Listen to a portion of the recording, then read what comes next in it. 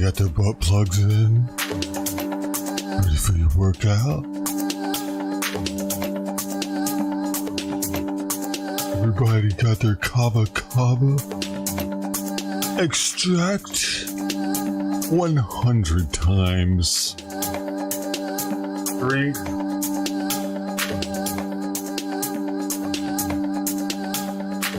Ready to boof?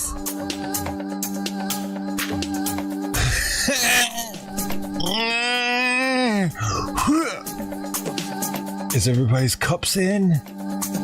Alright, swallow.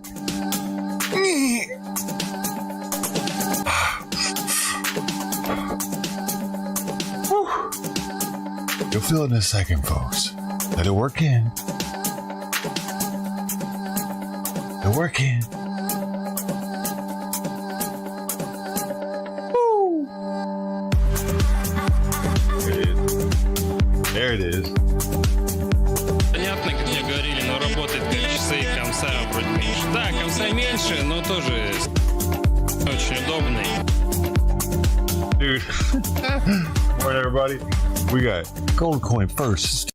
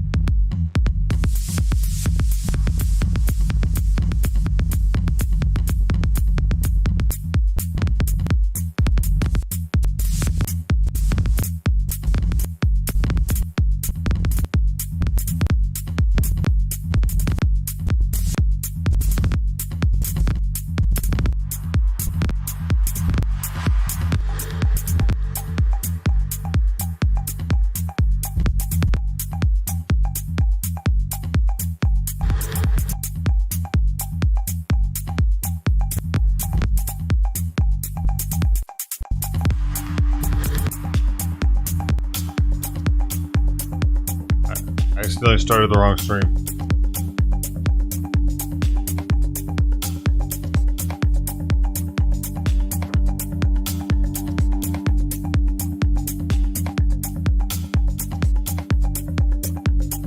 That's what you're talking about. And Eli decided to sign me out.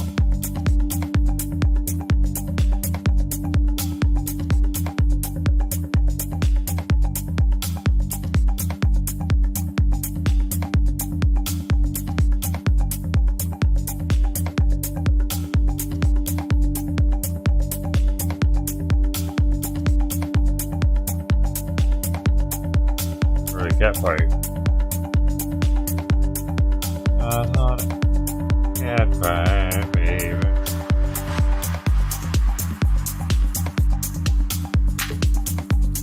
I didn't, dude. This it threw me way off. Had some technical difficulties today here. Multiple. Mine right now is so many. Thanks.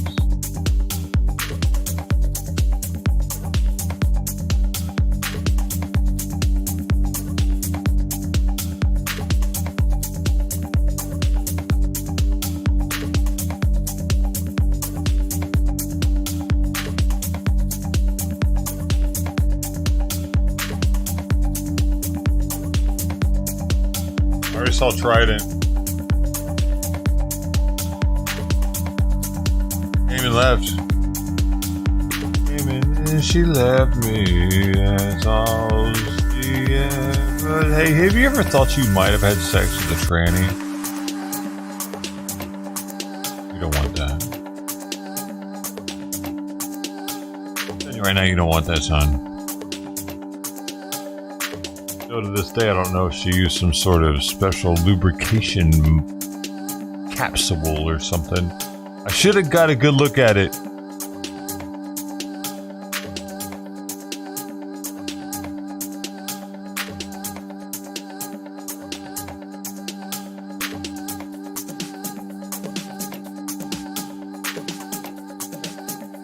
Simon got up in the window. That's kind of a good sign. He hasn't been doing that, but it's the third or fourth day of the fish oil, and I have been squirting it. He's been doing a really good job with it, though. His credit. So try a little bit. I really don't want to do it. It's not my favorite thing to do at all. And I even broke one of the glass droppers already the other day. I didn't say anything about it until now. Yeah, they popped out and landed on the tile and clean that up with oil and glass. And we're getting it. I'm healthier.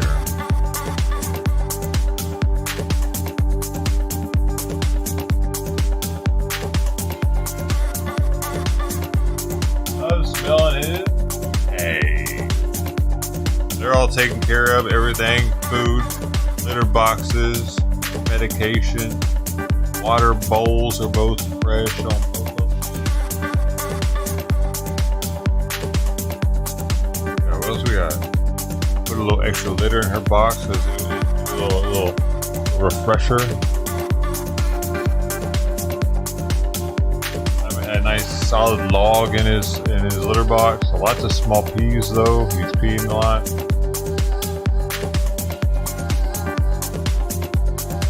Eating much more than he was before, and his pee bag doesn't look. I mean, it looks more along the lines of what it probably should be.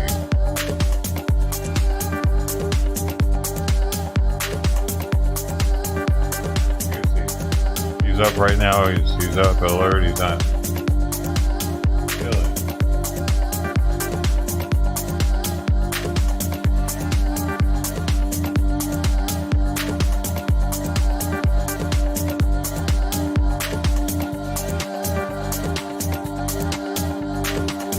Gotta keep in mind that Simon used to be the only one here.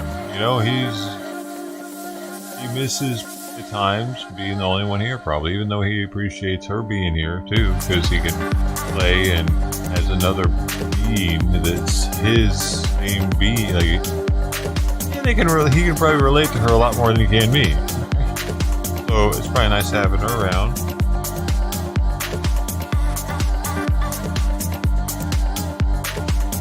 At the same time, he misses being the number one. Only one, only a little bit. There's some aspects of it. In his old age, he's gonna probably miss it more and more. Turning back to more needy mind. Revert back. Humans do the same thing.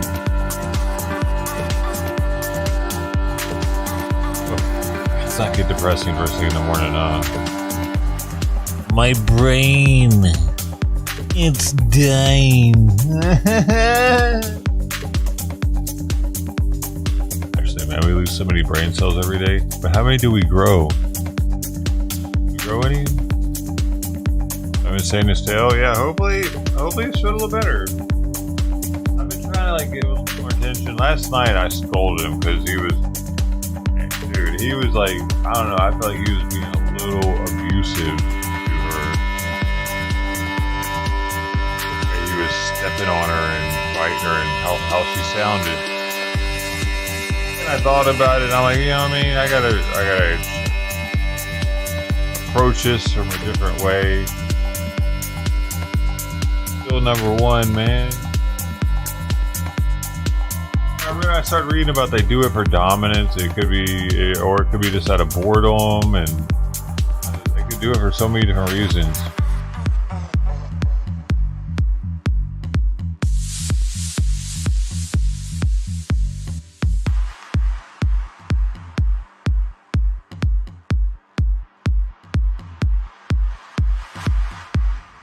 Alright, now it's time to go out there, brave the cold tundra.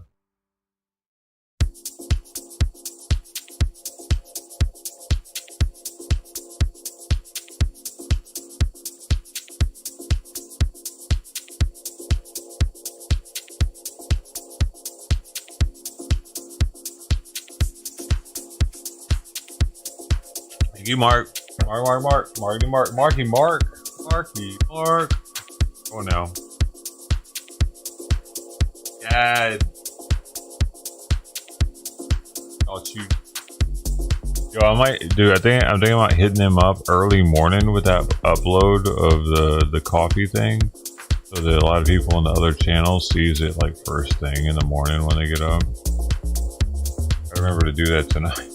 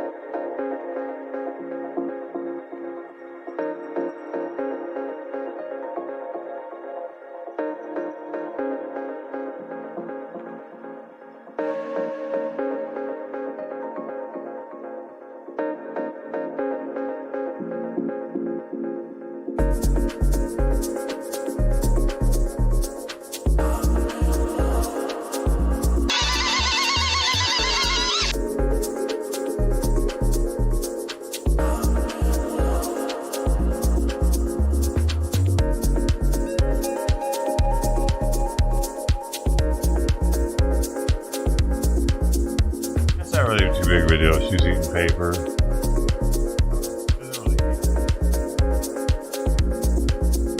Thanks.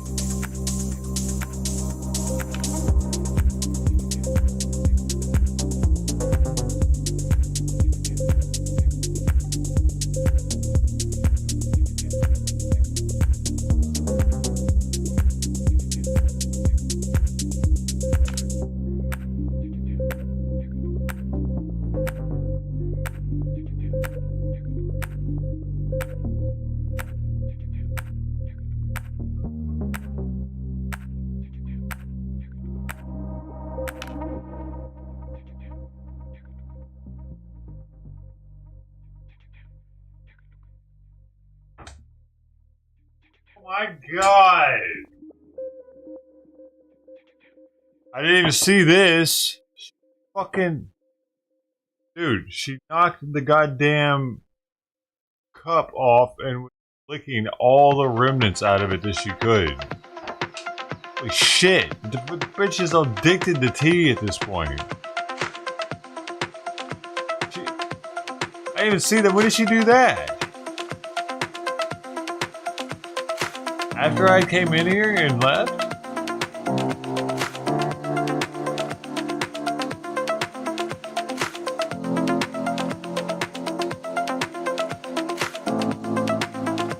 I came back in and left.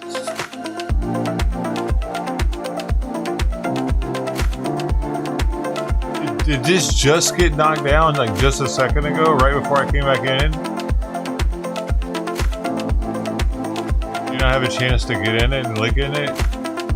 I drank all of it out. Luckily, I drank all of it, dude, before I left. Holy shit. See it on the... Oh, you couldn't see it right here? On the, you couldn't see the cup? Was that a view?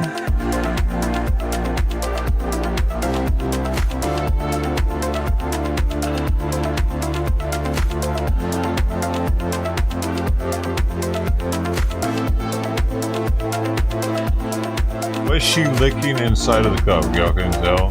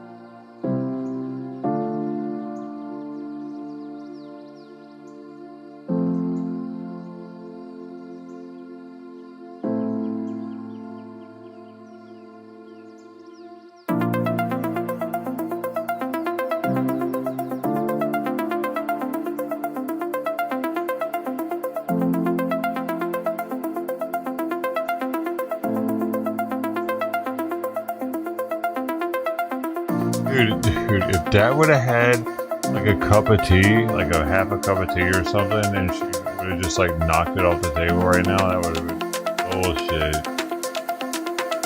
Like, what the fuck is her problem, dude? I can't even leave a cup in here with something on top of it now without thinking maybe she's gonna try to push it off the table.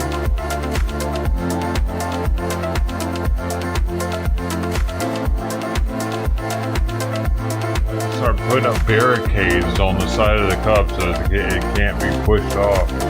No.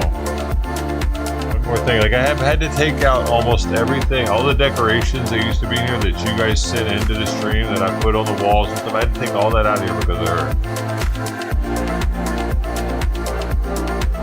These little things, man. The cat always runs away when it leaves. Be back. It was really out of frame though. Looks like she kept trying to get into it and they couldn't push it off. She was like trying to get her head inside of it or something. I really don't think there was anything in it, dude.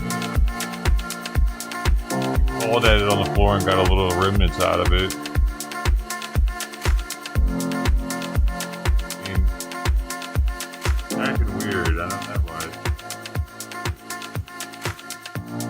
I got a little bit of it. I really didn't intentionally. Did I? I thought.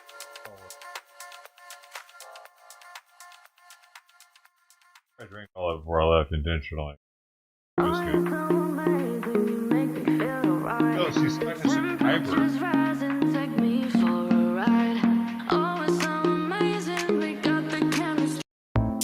Hey, what are you? Why do you have to eat everything? Now she's trying to eat this fucking piece of plastic from the water bottle.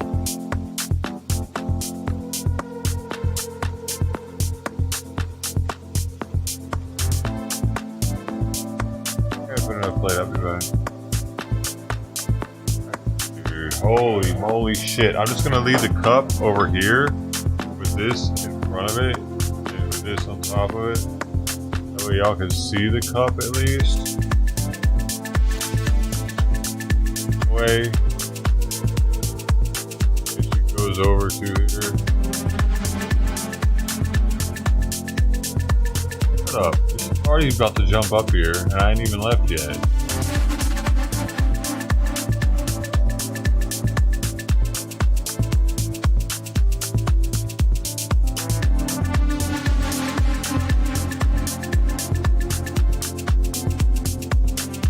This from over here. The air conditioner, she jumps on it and jumps on it. I guess on top, I guess. She can easily do it from over there too, though.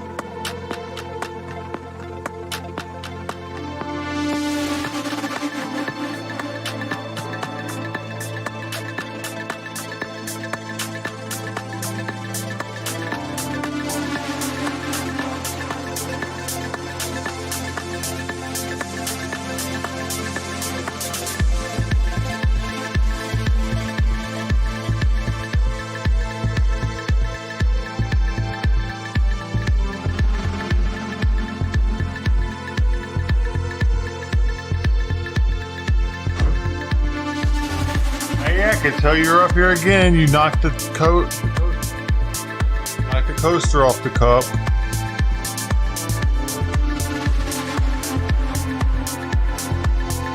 He is a brat. Face is in the cup again. Like,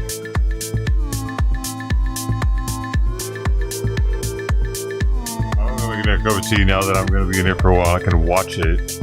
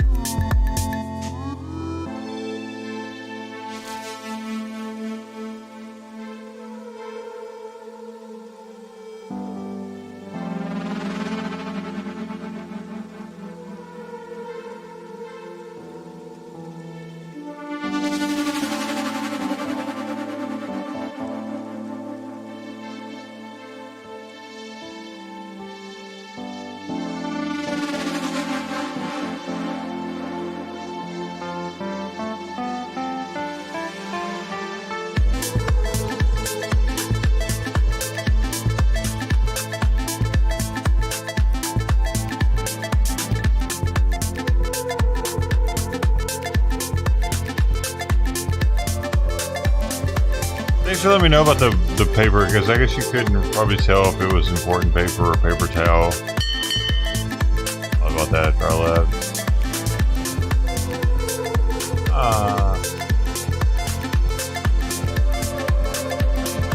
Back.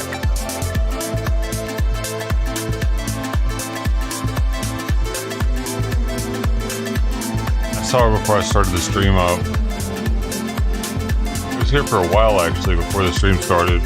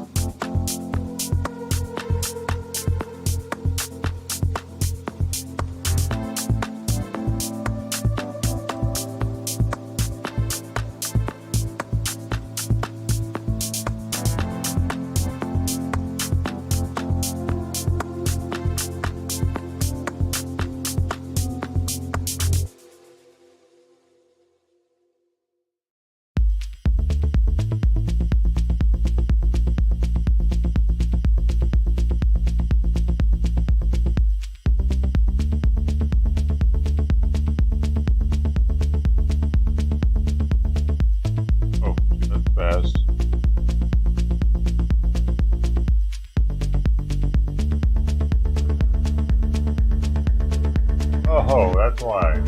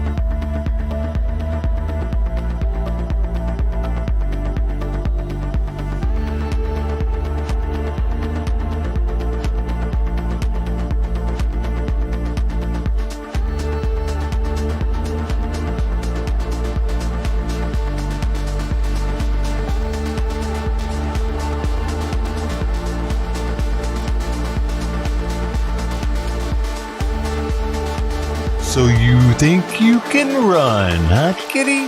Well, it's run time. Cracking the seal. It's cold.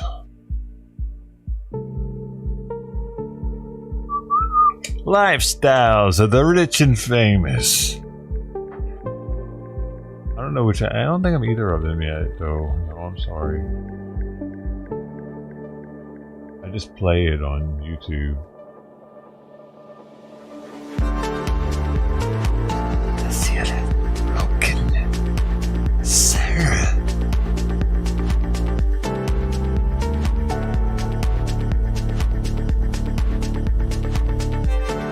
Your Highness, the seventh seal has been broken. Show it to me. Get the blood bergamot tea. I must contemplate this woman.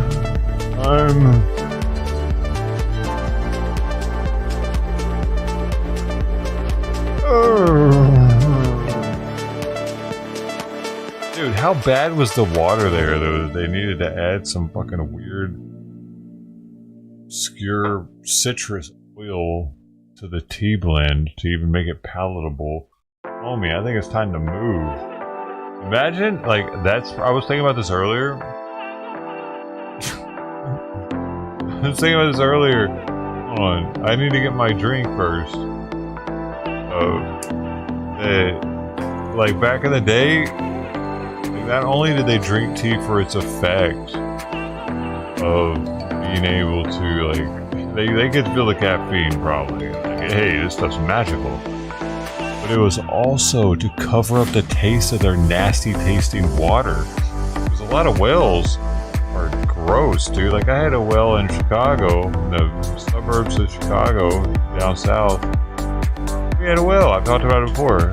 And the water smelled like rotten eggs and it was slimy.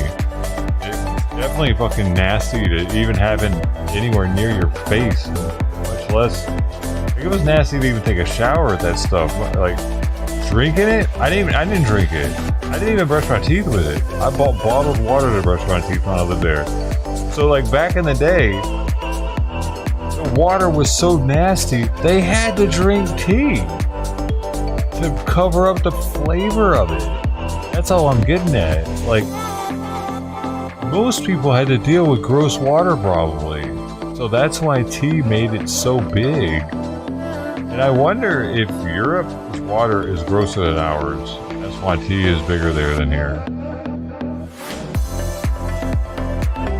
Or if our water is grosser and that's why coffee is bigger here because it covers up flavors way better than tea does.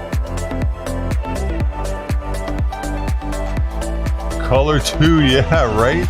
Like, that's a good point to speak, because water wasn't even clear back then, probably. They're like, hey, make it I made it that brown, huh? No, it's good.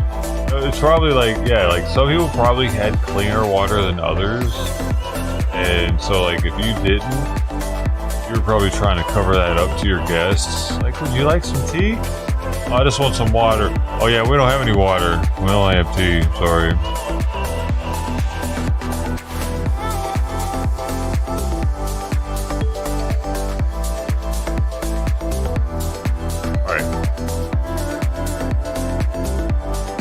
Go ahead on, put a third plate because these cats are acting hungry today.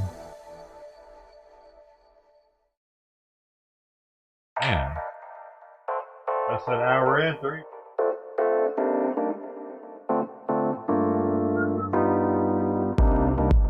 Roll call. Hey, thanks y'all for hitting the like button. Whoever did it, you're awesome.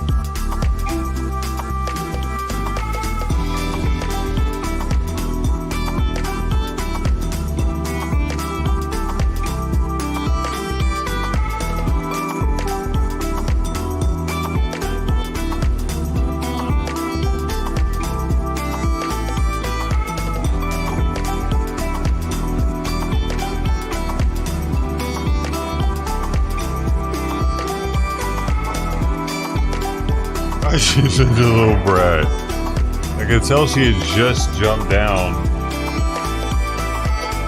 See the plate one, it works over here, Sister T, if you want to.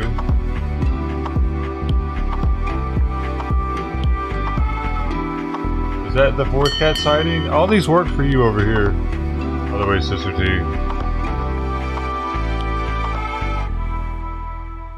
The bot just wasn't on for the cat one. It just don't work on the other channel because you're gonna mod there. The cat works for everybody unless the bot isn't on. I just had to initiate it.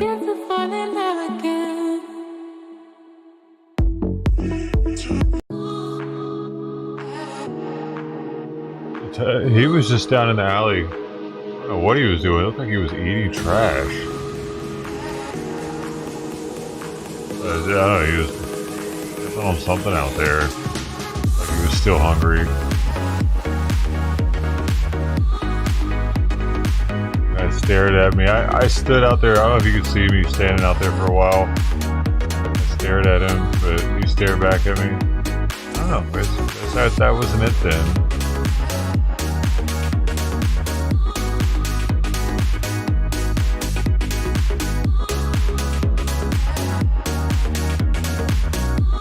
Oh yeah, give little spreads. Spreads. Oh my god, he's getting all up in there, dude.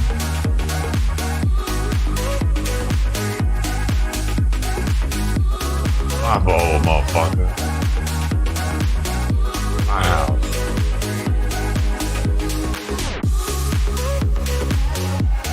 We're just sleep.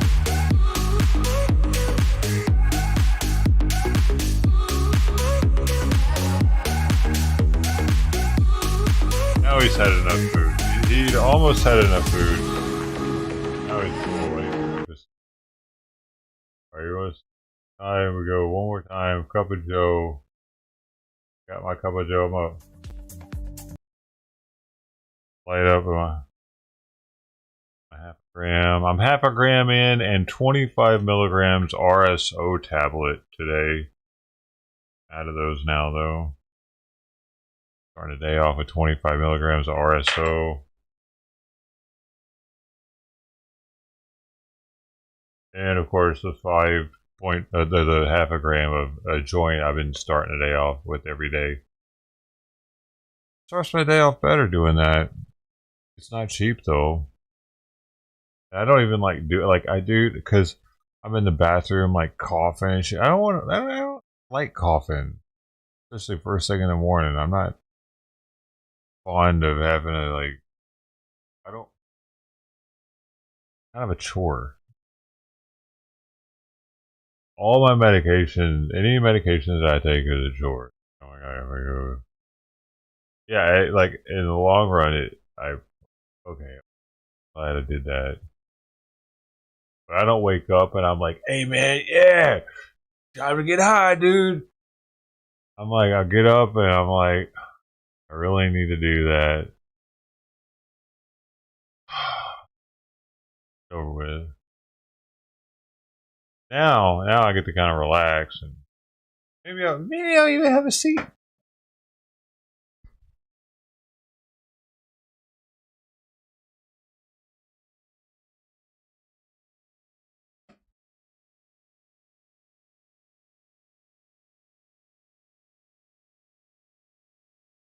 Stay a while and listen.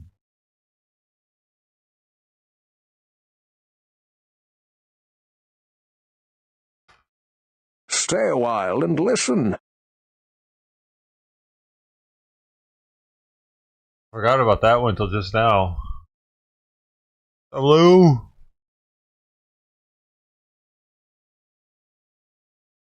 What in the world?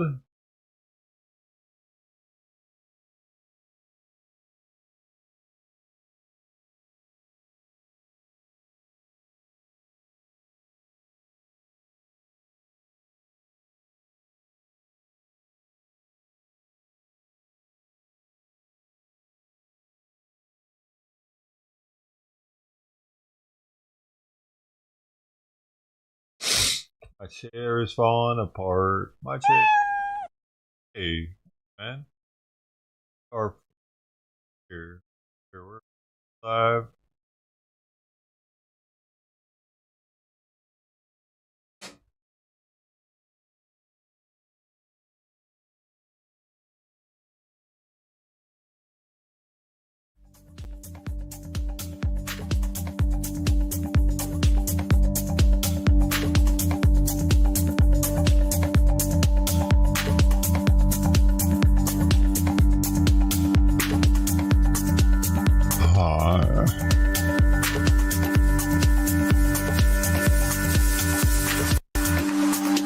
Everybody got their butt plugs in?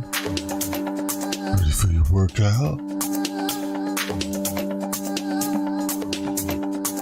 Everybody got their kava extract 100 times. Drink.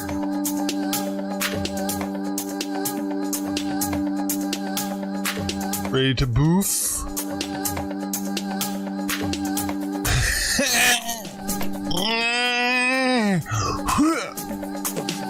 Is everybody's cups in? Alright, swallow.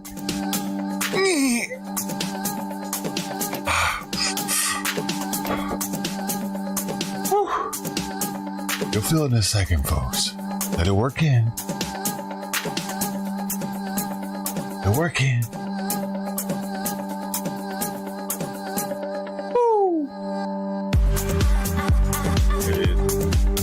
There it is.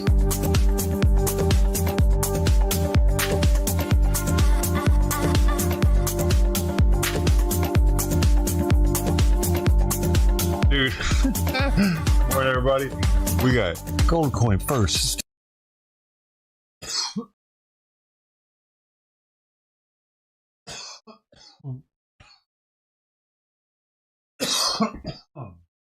I think I'm gonna post that one at like 4 o'clock in the morning tomorrow, so that people see it for the first time. I should put it on both channels, Doe and Doe Show. The premiere at like 4. This be uploaded at 4 in the morning. So East Coast gets it at 7. I don't know if it's too long for TikTok or not. What's the max video link for TikTok?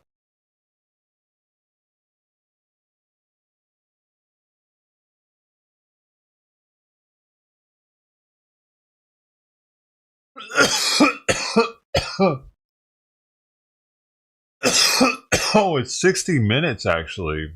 Right? Yeah, I'll put it on TikTok too. Been looking for it? You can't find it.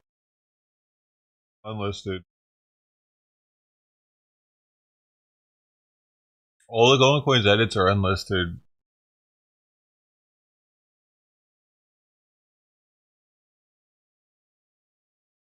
Golden Coin brought us a lot of bangers.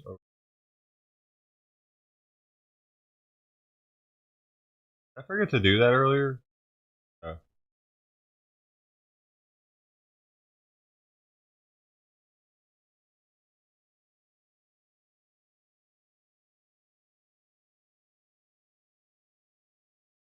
Where Bill's at?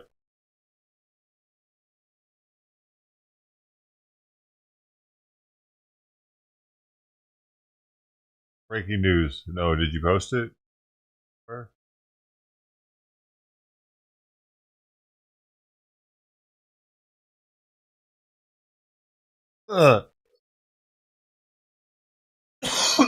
Mark.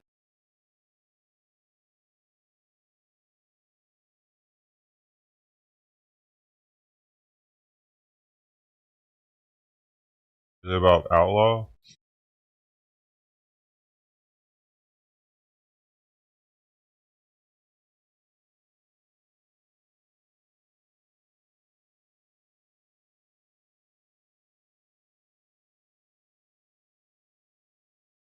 Mayor called breaking news. No. Oh, Lou, I didn't see that. There's a hearing going on to protect students amid on-campus protests. And from what? Fuck it, I don't want to hear this shit. Come on. Of discrimination in this country. Anti-Semitism is the problem. Authoritarianism is not the answer. Indeed. Thank you. Senator Hawley. Thank you very much, Mr. Chairman. Thanks for calling this important hearing. Thanks to our witnesses for being here. Mr. Stern, if I could just start with you. I see that 5 or 6 days ago you gave an interview in which you said that the removal of Mahmoud Khalil, the pro-Hamas foreign rioter, is a form of McCarthyism and makes Jewish students less safe. Of course he's going to be there. He's Now, Jewish. This is an individual who has been accused of endorsing and espousing terrorist activity, who has been accused of lying on his application to a green card in the United States, who's currently being sued for terrorizing and assaulting Jewish students. Do you stand by your view that trying to remove him is a form of McCarthyism? Absolutely, Senator. Why in the world would that be the case? So let me answer. He hasn't been charged with the crime. The clear predicate for this, White House said, was handing out pro-Hamas propaganda. When you start talking about people's views and what they're talking about in the public square as a basis for discrimination, and then the effect on Jewish students, it's not just the fact that Jews may be seen as, well, we're pushing this and that's going to happen. The way that this is going to harm Jewish students. Holy shit! It's been on for 2 hours already. Wait a minute. My time is limited. I'm sorry to interrupt you, but just wait a minute. I've got to correct numerous inaccuracies there. Number one, as you very well know, United States law says that a non-citizen is inadmissible for entry into this country if they, and I quote, endorse or espouse terrorist activity or persuade others to do the same. That same law provides you can be removed for the same reasons. That is what Mr. Khalil has been accused of. He has further been accused of by the United States government lying on his visa application. That on its own would be sufficient to remove him from this country. He is being sued, as you and I sit here in New York court, by the victims of October 7th for terrorizing and assaulting Jewish students, unlawfully taking over and damaging public university property, and physically assaulting Columbia University employees. And you're telling me that it's McCarthyism to remove this individual? Senator, the deportation was started before that lawsuit, before that second question about what he was saying on his forms. No, this is what the government has alleged in open court, Mr. Stern. This is the basis for their removal proceedings. And our law makes clear if you endorse or espouse terrorist activity, you can be removed from this country. He has done so. He's been accused of doing so from the beginning. He's been accused of lying to get into the country. I'm amazed that you're saying that this is McCarthyism. Senator, you weren't here when I quoted part of what Justice Brandeis was talking about the back at a case where there's somebody that was convicted for supporting the Communist Party because they were talking about violence as a political solution. And Brandeis cautioned us that this type of robust speech, as long... This isn't speech. Lying on a visa application is not speech. Seeking to assault Columbia University employees and Jewish students is not speech.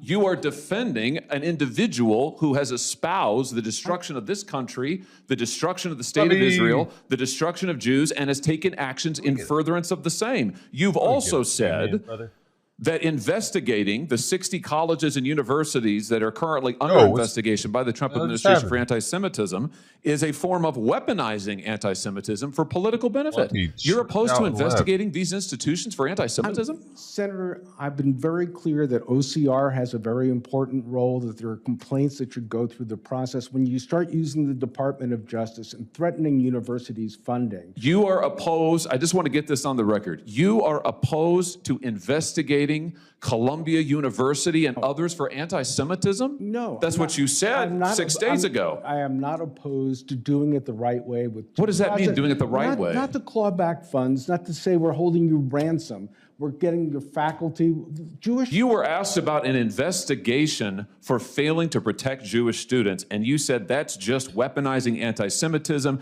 It makes students less safe. It is when the Department of Justice has a list of places they want to go to. The Senator Markey's question... Oh, I heard Senator Markey's questions. I heard his whole speech. I thought it was insane.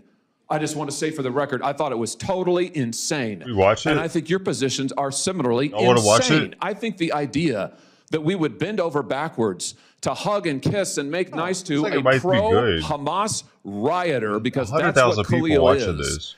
And that we would say, we can't remove him, and that makes Jewish students less safe on our campuses? That's nuts. Senator, to That's David, nuts. to Rabbi Saberstein's point, if you look at American history, the times when Jews were most vulnerable was during the Palmer raids in World War I, when there was political... Jews are vulnerable now on our campuses because of people like Khalil, and I want to say for the record, I'm glad he's gone, and I hope he never comes back. Hit the road, Jack. Senator Hickenlooper. All right, I'm gonna look right now. We're 140, an hour and 56, 57 minutes in. If I do it at double time, we'll catch up to them in an hour. Thank you to all of our witnesses for being here to discuss a really important topic. On October the 7th, 2023, the world watched in horror as Hamas terrorists invaded Israel, slaughtered 1,200 innocent men, women, and children. Hundreds of victims, including babies as young as 9 months old, were taken hostage and subjected to abuse and torture. It should have been a time for unity, standing with the Jewish people against hate. Instead, for over a year, violence and anti-Semitic demonstrations rocked our country. At colleges and universities, Jewish students were harassed and attacked for who they are. According to the Anti-Defamation League, there were 1,200 reported anti-Semitic incidences on college campuses between 2023 and 2024, a 500% increase from the previous year. Instead of standing up for Jewish students, too many university officials failed to respond or refused to even condemn these horrific occurrences. Under Title VI of the Civil Rights Act, the Department of Education must hold universities accountable for failing to address discrimination against students on campuses. After October the 7th, the Biden administration refused to penalize universities violating Title VI. I led a roundtable to examine anti-Semitism on college campuses, attended by both Republicans and... I'm sorry, dude. I'm sorry, bro. You noticed that too, bro? I was like, God dang, his teeth are fucking... Is that what you're talking about? That dude's teeth, dude, his teeth were too brown for how white his beard was. Thank you to all of our witnesses for being here.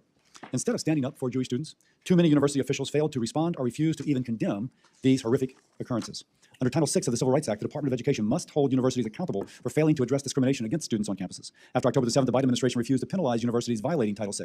I led a roundtable to examine anti-Semitism on college campuses, attended by both Republicans and Democrats. It's disappointing that previous Democrat leadership refused to consider any legislation or hold even one hearing on this bipartisan issue. With President Trump in office and a Republican majority in Congress, the time of failed leadership is over. Universities have been put on notice. Failing to protect the students' civil rights will no longer be tolerated. If universities refuse to follow the law, to address discrimination on campuses, and to support Jewish students, then they should not expect the support of the federal taxpayer. Just last week, after pressure from the Trump administration, Columbia University agreed to change its policies and crack down on demonstrators targeting Jewish students. The Trump administration has launched investigations into 60 universities concerning allegations of anti-Semitic discrimination and harassment on campuses. These efforts would not have been possible without the strong leadership of President Trump and Secretary McMahon. Today, as chair of the Help Committee, I launched an investigation into the American Muslims for Palestine, demanding answers about their activities on college campuses. This group's leaders have ties to Hamas and helped create the group Students for Justice in Palestine. I also requested information from the Justice Department and several universities on these groups. We must continue to build upon these efforts. As we saw at Columbia last month, pro-Hamas activists continue to wreak havoc on campuses. Jewish students still feel unsafe to go to school. I led the Protecting Students on Campus Act, bipartisan legislation ensuring students know how to file civil rights complaints if they experience discrimination on college campuses. I look forward to considering this and other legislation in committee and on the Senate floor. Jewish students and their families are depending upon us to defend their civil rights. President Trump and congressional Republicans are committed to this. Thank you again to all our witnesses. I look forward to discussing how we can better discuss protecting Jewish students and ensuring a safe learning environment for all. With that, I recognize Senator Sanders for his opening statement. Thank you very much, Mr. Chairman. Thank you for holding. Of course, Bernie Sanders is going to be their guy. Why isn't it Schumer? Oh, he's Senate. Wait, this is Congress. Is that it? So who are you talking about, Brody? Who suspects you?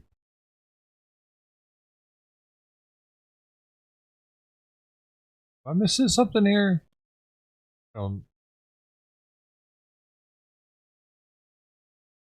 Oh.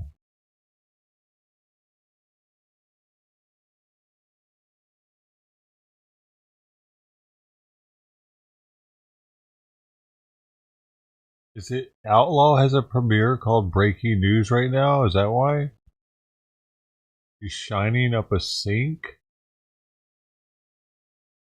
in his premiere? That's the breaking news? So you guys were actually talking about Outlaw. Who's in chat?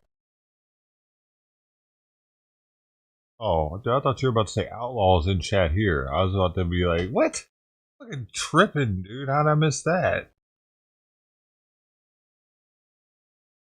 He's like, hey, I just want to see you, man, bro. No hard feelings. Okay. Chamomile. Weird. I think his favorite tea would be like 5 bags of black tea. Be a tweaker. Chamomile. Maybe he's gotten into the downers. Put enough chamomile bags in the tea. That shit'll get you messed up.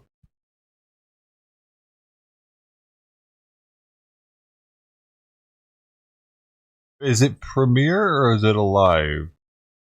Hold on, man. I don't even, why did I get recommended? Like, of course you were actually talking about him. I was being sarcastic when you said that. It actually does have, I didn't see that 44 minutes ago. True Christ Coffee and the Bible premiering now. Breaking news. Maybe don't even realize it. Yeah, I did not know you were talking about Outlaw. It had nothing to do with Outlaw.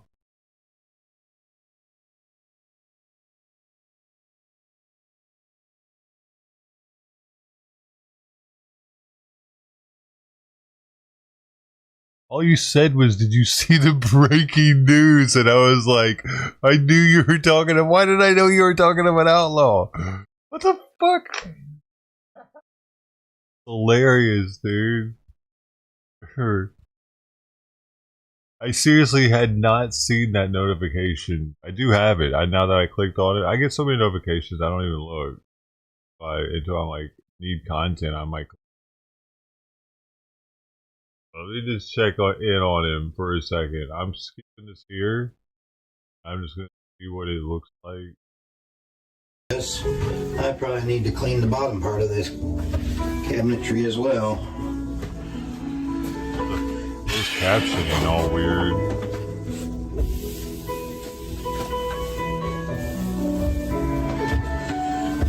It's one nice ass sink, dude, though. Like, even that. No smoking in there for sure. Hey, that's not a bathroom plug though. He needs a breaker on that plug. The buttons on it in case it gets wet. This plug's not meant to be in a bathroom or even around water. Why don't you replace your plug? It's not that hard for Jesus. Oh boy. A little rough on an old man. Weird. He must have just bought this cabinet and super proud of it. That's why he's got the reveal music. Jesus, I see. Look at, I see. For my people, when they got do a little thing. All that you do as in unto the Lord. He said do again. He quadrupled the do for me. Do when he did it. He completed the do's. Come back here. Where'd you go? He did one more. He gave it to me. What the? That thing ran away. It didn't want to be used no more.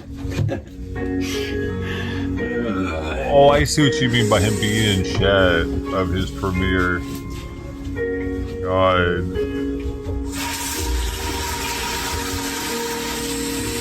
I don't even think I'm banned in there. No. I should have been cleaning from the bottom up instead of the top down. You know. What? No, you always clean from the top down, weirdo. What is he talking about? Why would you clean from the bottom up? Gravity, motherfucker. Drips, dust, everything falls, so clean from the top down. I should have been doing it the other way. I need to be scrubbing these floors with my hands and knees here for too much longer. Only Outlaw would do something the right way and then say, you know what? The Lord told me to do it the other way, and I'm gonna do it the hard way now. The Lord wants it to make me a hard worker. Thank you, Jesus, for teaching this lesson, doing things opposite of everybody else. because I can make things harder for me. I say work harder, not smarter. Work harder, geez, not smarter. Hard work for you.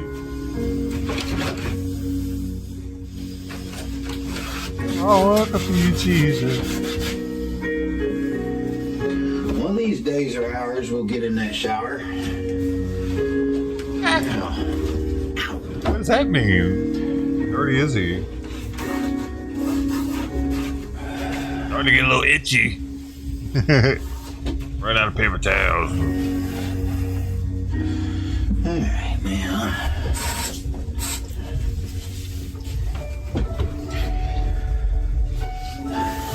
We gotta have a shower in the church. By the way, that's where he's gonna do baptisms.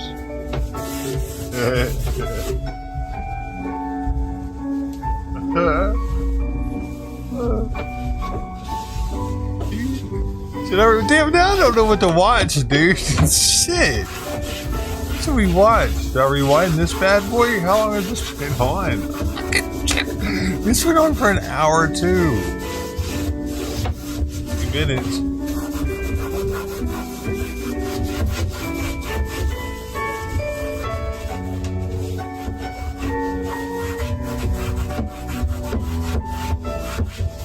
Oh my god, somebody get in with an alt and say something like that boy sure can clean. Be like, cleaning for Jesus.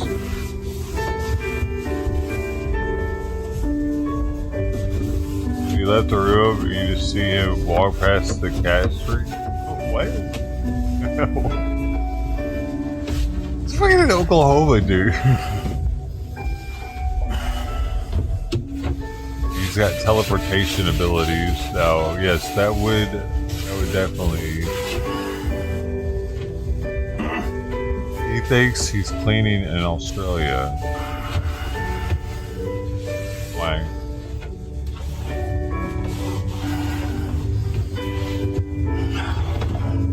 What's happening? Hey, what just happened back there? Did he just take over her spot?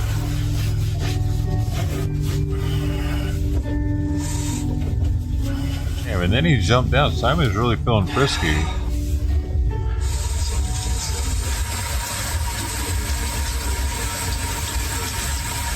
As he cleans the bottom of the dog. Oh, that's how y'all do it? Everything floats up.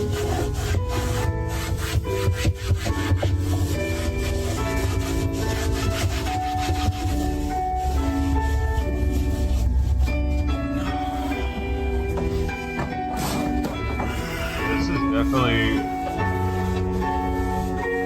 I feel like what the deal is with this, why he filmed this, is because it was the only thing that would give him the motivation to actually clean it. If he knew that he could, like, maybe get a pat on the back from a viewer and be like, hey man, good job on cleaning. Yeah, thanks. Alright, that little section left. Did it to for go. you.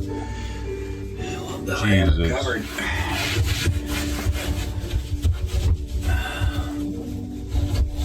I got a clean shirt.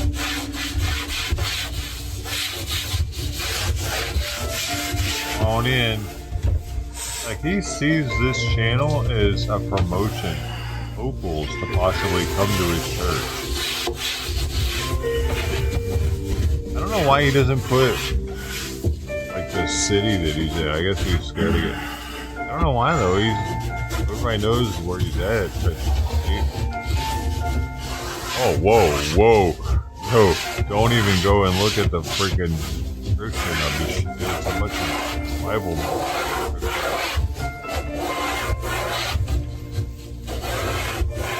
Man, it's enough to give me a headache just glancing at it.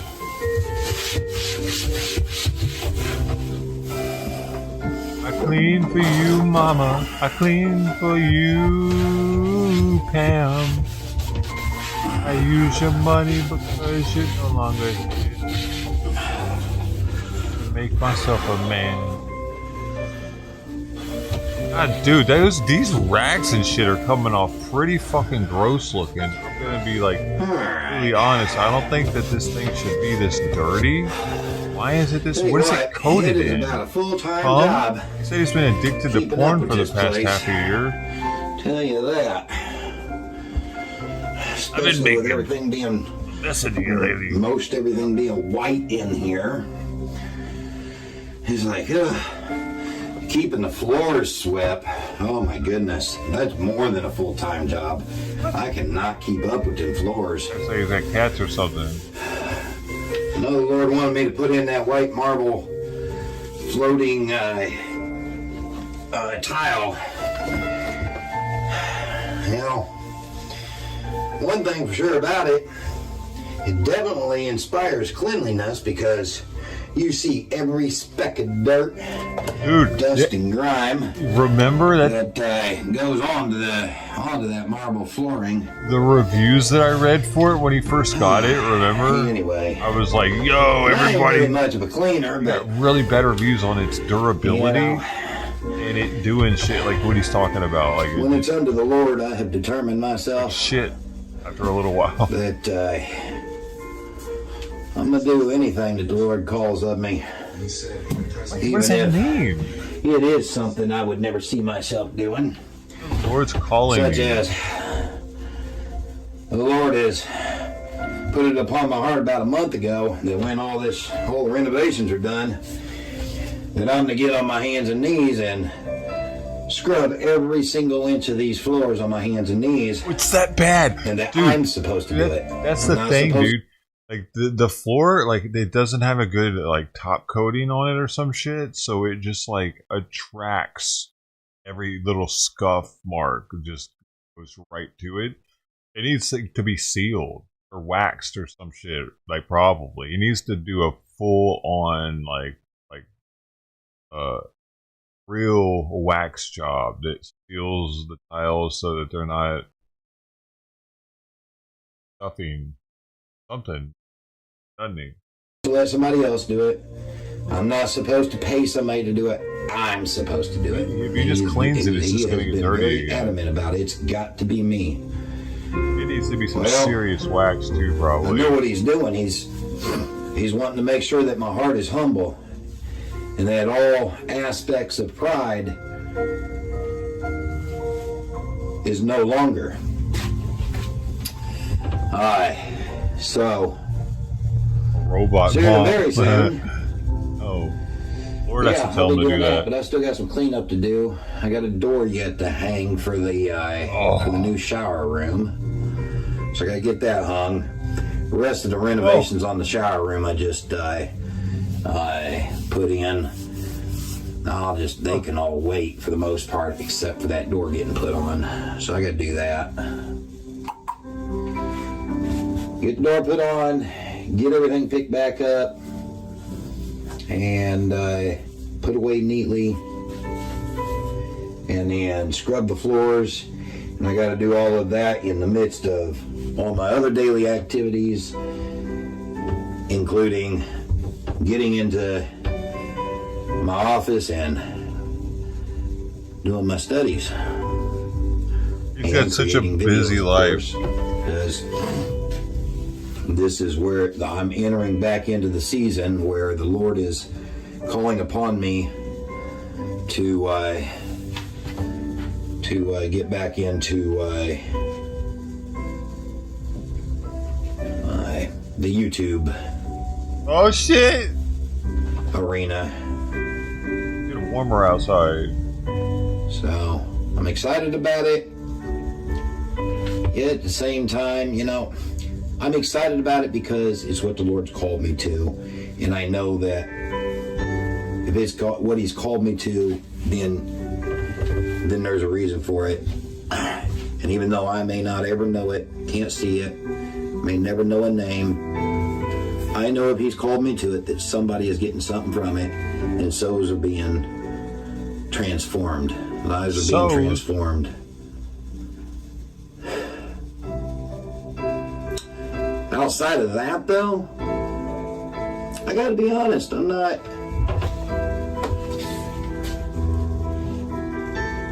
not really a big fan of doing the whole YouTube thing. I'm going to continue it because that's what the Lord's called of me. But I just feel like if it wasn't for the souls, I mean, of course, that's the most important thing. But on a carnal level, outside of a spirit level, because I absolutely want to be in the spirit level. There's so much more peace there. But in the carnal level, it's like, I could be out here running businesses and making money, and I got all the equipment and trucks, different kind of trucks to do so with, that's for sure. You know? Yeah, I could probably, I've got all the equipment to probably start up potentially 3 or 4 different kind of businesses all at once. But yet, here I am. And the Lord's called me to this instead.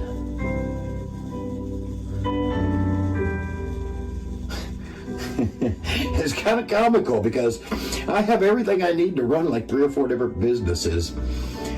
Yet I'm sitting in here eating ramen noodles on a daily basis, struggling because this is what the Lord's called me to. Oh, I love you, Lord. You're being lazy. It's kind of funny, but you know, doing this though is where the peace is. It is. It's where the peace is. You've been beaten off for months years old. Church, dude. How much longer do I have left on this earth? Now you're like, If I'm just absolutely never blessed should have beyond posted means, that I'll have another video. 60 to 70 years on this earth. But more realistically, I've probably got somewhere around 40, give or take.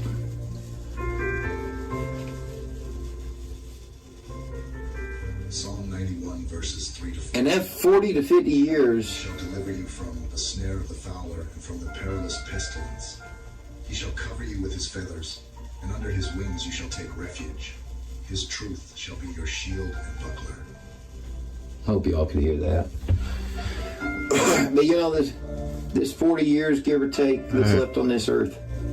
Oh my goodness, it's such a... It's insignificant. It's trivial compared to eternity. So why do I want to bog myself down with starting businesses and making money? Yes, I want to leave an inheritance to my son, and it's even biblical to leave an inheritance to your children.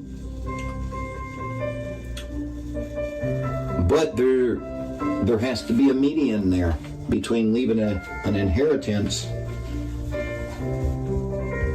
and going out to make money just so you can have bragging rights and about all the different things you own and this and that, and go and show off, buy everybody's whatever at wherever. And but money gives people the ability to help others. It's just so philanthropy.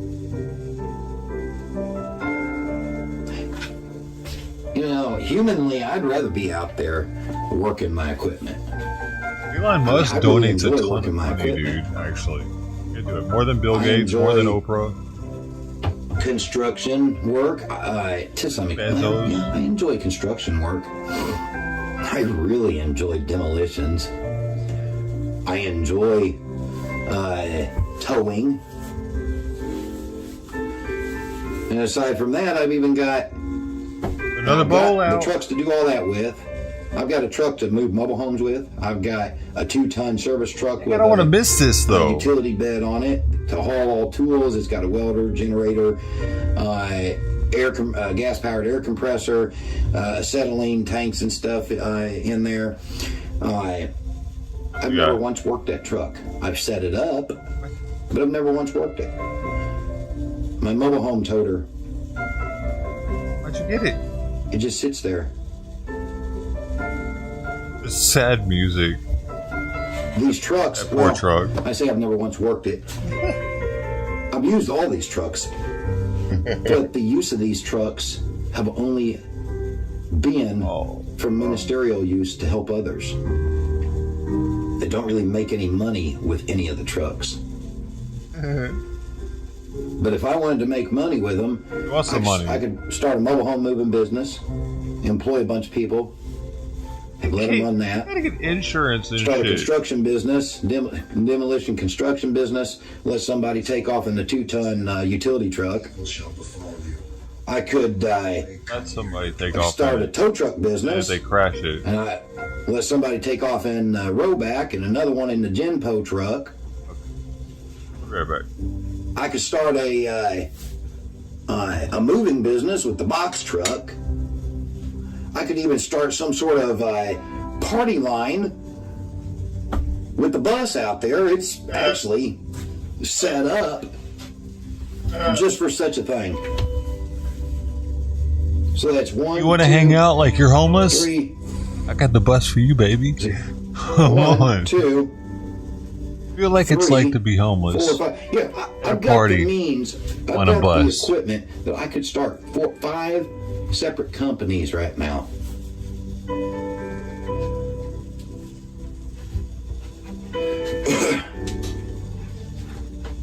But instead,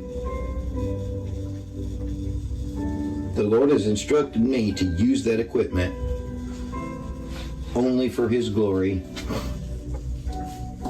only to help others.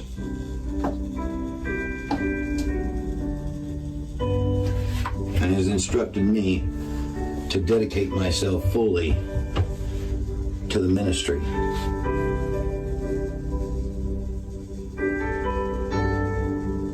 I'm not sure why I'm sharing all this with you. It sure wasn't my intention, but here I am, standing in the bathroom, still in my night clothes, sharing all of this with you.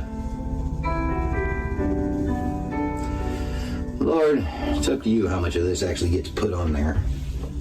But you had me to speak it, so I'm going to assume you want it all put on there. Okay. All right. I got to get in that shower.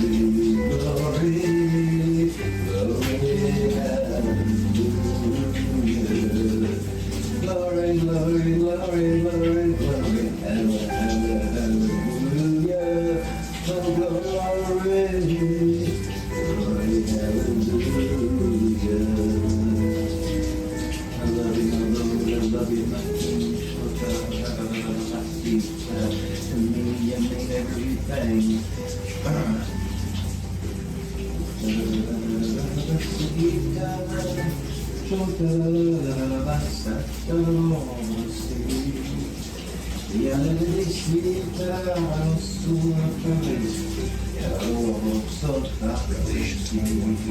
And he said to me, "Write, the true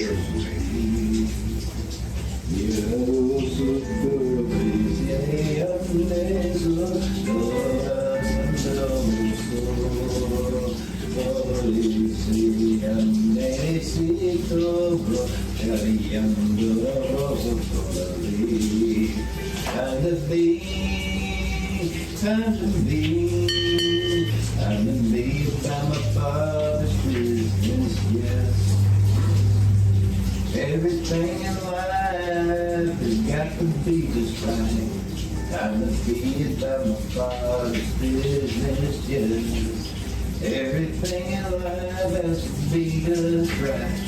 Everything in life has to be centered around my Christ.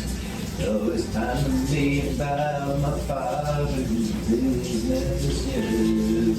Oh, se deve citando, su dove citando, su yande citando, su tavisito, yande citando, tavisitando, su yande citando, si yande citando.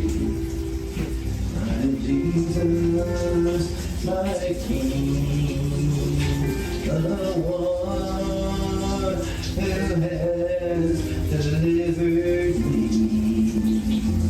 My Jesus, my King, the one who has set me free. It's time to be about my Father's business, yes. Oh, it's time to be about my Father's business, yes. Everything in life has got to be just right. Everything in life has got to be centered around my Christ. Got to be about time to be about my Father's business, yes.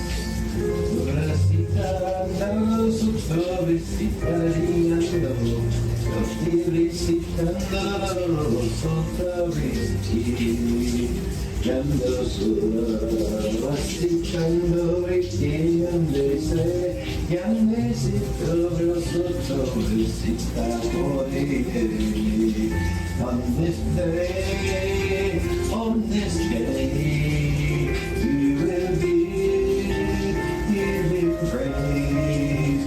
On this day, on this day, on this day, you will give him praise. Down on your knees and every day, you will give him praise.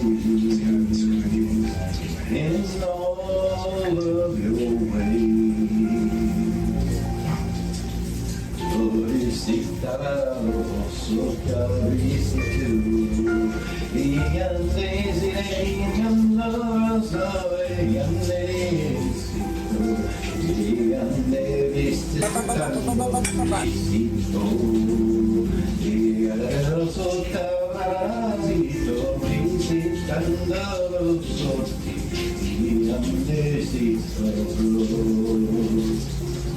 On my heart, on your heart, has been written the words for a brand new start.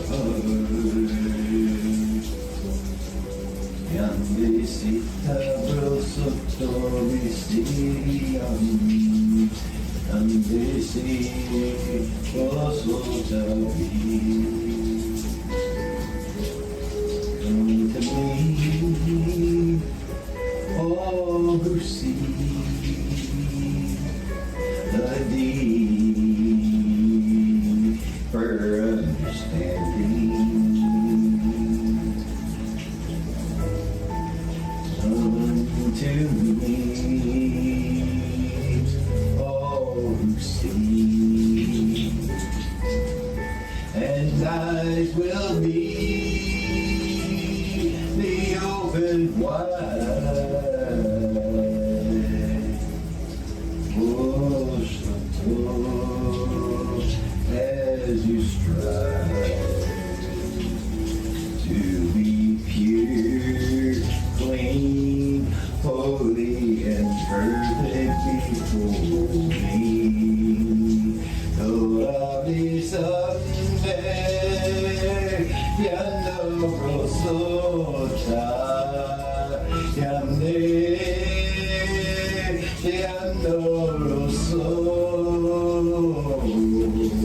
Yande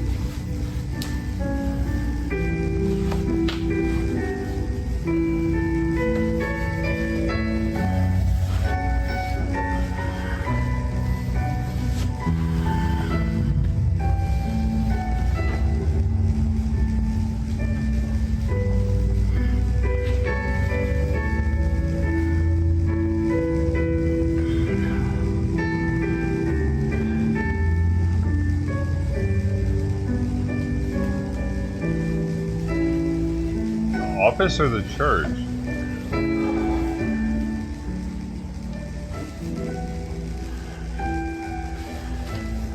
But yeah, it's a church, but I think just sectioned off maybe.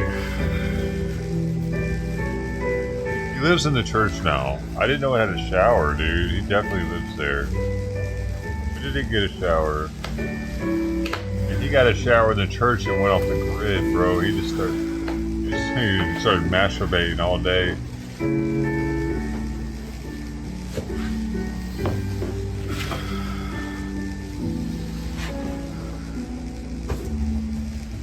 I didn't have to worry about mama anymore. Psalm 27, verse 5.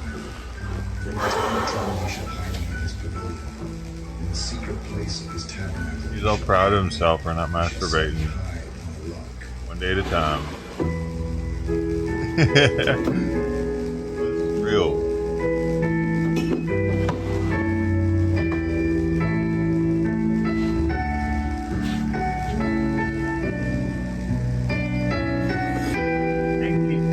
My team.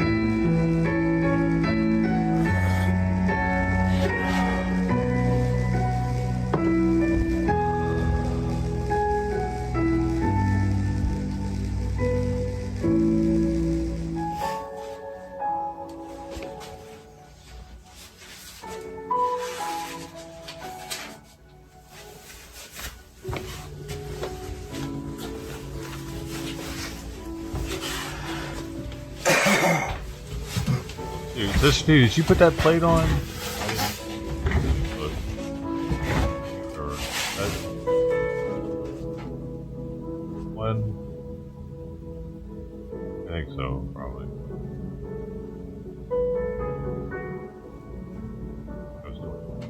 Okay, thank you.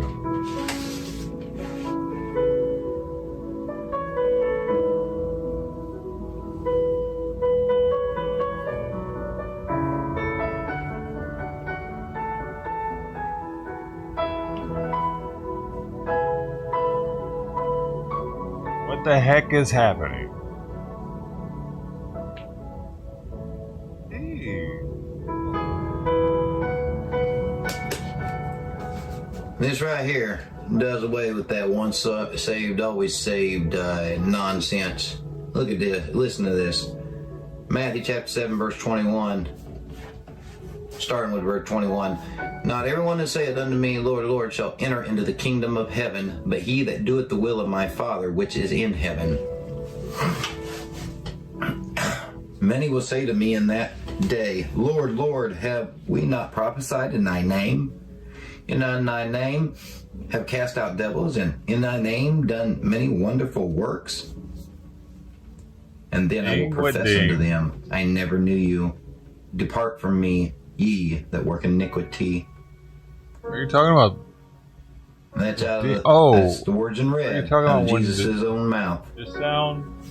And he goes on to say, therefore, whosoever heareth these words, heareth these sayings of mine, and doeth them, I will liken him unto a wise man, which built his house upon a rock. And the rain descended, and the floods came, and the winds blew and beat upon that house, and it fell not. Is it too loud? It was founded upon a rock. And everyone that heareth these sayings of mine and doeth them not shall be likened unto a foolish man, which built his house upon the sand. And the rain descended, and the floods came, and the winds blew and beat upon that house, and it fell. And great was the fall of it.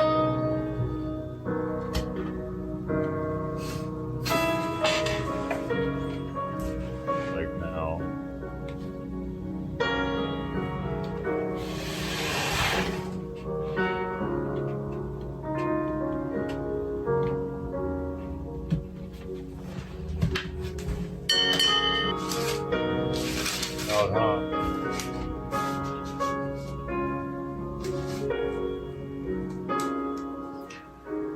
Lord's Prayer can be found in Matthew chapter 6, verses 9 through 13.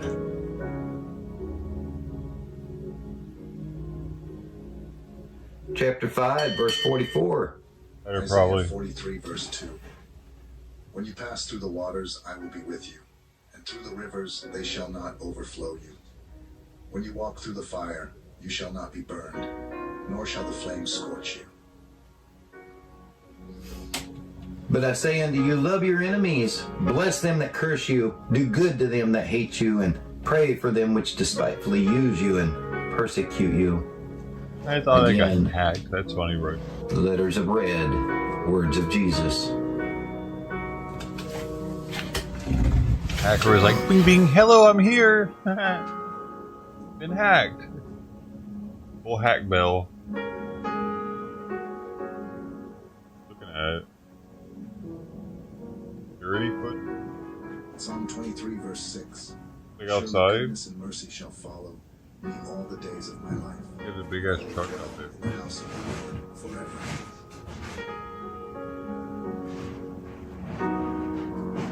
Look, cat.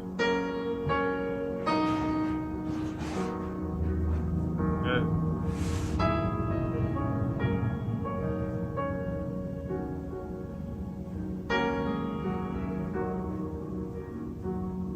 He edited this in.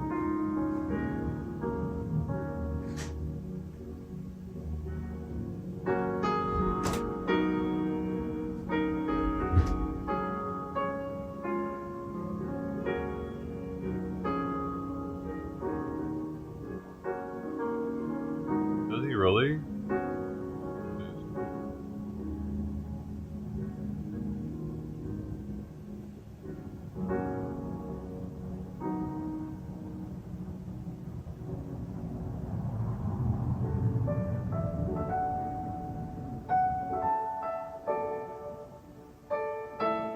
Isn't it?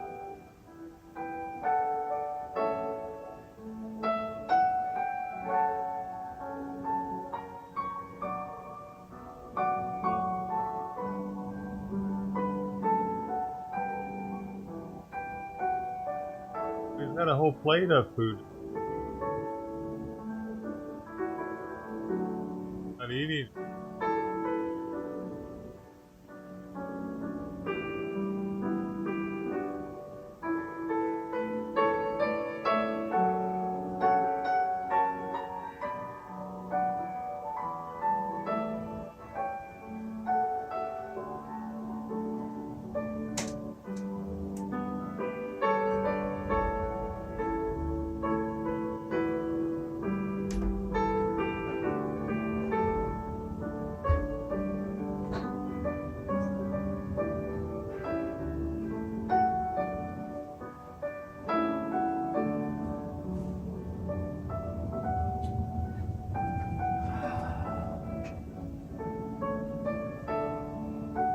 I mean, I don't know. These are cats like this near where he lives. So these probably just started showing up near the church because he was always there or something.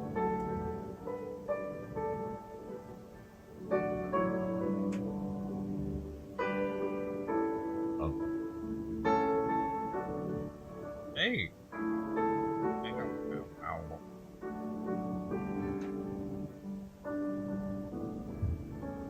He's gonna start his own kitty cam though, maybe.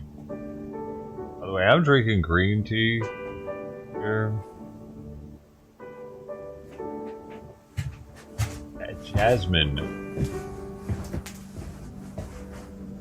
Somehow. Jasmine. All right. Got the cats feeding. I mean, is that all the time? What's any piece of cats now?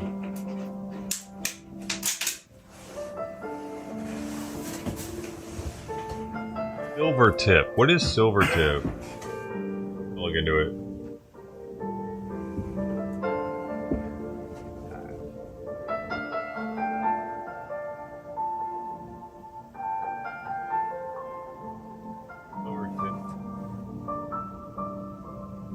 Silver tip, not silverback, man.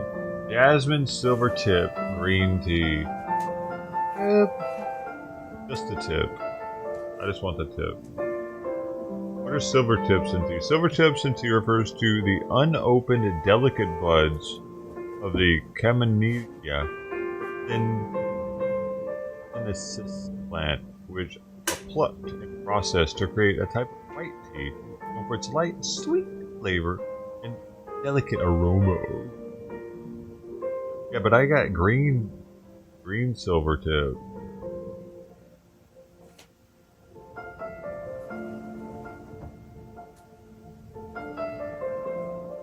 Isaiah 43, verse 19. Behold, I will do a new thing. Now it shall spring forth. Shall you not know it? I will even make a road in the wilderness. All kinds of different silver tips.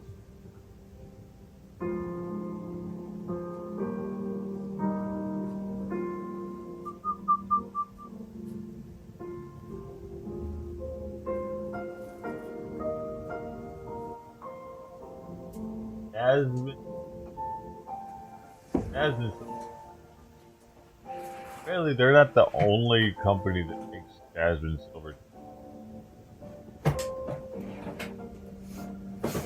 Jasmine.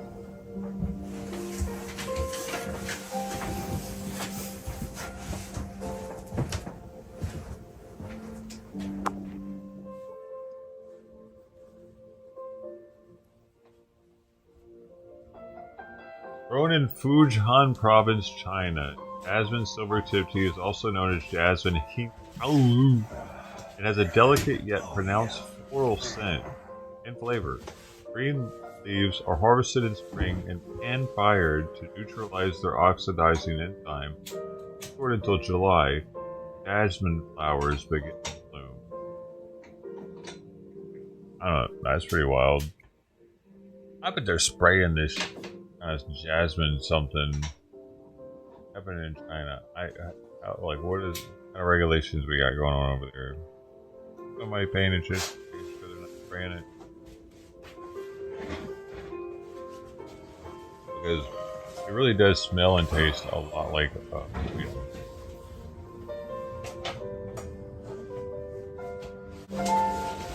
Isaiah 49, verse 16. See, I've It's a lot like jasmine, I guess. Your walls are continually before me. Every time I take a sip of it, it reminds me of one time I had opium. Well, hello. All right. Look into this. Does jasmine taste like opium? So, as you read from the title, this is breaking news. Oh shit, here we go. You may be married and don't even realize it. I'll shut that off. It looks like that'll hinder the video quality. But anyway, I think let's see here. Do like that. That'll make it better. Yeah. Okay, well, first thing I want to tell y'all is straight from the gate, before I waste anybody's time, I want to clarify that to the believer, this video is definitely 100% not clickbait. However, to the non-believer, you may view the title of this video as clickbait. And I don't want to tarnish my name, my reputation, by being called a liar or by it being said that I was deceptive in any manner. In this case, deceptive by creating a clickbait video. The title is absolutely true. Though, as a non-believer, you may not accept the truth of the title. And, you know, yeah, I'm just going to carry on. To those with ears to hear and eyes to see, you'll understand what I'm talking about. No, this is not a government conspiracy type of video. It is not somebody got a hold of your information, pretended to be you, and therefore you're accidentally married. That's not what this video is about. This video is about being married, well, like the title says, and not even realizing it. However,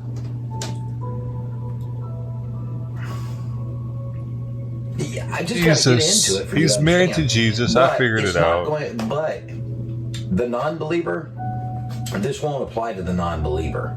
You're not going to be married and not know it. It's just not Possible.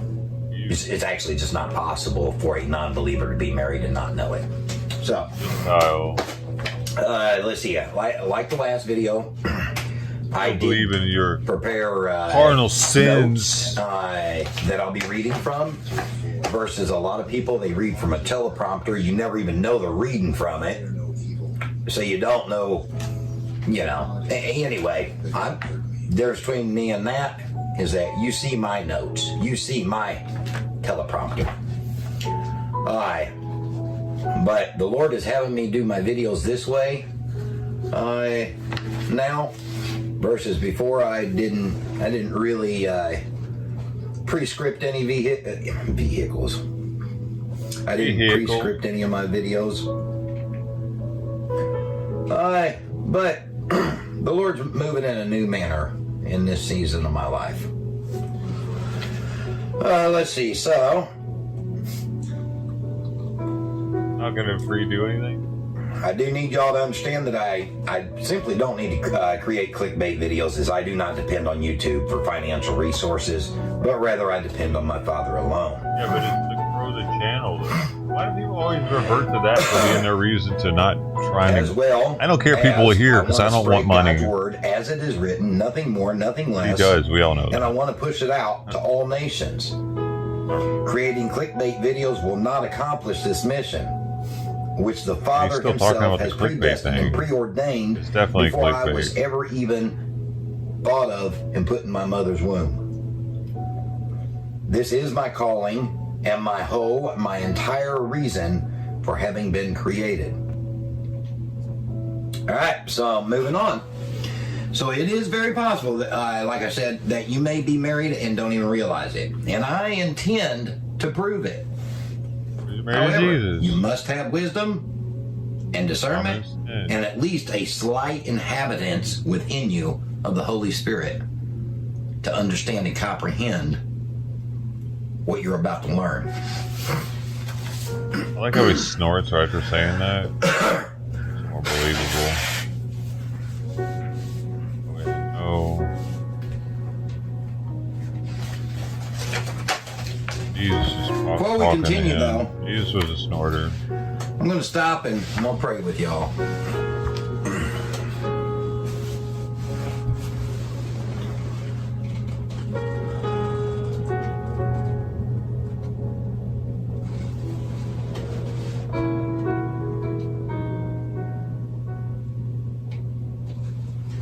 Look at him. Father,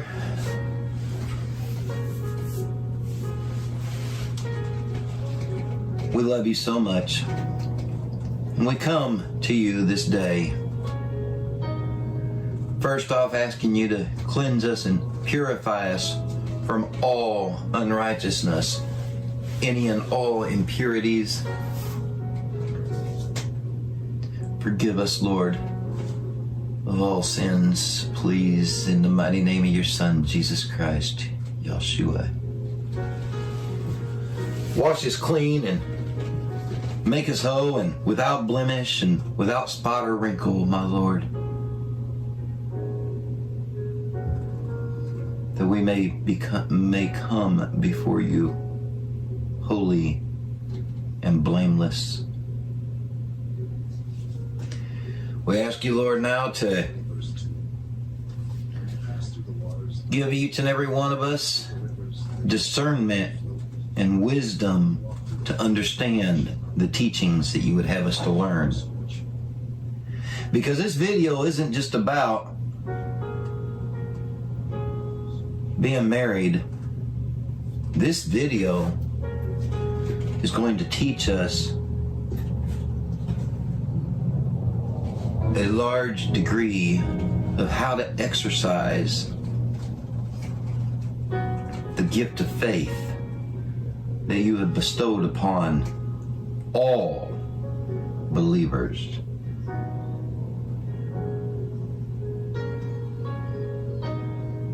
So as we dive into this and learn how to exercise faith. Just be with us and let your Holy Spirit guide us, lead us in all ways. Thank you, our Lord. Thank you, our Savior. In the mighty name of Jesus, we pray. Amen. All right, if you're going to follow along in the Bible, which personally I recommend you do.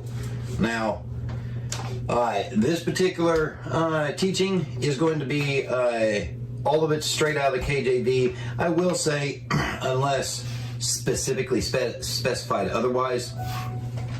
However, as far as what I put together here, unless the Lord changes it as I'm going along to some slight degree, everything is straight from the KJV today. Anyway, so if you want to follow along in your Bibles, really? How he's going to start doing by shit? turning He's to going to start Hebrews chapter 11, premiering. starting with verse 1. It's not something I'm going to be about. Verse 1. Now, faith is the substance of things hoped for, the evidence of things not seen.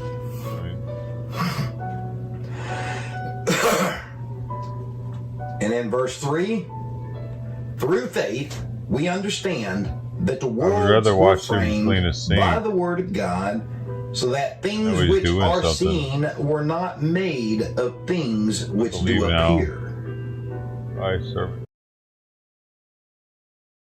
Not about to sit around and listen to that shit. Alright. This important hearing, and I hope I speak for every member of this committee in saying that Barney? hate and discrimination of any kind is beyond acceptable and has no place in our society. Fucked The up. United States of America, year 2025, it should not be a controversial statement to say that anti-Semitism is horrific and must not be tolerated any place in our country. Let us never forget that anti-Semitism has plagued Jewish people for many, many, many centuries, culminating in the slaughter of some 6 million Jews during the Holocaust. Mr. Chairman, a number of years ago, my wife and I visited Auschwitz. I don't know if you have ever done that, but I would recommend that anybody here who goes to Europe drop by, and it's certainly something that you will never forget. A number of years ago, I happened to be in Pittsburgh, and I spoke with the rabbi of the Tree of Life Synagogue in Pittsburgh. As you recall, it was the worst slaughter of Jews in American history. 7 Jews were killed by somebody at a synagogue. So let me be very clear. Anti-Semitism on college campuses or any place else must be condemned in the strongest possible terms. But today we should also be clear that we, and again, I hope I speak for every member of this committee, condemn all forms of bigotry. Vile hatred is not something that should exist in the United States, whether it is racism against the African-American community, whether it's sexism, whether it's homophobia, whether it is xenophobia, or whether it is Islamophobia. Today in America, we have Asian Americans who are walking the streets and getting harassed. We have Muslims who are walking the streets and getting harassed. We continue to see people who are African-American and Latino face prejudice of all kinds. And in fact, we have seen a rise in hate crimes against the transgender community as well. And I want to remind people, because it's kind of a little bit personal, in my city of Burlington, Vermont, just a couple of years ago, 3 miles from where I live, 10 minutes away, 3 young Palestinian students, wonderful kids, because I ended up talking to them. They were shot in cold blood, shot because they were Palestinians. So, Mr. Chairman, I applaud you for holding this hearing, but I hope when we look about prejudice and bigotry in America, we may want to expand it. Anti-Semitism, unacceptable, so is Islamophobia and other forms of bigotry.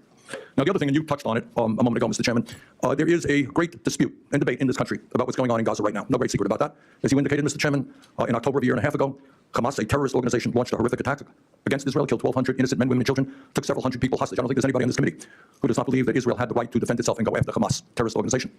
But, Mr. Chairman, there are very serious disagreements about what the Netanyahu government has done in Gaza. And some of us think that Netanyahu has not just gone after Hamas, they've gone after the Palestinian people. And in a nation, a group of 2.2 million Palestinians in Gaza, over 50,000 of them have been killed, over half of whom, 2/3 of them, are women and children. Over 100,000 people have been wounded because of the incessant bombing on civilian areas. The entire infrastructure of Gaza, their entire healthcare system, their educational system, their water system has been completely destroyed. And according to international law, and in my view, what Netanyahu has done is criminal. So we can agree that anti-Semitism is unacceptable in all forms. But some of us happen to believe that the response of the Netanyahu government to the Hamas attack is also unacceptable. And if anyone wants to suggest that I or anybody else who speaks out on that issue, whether you're on a college campus or in the United States Senate, is anti-Semitic, because we think that what Netanyahu is doing is outrageous, we can have that debate. If I attack the Italian government for doing what they may or may not be doing, I'm not anti-Italian, or the Irish government. To attack the Netanyahu government for their outrageous activities in Gaza does not make one an anti-Semite. So with that, Mr. President, Mr. Chairman, I would yield the floor. Thank you for that. And of course, our jurisdiction is on college campuses, and so that's where we will focus. Each speaker, thank you again for being here, will be introduced in the order in which you first, ma'am, and then we'll introduce the next after you testify, okay? I'd like to introduce our first witness, Ms. Carly Gamil. Ms. Gamble is the director of the Stand With Us Center for Combating Anti-Semitism, part of an international nonprofit organization that educates about Israel and fights anti-Semitism around the world. An experienced attorney and civil rights advocate, Ms. Gamble has focused her career on addressing anti-Semitism through legal, educational, and policy-driven approaches. Her work includes supporting students, faculties, and communities facing discrimination. We're grateful for your expertise today. Please proceed. Microphone, please.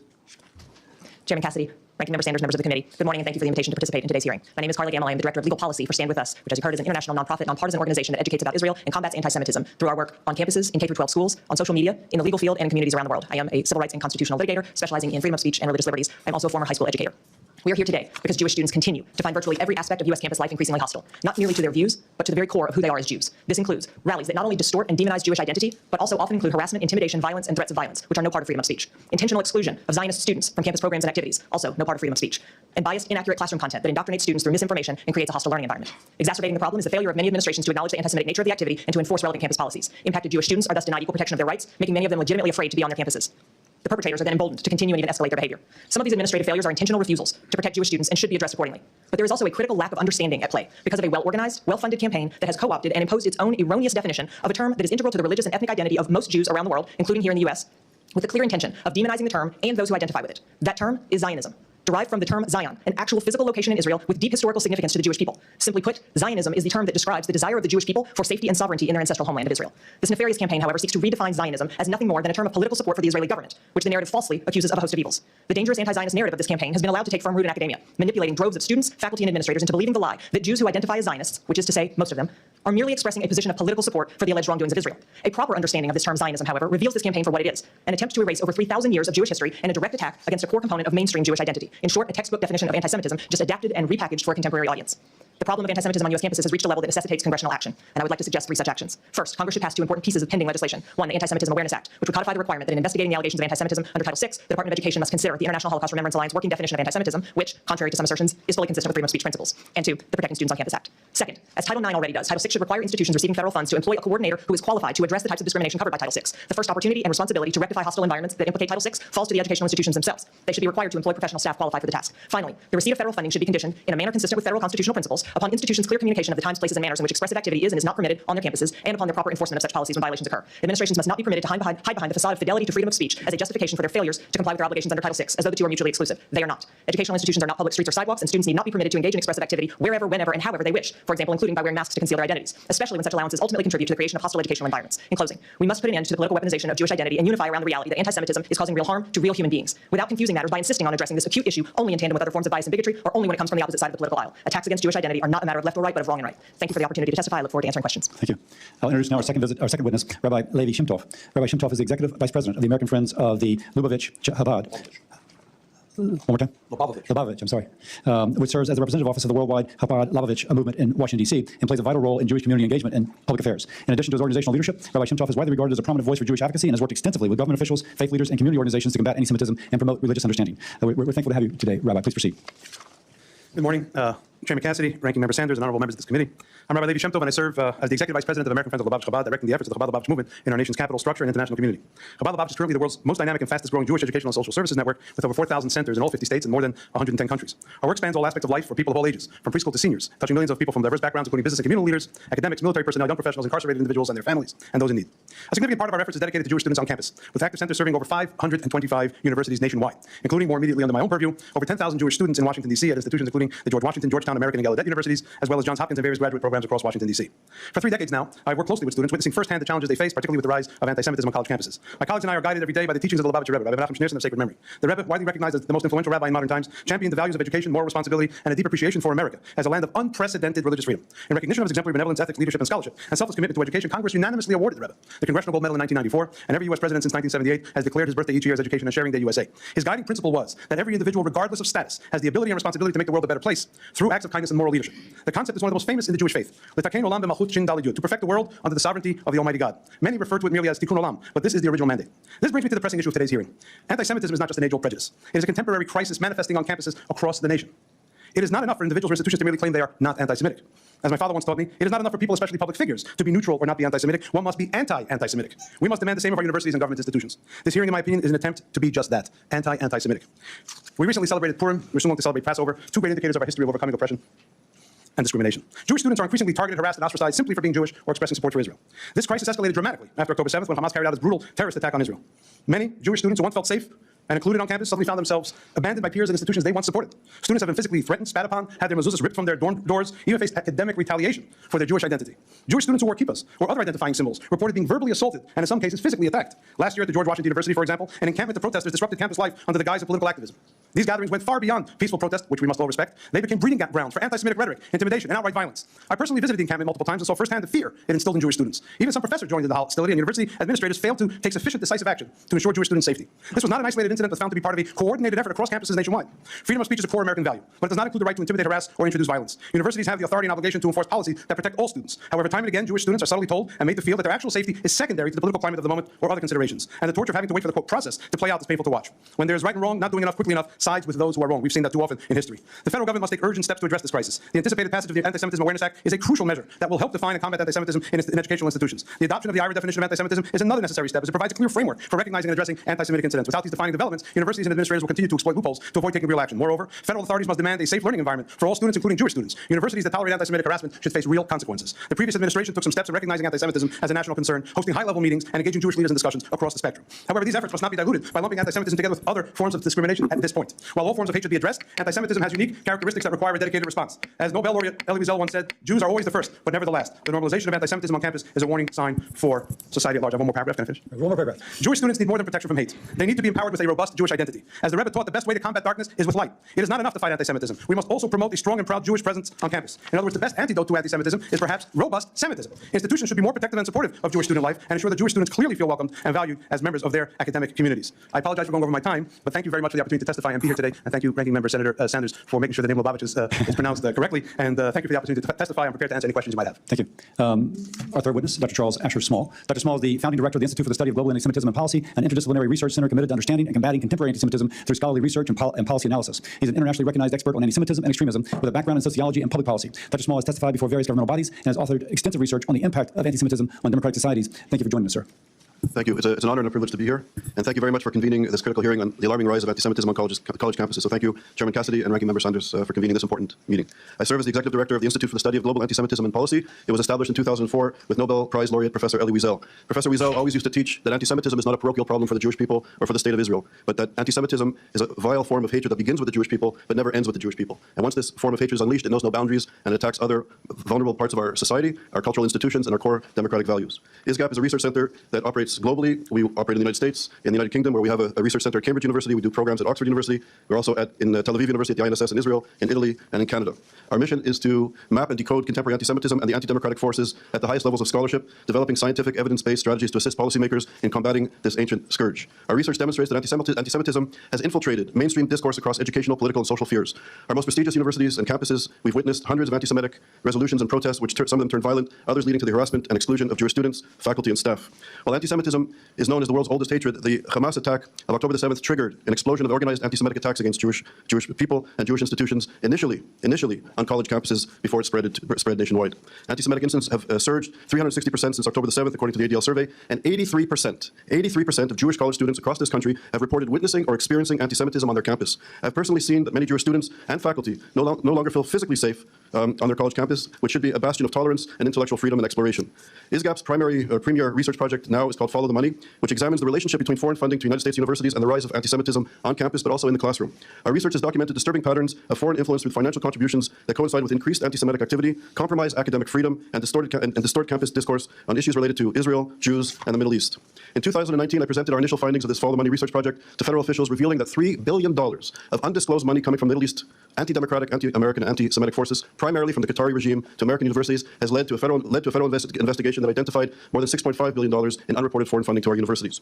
Our ongoing research establishes that the Qatari regime donations have substantially impacted anti-Semitic discourse at American universities while also promoting anti-democratic values. It should be noted that the Qatari regime maintains documented ties to the Muslim Brotherhood. The Muslim Brotherhood is a reactionary, I would even say, perversion of Islam that combines a perversion of Islam with European anti-Semitism and even the protocols of the Elders of Zion that led to the Holocaust.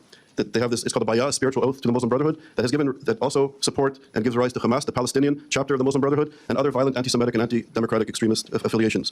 Since October the 7th, ISGAP has published 12 comprehensive reports revealing tens of billions of dollars in undocumented foreign funding coming to American universities, again, primarily from the Qatari regime, unreported to the Department of Education as required by law. Our analysis shows that between 2015 and 2020, that there's been a 300% increase in anti-Semitic incidents as well. We have uncovered systematic efforts to circumvent the transparency required by Section 117 of the Higher Education Act. Universities underreport foreign gifts, use third-party foundations to shield donor identities, and fail to disclose conditions and restrictions attached to the donations. Can I finish in 30 seconds? Or 30 seconds. Okay. Very quickly, we found, we did a report on Texas A&M. We found $1.3 billion in undocumented money between the Qatari regime and Texas A&M. We found 502 research projects. Texas A&M gave all of their intellectual property rights to the Qatari regime. 58 projects we flagged that have military dual-use purpose. 13 have nuclear research dual-use purposes. Qatar has very good relations with the Iranian Revolutionary Regime, Hamas, and the Taliban. At Cornell University, we found $2 billion in unreported, undocumented funding going from Qatar to Cornell. K through 12, we just published a report, hundreds of millions of dollars going to create curriculum across the United States of America for children that remove Jews and Christians from curriculum about the Middle East. We've done reports on SJP. I'll end it there, and I'll get to the recommendations in the Q&A, but thank you for listening. Senator Sanders. Thank you, Mr. Chairman. Our next witness is Rabbi David Saperstein, the Director Emeritus of the Religious Action Center of Reform Judaism. Rabbi Saperstein has served as the Director and Counsel for the Religious Action Center of Reform for 40 years. Rabbi, thank you very much for being with us, and you may proceed. Chair Cassidy. Turn the mic on, please. Chair Cassidy, Ranking Member Sanders, distinguished members of this important committee. As a rabbi, a First Amendment lawyer, a civil rights advocate, a diplomat, having served as the United States Ambassador for International Religious Freedom, I've engaged in a career of fighting for religious freedom and equal rights for all, fighting against discrimination of any group because of their identity. The foundational lesson I take from this half-century of work is that we cannot counter and delegitimize hatred against any one group unless we counter hate against all, which I think is embodied in Elie Wiesel's quote that you gave. So to countering anti-Semitism. At this period of unprecedented levels of anti-Semitism in our society, on the campuses, I won't go into, you've described it very, very well here. There are distinctive aspects to fighting anti-Semitism, and we should accept nothing less than every Jewish student being safe. Doesn't mean you're going to be free of hearing speech that you're deeply troubled by and find offensive, but I want to say it again, we should accept nothing less than every Jewish student being safe on their campuses. And we cannot ensure that Jewish students are safe on campus until all students are safe, unless the mechanisms against discrimination are robust enough to support all protected groups, unless we effectively address the broader spread of hate speech, hate crimes, dehumanization, demonization, discrimination, ostracization against all those who are so victimized. Hate speech and hate crimes are intended to tear at the threads that hold our society together. Haters seek to undermine the comity and unity of Americans. Our responses must not add to those divisions. Any attempt to secure the rights and safety of Jews that undercuts the rule of law, that weakens our public schools or higher education, that further divides our nation and college campuses, undermines the very principles and institutions, undermines the democracy that have made it possible for Jews to flourish with more rights, more freedoms, more opportunities, more achievements in this country than Jews have ever known in diaspora life. But sadly, alarmingly, a number of recent actions against judges, law firms, defunding universities, the ignoring of judicial rulings, stripping due process and acting against protesters, the dismantling of the Department of Education's Office of Civil Rights, and the subsequent loss of its knowledgeable professionals seems to be doing exactly that. The administration should build on, not abandon, successful approaches that have shaped and embraced by prior administrations of both parties. Improving consistent, comprehensive reporting of anti-Semitism, strengthening security resources for vulnerable nonprofits and for religious life on our campuses, expanding support for strong Holocaust history of anti-Semitism, anti-bias education on our campuses, in our society, pressing social media platforms to curb anti-Semitism and Holocaust denial and other expressions of group hate, and continuing vigorous efforts in identifying anti-Semitism, enforcing existing education, anti-discrimination, and hate crimes laws. As to the last of these recommendations, I leave it to my colleague to talk about how IRA should and should not be used to effect that. There is unity across political and ideological lines on what constitutes most anti-Semitic speech and action. There are, however, different views about when expressing substantive criticism of Israel's policies and actions steps over the line into anti-Semitism, or just may be right or wrong on its merits. Whichever side of that line of speech may fall on, our law is clear against intimidation or harassment or threats, regardless of the content of the speech targeting them. For example, it's protected speech, even if deeply objectionable speech, to assert that Israel is an apartheid state or guilty of genocide. But whenever a Jewish student is taunted, blamed, or accused of supporting apartheid or genocide because they are Jewish, this constitutes discrimination because of their religion, national origin, shared ancestry. The same principle would apply to a student who looked to be Muslim or Arab, being taunted for being a terrorist, a jihad supporter, as well as a Jewish student wearing a yarmulke, facing taunts, saying no Zionists are welcome here. How many babies have you killed today? One key aspect of fighting anti-Semitism in this committee's purview is we know the higher the levels of education, the less likely to hold racist or anti-Semitic attitudes. It's not an inoculation. We're looking at politicized forms of anti-Semitism on our campuses here, but for 340 million Americans, it is true. According to all the studies, the higher the level of education, the less racist and anti-Semitic. Here, finally, this, above all, to succeed, political leaders of both parties, civic, religious leaders, their communities must come together if we are to make hate have no place in America. As Rabbi Stacey Friedman observed in conclusion, it is our compassion, our common humanity that defines us. It is the way people have united as allies and partners in standing up against such hatred that defines us. It is the support so many have shown one another after each attack that ultimately defines us. It is the love and tears we have shed for one another at our vigils. That is what defines us, and I hope defines Congress's work as well. Thank you. Senator Sanders again. Our final witness is Mr. Kenneth Stern, the director of the Bard Center for the Study of Hate. Mr. Stern was also the lead drafter of the IHRA definition of anti-Semitism, which he has vocally opposed codifying into law for purposes of enforcement. Mr. Stern, thank you very much for being with us. Thank you, Chairman Cassidy, Ranking Member Sanders, and the other honorable members of the committee. I'm Kenneth Stern. I do direct the Bard Center for the Study of Hate, and I also worked at the American Jewish Committee for 25 years, where I directed the Division on Anti-Semitism and was the lead drafter of the text that is now known as the IHRA definition of anti-Semitism. Let me emphasize 5 points. First, students, including Jewish students, have a right not to be victims of true threats, harassment, intimidation, bullying, discrimination, let alone assault. However, they should expect to hear ideas that cut them to their core. Attempts to affect the campus that aren't grounded in protection of free speech and academic freedom are not likely to work. Anything that smacks of a hate speech code will backfire. Recent threats against funding without a full investigation and an opportunity to be heard are not only likely illegal, but horrible policy. Arresting students should be a last resort, not a first impulse, especially for technical violation of rules. The campus environment can be improved with programs and courses, but if we bludgeon the campus into submission, we risk destroying an institution which has made America the envy of the world. In 2020, I wrote a book entitled The Conflict Over the Conflict, the Israel-Palestine Campus Debate. I worried then and am more worried now that the campus tensions over this issue threaten higher education, as each side tries to silence the other. Pro-Palestinian activists sometimes use a heckler's veto, promote academic boycotts, and sometimes exclude Zionists from social spaces, which is almost always McCarthy-like and sometimes clearly anti-Semitic. But I'm more worried about the use of law to silence pro-Palestinian speech. When the Anti-Semitism Awareness Act passed the Senate in 2016, proponents cited the suspension of a professor for an alleged anti-gay blog post and the stopping of the film American Sniper as anti-Muslim. They were saying violate free speech and academic freedom for us too, a message I find deeply troubling. There are church-state implications here too. Some House members said adopting it would be a congressional declaration that the Gospels were anti-Semitic. Some have suggested that one example from the definition be dropped. The others are no less protected speech. In the case of SJP versus Abbott, where IRA had been mandated in Texas university policies, the judge found it was illegal viewpoint discrimination and chilling. In Germany, the definition was adopted and applied to label Jews protesting the war in Gaza anti-Semites. One person said, quote, once again, Germany defines who is a Jew, right? That the German state would actually classify what's a legitimate Jewish position as beneath contempt. Most Jews are Zionists, as am I. But for many for whom Judaism teaches about repairing the world and treating the stranger leads them to anti-Zionism. Congress shouldn't decide this internal religious conflict. A recent court decision involving Haverford College rejected a claim that since Zionism was essential to Jewish identity, no religious issue was presented, calling it disingenuous. Recently, Harvard settled an anti-Semitism case, agreeing to use IRA, but OCR settled two related complaints, one alleging anti-Semitism and one anti-Palestinian animus with George Washington University. GW wasn't required to use IRA. But imagine if the GW facts had taken place at Harvard, and the settlement required using IRA and the definition of anti-Palestinian racism. Would a professor who tweeted about Israeli sovereignty over Judea and Samaria be open to a Title VI case if they gave a Palestinian student a bad grade? Can each side be affected by calling for exclusive control from the river to the sea? How could you use one without violating the other? Then there's the arrest of green card holder Mahmoud Khalil because he distributed, quote, pro-Hamas propaganda. Seriously? Are we that weak that our national security and foreign policy is threatened by a former student allegedly distributing a leaflet? We're America, not Russia or Iran. There are things we can do, one of which is to increase funding for OCR so the backlog of cases can be resolved. On campuses, there are courses, initiatives, and even an AI program called Sway that pairs students in discussions of contentious topics like Israel and Palestine. No raised voices, no eye rolls, just text back and forth, fun and effective. Instead, we're seeing this, a desire to silence political speech because of the discomfort of many pro-Israel Jewish students, the gutting of the Department of Education and OCR when complaints about anti-Semitism are pending, thinking it's only pro-Israel Jewish students who are having difficulties. It's also anti-Zionist Jewish students, Muslim students, Arab and Palestinian students, immigrant students, and many more. Shockingly, we're seeing existential threats against universities without a modicum of due process. We are not going to improve the campus for Jews or anyone else this way. We cannot burn down the house in order to save it. Mr. Stern, you and Ms. Gamble did the best at sticking your landing in 5 minutes. Let me just kind of acknowledge that. I will begin my questioning. Since October the 7th, Columbia University has been the epicenter of campus protests posing threats to student safety. The Trump administration has taken a strong stance with regard to Columbia, withdrawing federal funds and contracts due to its, quote, continued inaction in the face of persistent harassment of Jewish students. Ms. Gamble, do you think that the Trump administration's efforts to address these, frankly, rampant displays of anti-Semitism have been more effective than the Biden administration's? I think there's no question that these efforts have been more effective. As was mentioned a moment ago, certainly there was recognition by the Biden administration of the need to address anti-Semitism as a national problem. The Trump administration's efforts, including at Columbia, have put teeth to that discussion for the first time that we've seen. What else should the president and Congress do?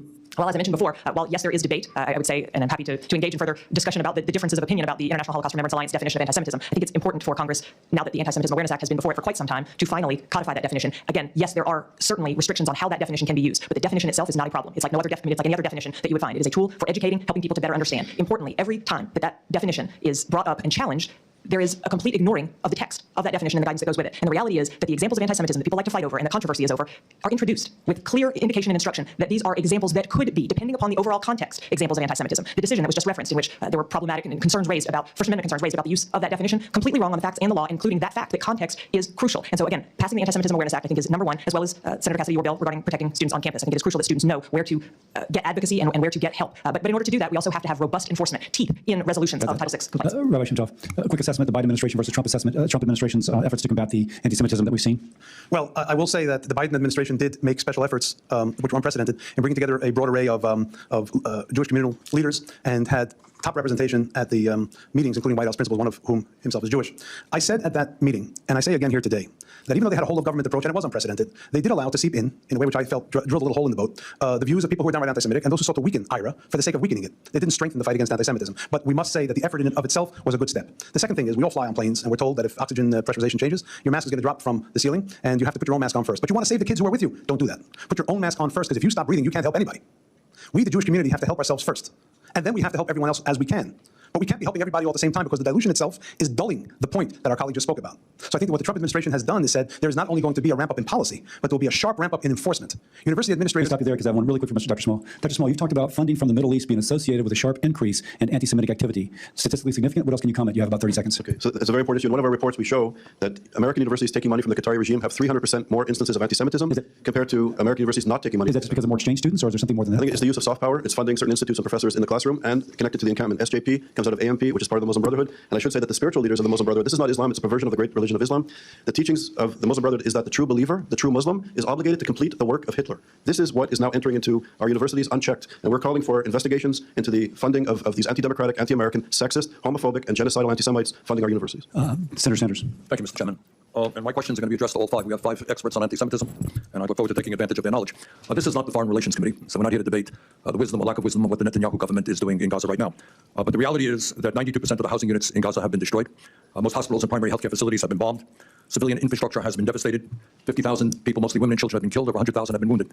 If I or any other member of this committee makes that point, that we think, and again, I don't want to debate the policies right now, but if we think that the United States should not be supplying more bombs and artillery to the Netanyahu government, do you think, I don't want to debate on Israel, do you think that is anti-Semitic? Briefly, Ms. Gamble, start it and go right down the line. Am I being anti-Semitic if I say that the United States taxpayers should not supply more weapons to Israel? That statement alone is not anti-Semitic. It does not attack Jewish identity. Rabbi? I must say, you are revered on one side of the aisle and respected on the other side of the aisle for the strength of your convictions. You do not say dispassionate statements. So just like I believe we have to respect the right of everyone to their opinion, I believe the Prime Minister is a democratically elected official and is entitled to his opinion. Do I think it is anti-Semitic to criticize him? I don't think so. If you criticize somebody who's Jewish, that's not anti-Semitic. If you criticize the fact that they're Jewish, or use that to criticize something, that's anti-Semitic. Dr. Small, briefly, we don't have a lot of time. So again, I would agree with the rabbi. What you said is not anti-Semitic, but what I would say with great respect is that we have to flip the equation. I think instead of blaming the victim or looking to the victim of Hamas, of the Muslim Brotherhood, we have to understand the ideology at work that's confronted. I don't think there's any debate up here that Hamas is a terrorist organization. What they did on October 7th is beyond disgusting. Rabbi, stop this thing. No, I don't. No, I don't think it is anti-Semitic if you say it, or people on college campuses say it. But on college campuses, there are too many instances in which those kinds of political statements are mixed with rank hatred against Jews, and that steps over the line into anti-Semitism. Mr. Stern. Senator Sanders, just that statement, that opinion alone is not anti-Semitic. Okay, now I need your help on something else. I have never met George Soros in my life, to the best of my knowledge. I don't believe I've ever received a nickel in campaign funding from Mr. Soros. But I think, as all of you know, Soros has been a stereotype, a manifestation of anti-Semitism all over the world. Yes?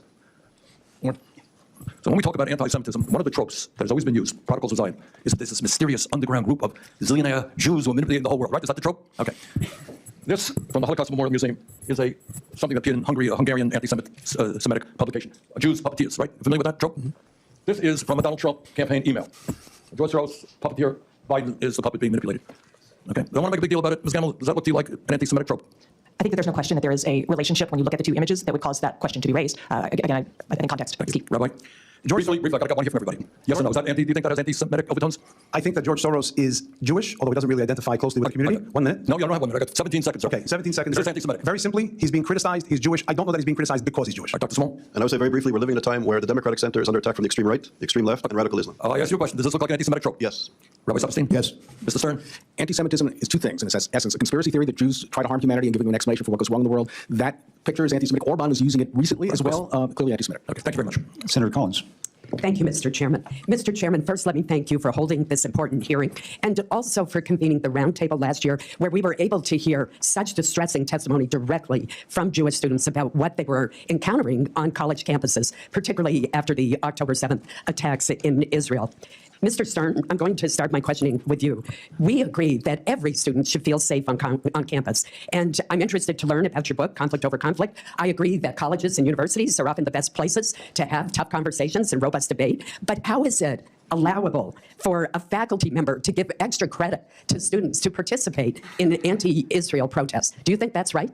Senator, I think that there are questions of bad teaching that go across the board with all this. In that situation, it may well be. But the point is that on a campus, the idea is that students should be not singled out, not discriminated against, but should hear things differently. So if the professor says, I want everybody to go and report back, I don't care what you say about it, but I want you to, because it's happening, to tell me what you think, that's something different than saying, I'm going to give you extra credit for supporting something. So do you agree that it is wrong for a student to be given extra credit for attending an anti-Israel debate? It depends. If I had a student and that debate was happening on the campus, I might want them to come back and say, tell me the different sides. On the other hand, if they're saying, I want you to go because this is the correct way, that is a wrong thing to do. So this reminds me of a conversation that I had with a college president in Maine, whom I deeply respect, who told me that in his experience, these anti-Semitic protests are not being generated by students. They're being inspired by faculty members, graduate assistants, and outside groups. This isn't spontaneous. And I remember one of those students at the round table telling us that when she went up to a student and said, do you know what you're saying when you say, from the river to the sea, Palestine should be free? And they had no idea what that meant. Ms. Gamel, I want to ask you a question. Last year, I questioned the former Secretary of Education, Cardona, at a Senate Appropriations hearing about his enforcement of Title VI of the Civil Rights Act, which is intended to protect all students from discrimination. At the time, the Secretary had no one on the ground at colleges and universities where investigations into anti-Semitism were occurring. He could not give me a timeline for resolving these investigations. He acknowledged only that they had a large backlog. He could not answer any of my questions about the penalties for schools that were found to be in violation, if they were found to be in violation. To me, that was an appalling demonstration of a very lax, even indifferent approach to what had been more than a 300% increase in anti-Semitic incidents across this country, including and primarily at our college campuses. So I want to follow up on the question asked you about the chairman. Are you seeing a difference now in the implementation of Title VI?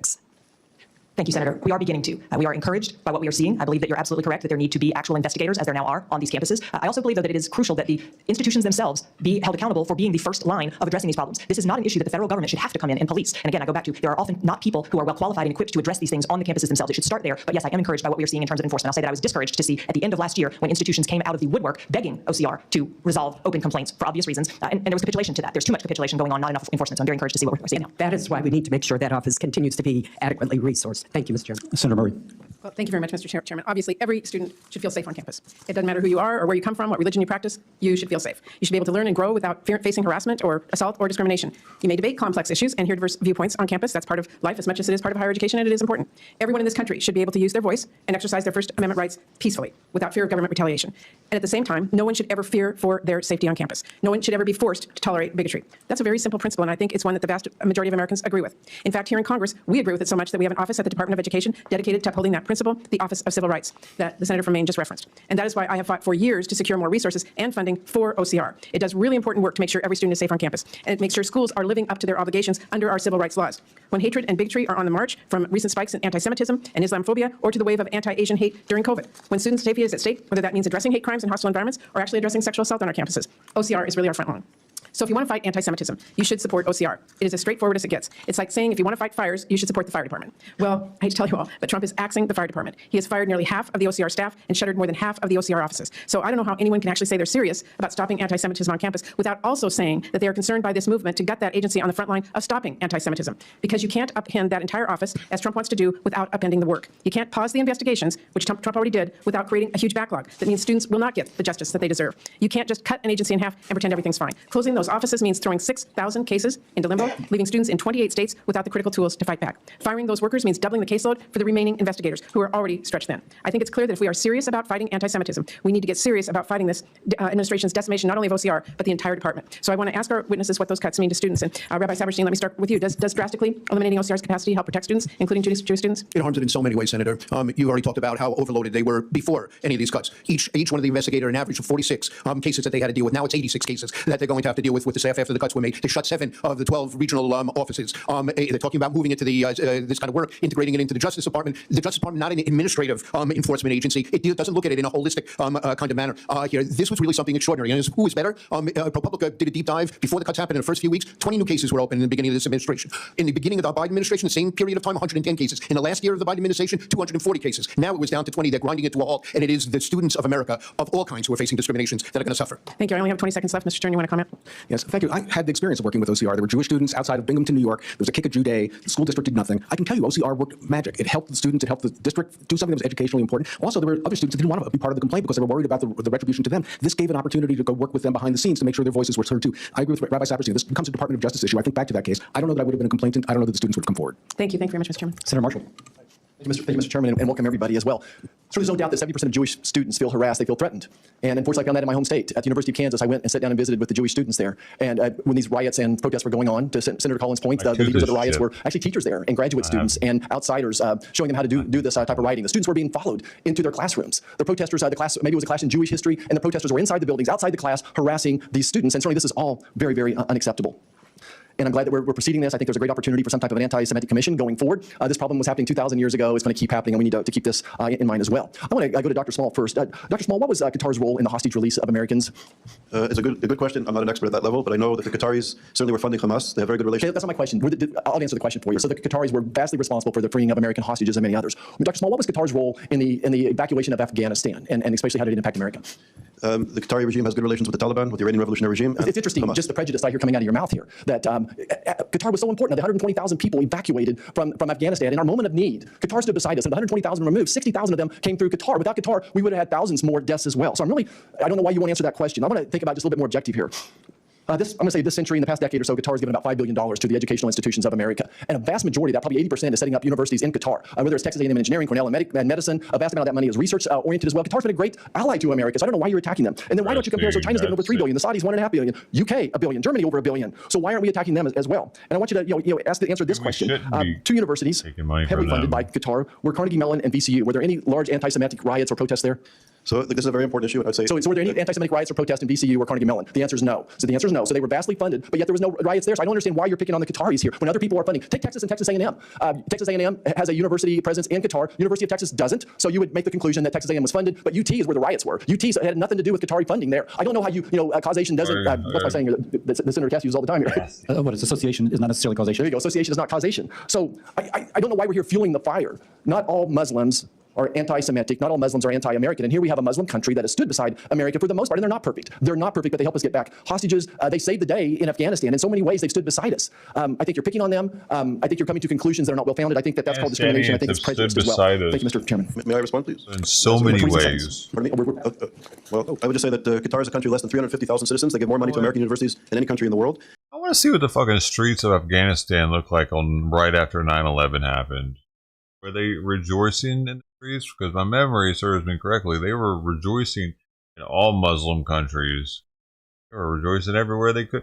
If they spoke fucking Arabic, they were fucking Allah Akbar. And the greatest victims of political radical Islam are Muslims. But you're missing the rest of the story, though. So here, this just continues the prejudice that you have. You don't mention China, you don't mention Saudi, you don't mention the UK. They all have significant donations as well. Look, nobody is perfect. And I know that you built your life on this one thing. But no country is perfect. And I'm as pro-Israel as any member is up here. I'm certainly recognize the anti-Semitism that's been around for over 2,000 years. I don't know why you want to use an anti-Semitic term. I don't know why you want to make Qatar the scapegoat here. Thank you. Thank you, Senator Marshall. Senator Baldwin. I assume I don't have your list over here. Are you next? I was not here at the Gavel. Oh, good. Then Senator Hassan. Hate to admit that. Thank you. Good morning. Thank you all for being here. I want to thank the chair and the ranking member for this hearing today. Before I turn to my questions, I want to say a few words regarding the alarming and disturbing anti-Semitism that we are seeing across the country. Vigorous debates regarding foreign policy are constitutionally protected, but too often since October 7th, when Hamas attacked Israel, these debates and protests have veered into both implicit and explicit anti-Semitism. Across the country, Jewish centers on campus have been protested and vandalized, and Jewish faculty and administrators have been targeted. At one school, Jewish students had to be escorted by security to escape a mob. And too often during protests, we've heard chants and slogans that justify and even celebrate Hamas's violence, or heard speakers deny Hamas's atrocities, including the atrocity of sexual violence. There is no legal right to threaten the safety of any student. Even if someone has a legal right to say hateful words, it's still wrong to say them. And the rest of us have the right and responsibility to condemn them. Denouncing anti-Semitism should not be a partisan issue. Whether by torchlight in Charlottesville or on the quads of our universities, anti-Semitism is always, always wrong, and entirely at odds with what our country is supposed to be, what people like my dad, who served in World War II, knew America could be. The fact that we are seeing this kind of anti-Semitism today, in today's day and age, is shameful, and a reminder, obviously, that we need to do much, much better. Because extremism, no matter what fringe it comes from, doesn't go away on its own. And frankly, on this issue and others in our politics today, I do fear that the further we are removed from World War II, the more likely we are to forget the lessons that many paid a terrible price for all of us to learn. I was going to ask the same question that Senator Murray did about the Office of Civil Rights at the Department of Education, an incredibly important office. I was grateful, Rabbi, for your description of how it has been undermined and what the impact of that will be, and Mr. Stern, yours as well. It's an incredibly important tool. It is extremely disappointing, more than disappointing. It is wrong that this administration has worked to undermine it so quickly and so strongly, and it is at odds with the administration's rhetoric about wanting to do something about anti-Semitism on our campuses. But I do have a couple of other questions, and Rabbi Saperstein, I want to start with you. In your testimony, you highlight the importance of strengthening resources for security of our religious and communal institutions. We've made progress in recent years by creating the nonprofit security grant program at the Department of Homeland Security, which helps to address the security needs at houses of worship, but there's still more work to do. Senator Johnson and I have a bill called the Pray Safe Act, which would establish a federal clearinghouse through which faith-based organizations, houses of worship, and other nonprofits could access information on safety and security best practices, available federal grant programs, and training opportunities. The Pray Safe Act passed out of the Senate Homeland Security and Governmental Affairs Committee by unanimous consent last Congress. I invite my colleagues to work with me in getting it signed into law this Congress. Rabbi, can you speak to how a centralized, easy-to-navigate clearinghouse like this would help you and other faith leaders? And also, if there are other supports you'd like to see us work to provide, please comment on those. Well, thank you for your comments at the beginning about the state of where we are with anti-Semitism. Agreed with everyone. We're hearing things I never thought we would hear. Again, after the Holocaust, we're seeing things I never thought I would see in my lifetime. So thank you so much for that.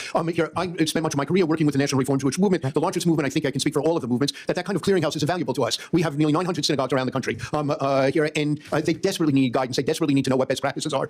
Here, this is a safety that they have to worry about every single time they gather, every single time they pray, every single time they teach, every single time they provide social services to the community. So it would be an invaluable contribution. Well, I appreciate that very much, and I have very little time left, but I do just want to comment that one step I think we can take to counter the hate we are seeing is investing in Holocaust education programs so that our young people people understand the evils that drive anti-Semitism. So I will submit a question for the record to you, Rabbi Shemtov, about the role that Holocaust education can play in fighting the spread of anti-Semitism. Thank you. Shall I answer? And for the record, I we'll go to Senator Moody next. For the record, I'm assured that OCR currently has the resources necessary in order to investigate these claims. Mr. Chair, with respect, I think an analysis of their current staffing versus what they had and the number of backlog cases would refute that, but I appreciate the comment, and let's see what we can dig in and find out together. Thank you. Thank you, Senator Hassan. Senator Moody. Thank you, Chairman. I appreciate it. Thank you to everyone that took the time to be here today. Such an important hearing. I think it's important after we've heard some of the questions and responses to point out that immediately upon taking office, I think out of our thousands of colleges and universities, Trump administration immediately sent out letters to some of the more egregious violators of civil rights, especially our Jewish students on campuses, and said the days of a tepid response or toothless resolution agreements are over, and we will aggressively go after those that are violating the rights of our Jewish students. Those letters have gone out. Universities have now been put on notice. I don't think there's any question that there has been a change in the tenor on how we will protect the rights of Jewish students on our campus, and I just want to make sure that that is clear because some of the questioning has suggested otherwise. I think it's also important to remember that we're here on a hearing today, and I want to make sure I'm going to get the title right, so I'm going to specifically read the topic of this hearing: anti-Semitic disruptions on campus. And we're talking about attacks on campaign flyers of President Trump and defending coordinators of chaos on campus. I mean, I think it's important when we're addressing an issue that people understand who is actually targeting the issue that we're talking about, and not talking about something else to distract from the point that our Jewish students have had to transfer, have had to skip graduations, have missed major opportunities in life, have been followed to class, have been threatened, have been kept from campus buildings. I mean, that is why we're here today. In Florida, we're not immune. We saw a rapid escalation in anti-Semitism and criminal acts within our own state, and that was minor compared to the rest of the nation after October 7th, what we saw in terms of criminal acts. So I think it's important to remember. I mean, it's the same thing happened when we were talking about men participating in women's sports and taking those opportunities and the danger to women. Who was talking about protecting women? Who was not distracting from that? Who stood up for that? And I think we need to remember that in this hearing today. Sorry about that. I don't think it's wrong to question foreign funding. I mean, candidates for federal office can't take foreign donations. I don't think it's wrong to question foreign funding in universities and colleges and whether foreign nations are trying to persuade or influence or brainwash our children. I mean, do you think that they want us to be more pro-American, more democracy, pro-freedom, pro-capitalism? Is that why they're giving hundreds of millions of dollars to our universities? I mean, I'm sure there are instances of good faith there, but we have to pay attention to that. I filed a bill yesterday to deny now student visas to Chinese students because China has just passed a law that now requires every national to gather intelligence, including Chinese students here studying, gather intelligence and report back. How do we not pass a law that prevents student visas in that respect? I mean, in the past few years, we've had an explosion of Chinese students that were caught gathering evidence or gathering information on military bases, on college campuses. How do we as lawmakers, policymakers not do that? And so I've watched what's happened in our campuses over the last few years and sat in horror. And there are tools right now in terms of revoking funding or denying funding if campuses are allowing the violation of civil rights. I filed a bill today that said we should go one step further because clearly what we have on the books isn't working. I believe that if money has been given or designated for universities and they cannot protect their Jewish students, there are violations of civil rights. Any money that has been dedicated to them should be clawed back. Any taxpayer money that has been dedicated to them should be clawed back from the federal government. And Ms. Gamble, I would like to know what you think. Number one, do you think additional tools are necessary? And number two, do you think that that is a good policy? I certainly think that additional tools are necessary, as I've mentioned several times. I do think that looking at every aspect of what our taxpayer dollars are being used for and ensuring that those dollars are being used in compliance with the law is crucial. There's simply no question that the teeth that have been lacking in resolutions under Title VI need to be returned to those resolutions. I want to say this. I've dealt extensively with resolution agreements under Title VI. There is a process that allows universities to seek voluntary resolution. It is typically through that process that resolutions come about. That is when the university approaches OCR and says, we would like to voluntarily resolve this. Unfortunately, what we see there is talk about compliance concerns. We do not see findings of violation. I think it is critical that when OCR investigates, or whomever it is, because I have every faith that someone will be investigating and enforcing Title VI, whether it is OCR or another department in the government, when they do that, I believe it is crucial that we move beyond just talking about compliance concerns and actually issue findings of violation, and where those findings are found, federal funds need to be removed. Thank you, Ms. Gamble. We have these new timers that nobody can see where the time is, so I apologize if we went over. No, believe me, this is our first meeting in this new room, and so now I can see a lot of new technology. I can see on my dial it's Senator Kim who's next. Thank you, Chairman. Thank you to all of you, and very powerful testimonies here. One thing I just wanted to sort of start from is sort of an area, hopefully, of agreement here. But Mr. Stern, you said something in your written testimony. You said students have an absolute right to expect a campus environment where they will not be victims of true threats, real harassment, or intimidation, bullying, or discrimination, let alone assault. And I think that is something, hopefully, that all of us can agree to, including my colleagues and I. So this question is how do we determine what then crosses that line? And I think that's something I've tried to grapple with. And I've engaged with people in my state, and it's challenging. And certainly, when we look back at what happened at campuses and across this country over the last 2 years or so, I personally feel like I've seen things that have crossed that line. We've seen things that have entered that level of bullying, intimidation, discrimination, assault. But we also know that we shouldn't then cast that across the entirety of everything that is happening. So the question is, how do we try to separate that? And the question is also, who decides that? We talked about the Office of Civil Rights, and Mr. Stern, I guess I just start with you. You've said that, for us to be able to achieve what Ms. Gamble just talked about, I agree with you that we want to make sure there's teeth. We want to make sure that we can get the findings of violation.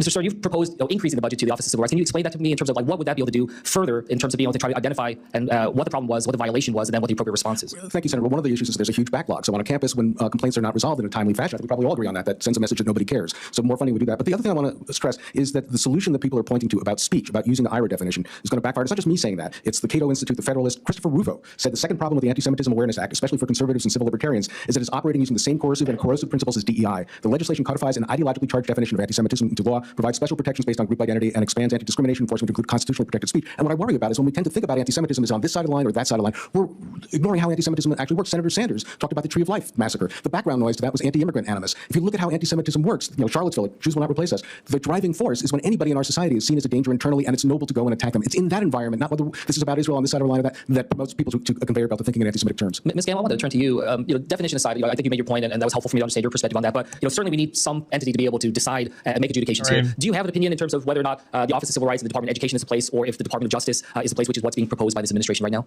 I'll be honest with you, Senator. I don't particularly care which one it is. I believe that enforcement is what is necessary here. I believe they need to be well educated on these issues, whomever it is going to be. I will say what we have seen recently when it is OCR investigators is, one, a lack of proper understanding in education and a lack of understanding of the law that requires enforcement. So to the extent that there is some cooperation between the Department of Education and the Department of Justice, I think that may be absolutely the recipe that we need. Thank you for your perspective here. Let me just kind of say on my front what I worry about, because I agree with you. Something you said earlier, Ms. Gamble, was context is important. And I do think that there is very strong need for having that context within the system of education. Understand that the dynamics there in our education are different than other parts of our society. I agree with you that we want to make sure that there's teeth to it in terms of being able to engage. And what we want to make sure is there's a process there. And I'll be honest, like when I see these efforts that are targeting Young Seong Chung or Khalil or others without a process, whether in the Department of Education or the Department of Justice, it worries me. The last thing I'll just say here as I'm wrapping up is, I know it was mentioned before about Chinese students coming to the United States, espionage issues. I just want to say, look, my son, 7 years old, when he was 7, was at school, had a kid talking to him, calling me Chinese boy over and over again. And so when there was that anti-Asian hate rising, the first people in New Jersey that came to our defense were some of the Jewish American community leaders. We wrote an op-ed together. I think that's important. I understand that there are nuances and differences, and I know that there's concern about lumping it all together, but it is this understanding that when we protect all students, we are stronger than where we are seeing that kind of division that's out there. So I just wanted to respond and say, look, I'll stand up to try to address these needs, try to do it in a way with teeth. Thank you, Chairman, for letting me go a few seconds over here. Senator Husted. Thank you, Mr. Chairman. I appreciate everybody being here today. While anti-Semitism is millennia old, the flashpoint was October 7th for the issues that we're currently dealing with. I was on college campus at Ohio State in the days after that occurred. The students were very scared there. It seemed as though it was a coordinated effort in many cases in the days following, as if there was an organization ready to go soon after October 7. I do believe that for all the sake of the Palestinian people and peace throughout the Middle East, if Hamas would just simply release the hostages and the bodies of those who are deceased, that we could take a step forward. I hope we all can condemn them for failing to do that. However, a couple of quick questions. We're talking about our universities protecting students from anti-Semitism? I'll ask each one of you a quick answer, yes or no. Are all of our college campuses doing enough to protect Jewish students from anti-Semitism? No. Definitely not. Absolutely not. No, but the better answers for the long term are educational as opposed to discipline. Well, that may be the case, but it seems like the circumstances where we see the most anti-Semitism are on some of the most elite campuses in this country. So it's clearly education doesn't do enough. There seems to be some coordinated agenda. Let me ask about the students on those campuses. If a student is here on a student visa and it is proven that they are involved in anti-Semitic activities and that they are connected to a foreign government or a terrorist organization, should they have that visa, student visa revoked? If it's a violation of their visa terms, absolutely. Foreign government, I can't say, but terrorist organization, definitely. Yeah, if they're supporting a terror organization in the United States, they must have lied on their visa application, which is against the law. I agree with that. If it's a terrorist organization and they are supporting it, the law is quite clear. Senator, I think the law is clear if there's material support, but advocacy is something different. Let me share with you a quote from Justice Brandeis in the Whitney case when there was a conviction of a woman for belonging to the Communist Party because they were advocating political violence. He said, "Those who want our independence believe liberty to be the secret of happiness and courage to be the secret of liberty. They believe the freedom to think as you will and to speak as you think are means indispensable." I understand that, but we're not talking about American citizens here. We're talking about people who have the privilege of being here. The question is First Amendment rights, how much it applies, especially to a green card holder, people like Nadine Strawson say it does. Well, there could be a great policy. There could be a great deal of debate about that, but these are not citizens of the United States. Do you want students that come to America because of what we offer, including freedom of speech, to decide they don't want to come here? I would not want them to do it if they were indeed connected to a foreign government who's trying to influence situations here in America or a terrorist organization. What if they're misinformed about what River to the Sea means, and they're on a campus and they're 18 years old and they see what's happening in Gaza? I'm asking you the questions. You're not asking me the questions. Okay. That's how this works. My apologies. Right. So as we look at this situation, and again, I was on college campuses in the days after the students were very, very concerned. I'll let Rabbi Semtov, you may want to answer this. Ms. Gamal, you may want to answer this. Do you believe that there were coordinated efforts in advance of with American citizens or people who are here that had knowledge of the October 7 attacks and were working to coordinate anti-Semitic activity here in America? Of the October 7th massacre, I have no idea. Of the post-October 7th anti-Semitic violence, thinly veiled as anti-Zionist or anti-Israel activity, absolutely yes. And I'm sad to say some of that support came from within the Jewish community, including, many people say, and there's circumstantial and better evidence, including from Mr. Soros' circle, which is why I was so reticent to answer the ranking member's question before. I'll just add that I likewise have no specific information about what knowledge individuals here in the U.S. had. I can say that with absolute certainty that immediately following October 7th, there was clear evidence of a concerted campaign in the form of a toolkit for individuals on campus to follow in order to be in lockstep with Hamas and its ideas. Thank you, Mr. Chairman. Thank you. Thank you, Mr. Chairman, and I want to thank our witnesses for being here today. Let me be clear. There is no place for anti-Semitism and other forms of discrimination anywhere in this country, including on our college campuses. As we've heard this morning, the Office of Civil Rights within the Department of Education is responsible for enforcing laws that protect the civil liberties of more than 49 million K through 12 students and more than 24 million post-secondary students, including 1.2 million students in the state of Wisconsin. There's been some debate on the DS about whether the Office of Civil Rights is adequately resourced for the important charge that it has. The Office of Civil Rights was established by Congress within the Department of Education and is charged with protecting the rights of students. We know that the office has seen a rise in cases and allegations of anti-Semitism and other religious-based discrimination on college campuses. And so I would expect to be talking today more about how we are ensuring that the Office of Civil Rights is properly staffed and resourced. The Trump administration has taken the opposite approach, intending to gut not only the Office for Civil Rights by firing staff, closing regional offices, and freezing OCR cases, but also by intending to dismantle the entire Department of Education.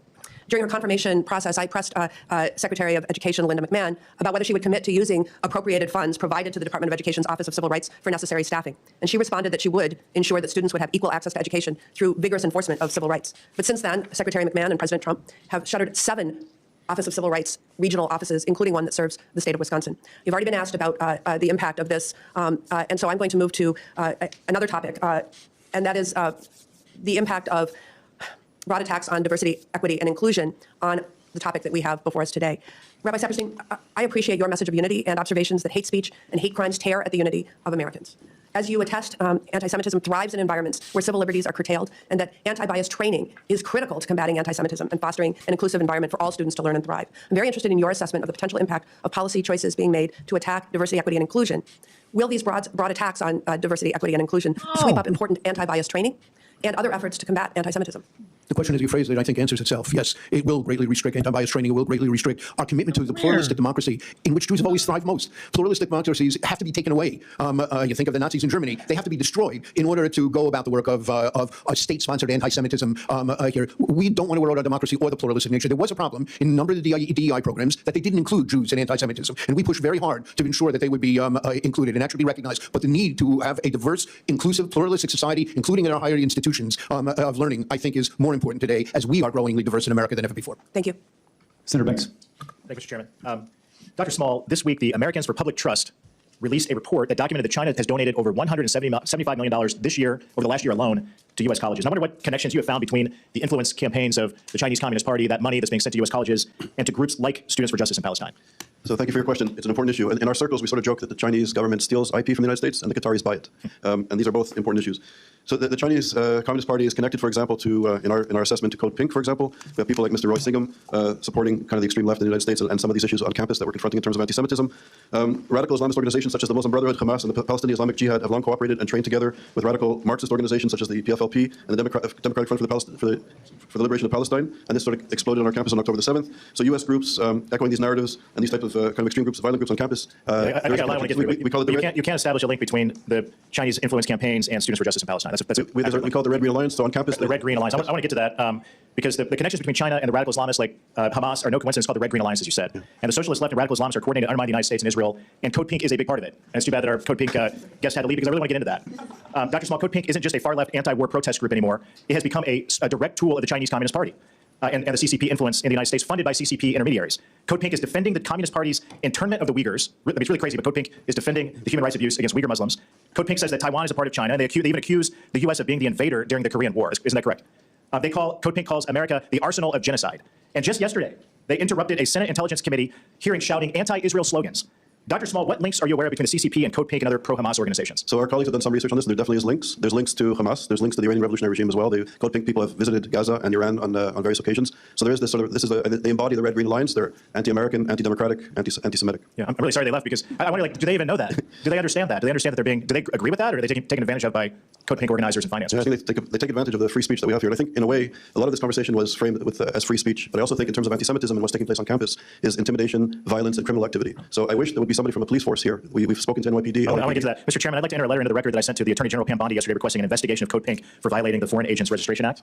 Without objection. And Dr. Small, do you think Code Pink's leaders may fit the definition of foreign agents, and should they be investigated? I think they should definitely be investigated. And Dr. Small, you mentioned this already. The New York Times reported in August 2023 that Code Pink's founder is now married to Neville Roy Singham, a multimillionaire who lives in Shanghai and funds a whole network of pro-CCP and anti-Israel protest groups. Mr. Chairman, I would like to also enter that record, that article from the New York Times into the record. Without objection. If American-backed organizations protested like this in China, they would be locked up and shut down immediately. Yeah. That's the fact of it. Dr. Small, what should the U.S. government be doing to stop this flow of subversive money into our country? So in my submission, we call for various recommendations, including the Department of Education and other government entities should do thorough investigations into foreign funding and its impact on our higher education. We believe our higher education is young people come to universities to learn how to be citizens, and they're being miseducated on many important issues that guarantee our freedoms, such as freedom of speech and other democratic freedoms that we have here. Thank you. I yield back. Thank you. Senator Markey. Thank you, Mr. Chairman. Tragically, anti-Semitism is on the rise in the United States. It is outrageous. It is wrong. We cannot and we must not tolerate it. We saw it when white supremacists marched in Charlottesville with swastikas, yelling blood in soil. We saw it when a man walked into the Tree of Life synagogue and killed congregants in their house of worship. We see it when synagogues are threatened and vandalized. And we see it when Trump administration officials support far-right Holocaust deniers. Anti-Semitism is a threat to our most basic freedom in the United States, the freedom to pursue faith without fear.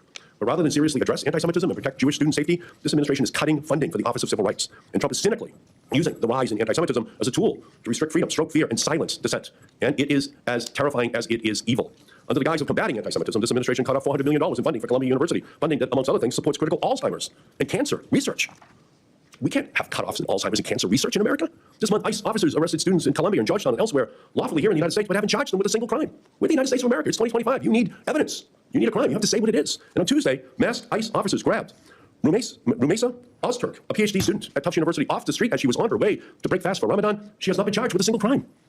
As far as I understand it, the Trump administration arrested these students because they engaged in the freedom of expression that is explicitly protected under the Constitution of the United States. What these individuals said or believed is besides the point. What matters is that we have a president arresting people because he disagrees with their constitutionally protected right to freedom of expression. And that imperils the basic democratic principles upon which all of our freedoms relies. When the government of the United States is sending mass police to grab students off the streets and from their homes, holding federal dollars or threat of investigation as blackmail to force institutions into silence and routinely violating the Constitution, the laws passed by the United States in order to do what he wishes while using the Jewish people and others as a shield for its transgressions, we have crossed a dangerous threshold from which we cannot return unless we call it out for what it is, authoritarianism. We have a very serious anti-Semitism problem in the United States of America. It is a problem that deserves a real and a forceful response. But the answer to anti-Semitism will never be authoritarianism. We cannot guarantee freedom if we let Trump march in and steal freedom while we remain silent. So, Rabbi Saperstein, in your testimony, you state, quote, anti-Semitism, the hatred of Jews as Jews thrives in an authoritarian environment where civil liberties are curtailed, not in spaces of robust, protected, democratic discourse. So please expand on how Trump administration's authoritarian actions are a threat to the safety of the Jewish community and the role that Congress should play in response to it.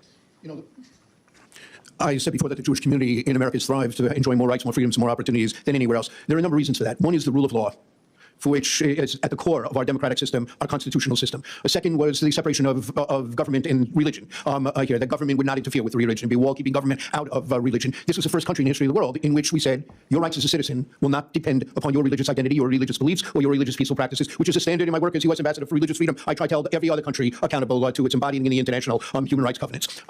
Here, we have always thrived better in open, pluralistic countries than we have in dogmatic and authoritarian countries. We are always the other in those authoritarian countries. And the reason we have thrived here has been the opportunities that higher education has given us, that the public schools brought us up through for some generations in this country here, and the attacks on each one of those that we're seeing on higher education, on cutting back, even restricting funds, the public schools in terms of the attacks on the rule of law, on judges, the judicial system, ignoring judicial decisions that are being made. All of this undercuts the safety of not just Jews, but everyone who is a victim of discrimination in this country. Anti-Semitism is the problem. Authoritarianism is not the answer. Indeed. Thank you. Senator Hawley.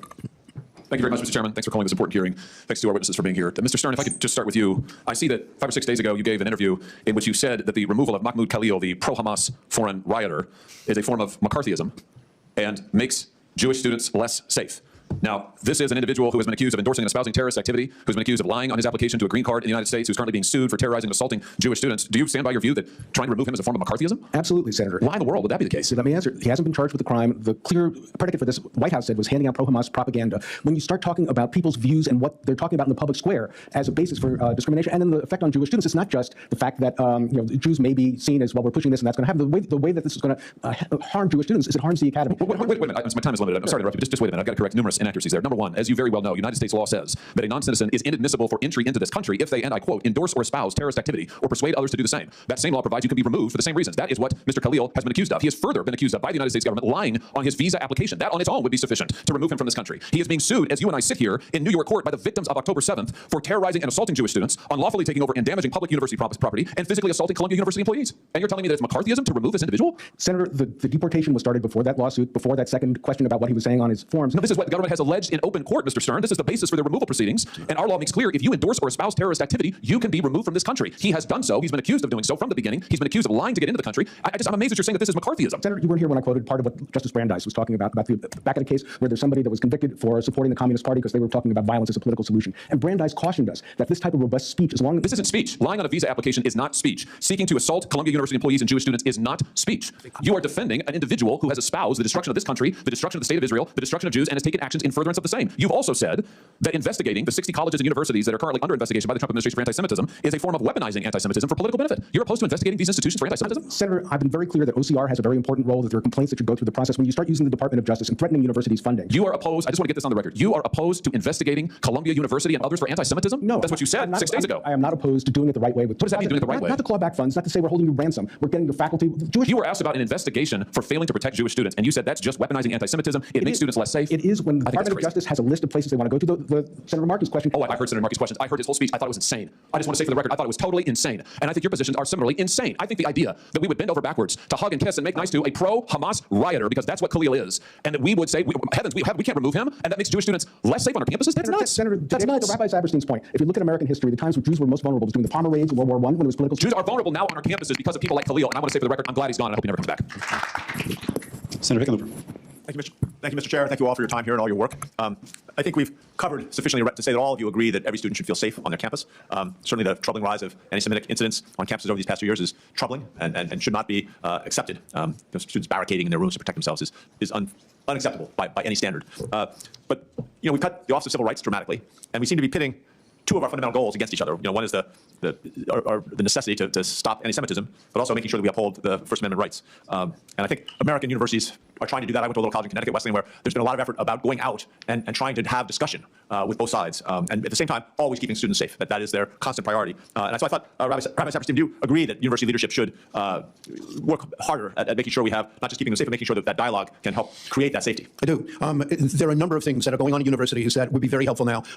Exactly, the university encouraging and structuring those kinds of dialogues, having courses that teach about both Zionism and Palestinian nationalism so that people can hear it from an academic point of view, having opportunities that there can be an open space and safe space where these dialogues can be held. And the one thing I would say to your statement and to some of the others, it is always difficult to come up with a perfect answer of when something steps over speech into harassment or into intimidation, which are clearly not allowed. What's really important is for the universities to make clear what their standards are and what kind of protests will step over the line, to be public about it, transparent about it, and consistently enforce it. Nothing is more important in terms of actually being able to tone down things, for everyone to know what the rules are, what the limits are, and to see it consistently enforced no matter who the perpetrators may be. Great. Any other comments on that? Yeah. Rabbi? Yeah, I think that, I'm obviously a supporter of the First Amendment. I'm a very deep beneficiary of the First Amendment. I believe that discussion between peoples is always important. One thing I'm proud of is the numerous relationships I have with Muslims and Arab leaders who come to this country. But you have to go a little faster. To understand them. It'll be 3 sentences. On the campus of the George Washington University, I was just told firsthand by a student that they were taught in the first session of a class they needed to take that just to balance things out, there will be no Israeli written materials allowed in this course. I believe I hear that argument, but that's not answering my question. So, Dr. Small. Yeah, I just want to start by saying my family friend's daughter goes to Wesleyan, and she withdrew because she couldn't stand the pressure of being a young Jewish woman in this space. That's the first point. No, I got to get that question. I apologize. I wish I had 6 minutes. Michael Roth, the president there, is one of my heroes. What he said when there was in camp, and he said, you want to camp, you harass somebody, you intimidate, it's a different story. We're going to use this as a learning experience. One other thing. No. I want to get this last question. Sorry, Ms. Campbell. Can you get your 1 sentence?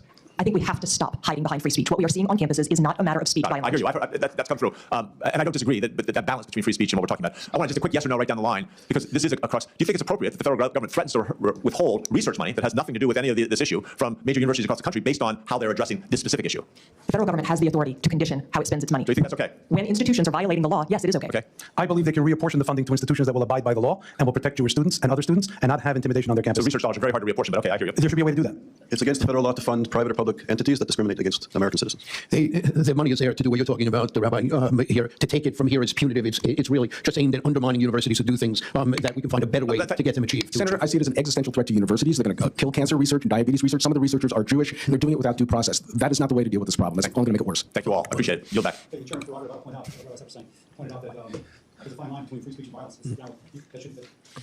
That shouldn't be a cover. Chasing kids into a room and pounding on the door when they are there is wrong. Absolutely. Let me just say that. And blocking their way to get across the commons to go to their class is wrong. And that shouldn't have to be established in a behavior handbook. That should just be known when the kid shows up. And if you're guilty of perpetrating that, you should suffer consequences. And I think that is not free speech. Now, we were closing. I asked for unanimous consent to enter 3 letters into the record. The first record from the American Jewish Medical Association describing and highlighting the danger of anti-Semitism and medical education to the detriment of Jewish students and patients alike.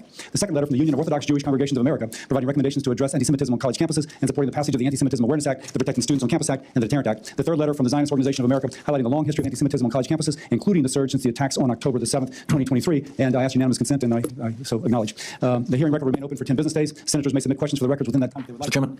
Senator Sanders. I have a couple of unanimous consents. Oh, I'm sorry. One to enter the record, a letter from the Jewish Electorate Institute regarding today's hearing, and another one dealing with the impact of Trump's cutting of the Office of Civil Rights. Without objection. Thank you for being here today. The committee stands adjourned.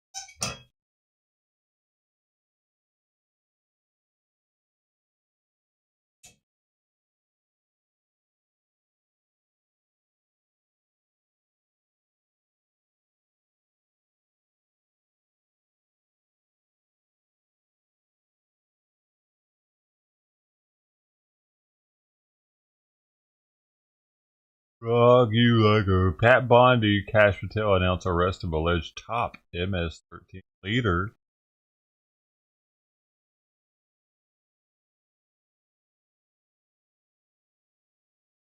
Secret Service carries kid who slipped through the White House fence. He muzzled. Maybe he's a test kid. It was an accident. I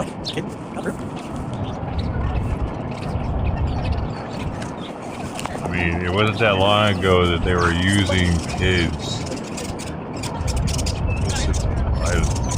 They were putting explosives inside of dead kids at one point.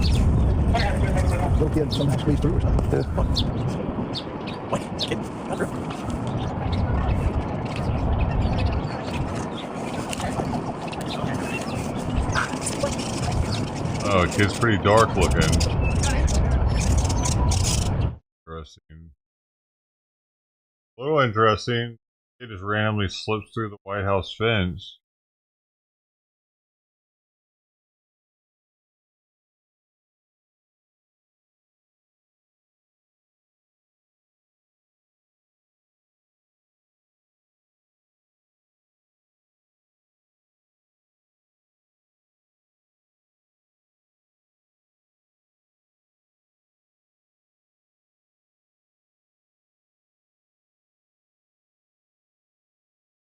Joking about what?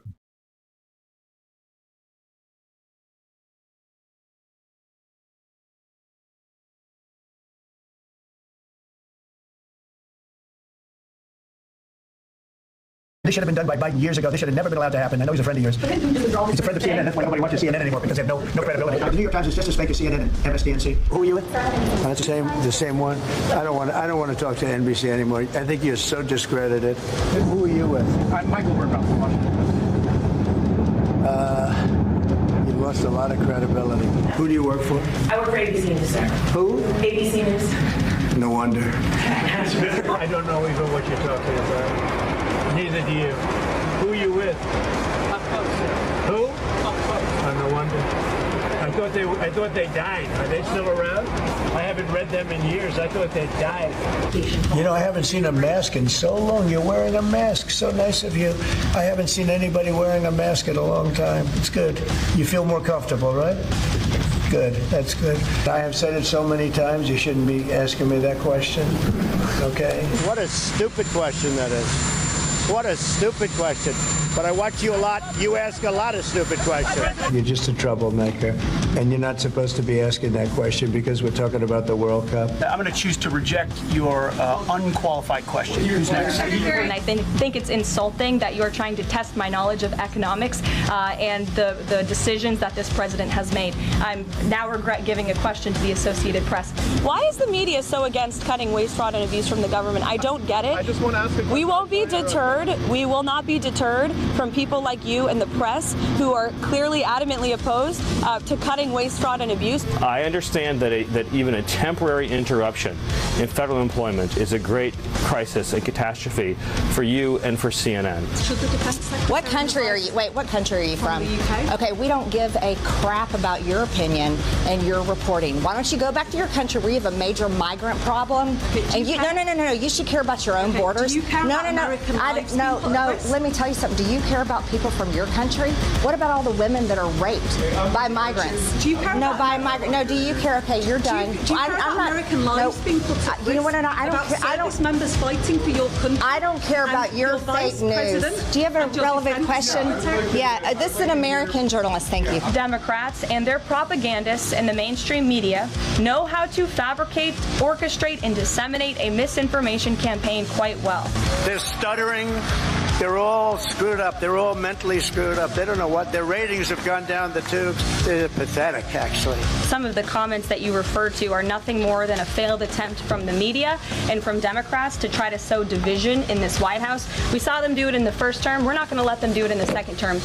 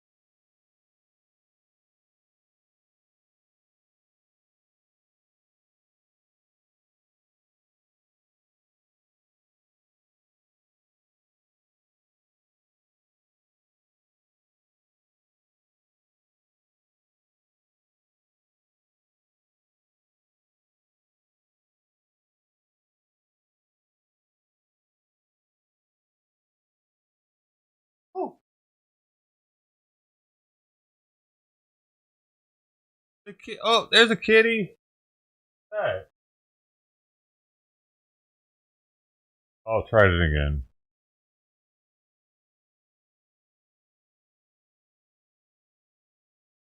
Oh.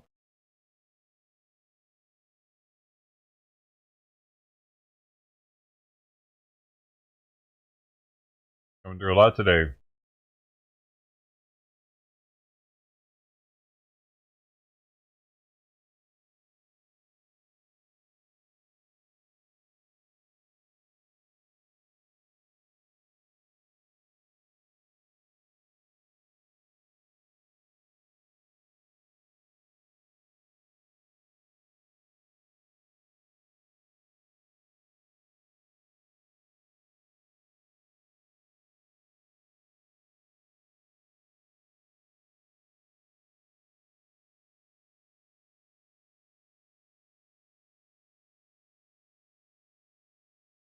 Breaking this morning, Health and Human Services Secretary Robert F. Kennedy Jr. announced plans to cut 10,000 full-time employees from the agency.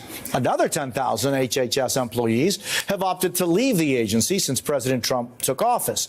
According to a release from the agency, this is going to be shrinking the agency's full-time employees from 82,000 to 62,000. You'll have to remember that the federal government, the White House has told every federal agency to start building these reorganization and restructuring plans to create plans for a reduction in workforce. And this is just part of what the Department of Health and Human Services is going to be doing. They say that it will save about $1.8 billion in taxpayer dollars as a result of this reduction in the workforce that you just laid out in some detail. Again, about 10,000 employees we understand will lose their jobs, in addition to those who've already taken early retirement, the folks who took that buyout that we learned about very early on in this administration. At the same time, this restructuring will allow HHS to reduce the number of divisions that it has from 28 down to 15, and then there will be regional offices that we understand will be closed as a result of this effort. And this is all part of an effort to eliminate, as the president has said, waste in the federal government. If you drill down on some of the agencies that we know well inside HHS, we're talking about CDC, the FDA, NIH. The FDA, as we understand it, will cut about 3,500 employees. They say that this will not affect their ability to review drugs and medical devices and food. It will not impact their inspectors. The CDC looking to reduce their workforce as well by about 1,400 employees once they make some other moves with agencies, sort of moving people around, consolidating some of these offices. And then the NIH is looking to reduce their workforce by about 1,200 people, again, by consolidating some of the functions that already exist in different parts of that rather large agency.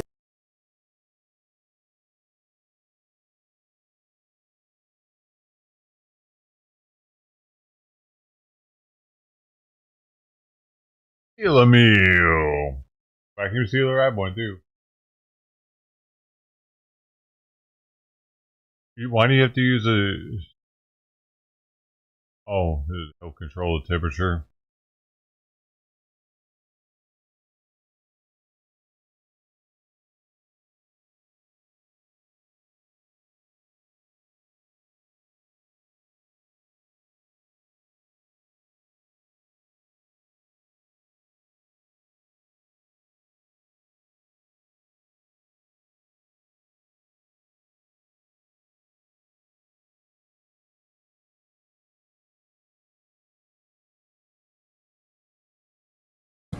Mr. Secretary, a Turkish student in Boston was detained and handcuffed on the street by plainclothes agents. A year ago, she wrote an opinion piece about the Gaza war. Could you help us understand what the specific action she took led to her visa being revoked? Yeah. And what was your State Department's role in that process? We revoked her visa. It's an F1 visa, I believe. We revoked it, and here's why. And I'll say it again. I said it everywhere. Let me be abundantly clear, okay? If you go apply for a visa right now, anywhere in the world, let me just send this message out. If you apply for a visa to enter the United States and be a student, and you tell us that the reason why you're coming to the United States is not just because you want to write op-eds, but because you want to participate in movements that are involved in doing things like vandalizing universities, harassing students, taking over buildings, creating a ruckus, we're not going to give you a visa. If you lie to us and get a visa and then enter the United States and with that visa participate in that sort of activity, we're going to take away your visa. And once you've lost your visa, you're no longer legally in the United States, and we have a right, like every country in the world has a right, to remove you from our country. So it's just that simple. I think it's crazy. I think it's stupid for any country in the world to welcome people into their country that are going to go to your universities as visitors. They're visitors. And say, I'm going to your universities to start a riot. I'm going to your universities to take over a library and harass people. I don't care what movement you're involved in. Why would any country in the world allow people to come and disrupt? Now, we gave you a visa to come and study and get a degree, not to become a social activist that tears up our university campuses. And if we've given you a visa and then you decide to do that, we're going to take it away. I encourage every country to do that, by the way, because I think it's crazy to invite students into your country that are coming onto your campus and destabilizing it. We're just not going to have it. So we'll revoke your visa, and once your visa is revoked, you're illegally in the country and you have to leave. Every country in the world has a right to decide who comes in as a visitor and who doesn't. If you invite me into your home because you say, I want to come to your house for dinner, and I go to your house and I start putting mud on your couch and spray painting your kitchen, I bet you're going to kick me out. Well, we're going to do the same thing if you come into the United States as a visitor and create a ruckus for us. We don't want it. We don't want it in our country. Go back and do it in your country. But you're not going to do it in our country. Sure. Just tell me your follow-up, and I'll tell everyone. Depending on your question, I'll answer it or not. All right, and now invite our Guyanese representative. Can I get her follow-up real quick? Go ahead. Could you confirm there's no reporting that 300 visas, the department has revoked 300? Maybe more. Might be more than 300 at this point. We do it every day. Every time I find one of these lunatics, I take away their visa. You're saying it could be more than 300 sure, visas? I hope. At some point, I hope we run out because we've gotten rid of all of them. But we're looking every day for these lunatics that are tearing things up. And by the way, we want to get rid of gang members too. So Venezuela sent us a bunch of gang members. I'm sure you've heard of Tren de Aragua, Mr. President. Terrible gang, vicious gang. They flooded in our... Yesterday, just so everybody knows, yesterday, one of these gang members who was involved in New York City and attacking a police officer was deported back to Venezuela because they're now taking flights again, because of some strong measures we've taken. And this guy lands, this guy's a guy that attacked a police officer in New York City and laughed about it in court with a smirk on his face. When he gets off the plane in Venezuela, he's welcomed by this character named Diosdado Cabello. I don't know if you've heard of this guy. Yes. And he welcomes in hugging the guy. So does anybody have any doubt that these people are pushing these people into the United States to destabilize us in the region? So yeah, we're looking for people like this and we want to get them out of the United States. Absolutely. Thank you. We'll now feed a question from Guyana. Thank you. He's in Guyana, taking these questions, by the way. I think he's in South America. Is that where Guyana is? Africa or South America? I get confused with Ghana, I guess. I think it's in South America. Ghana's in Africa.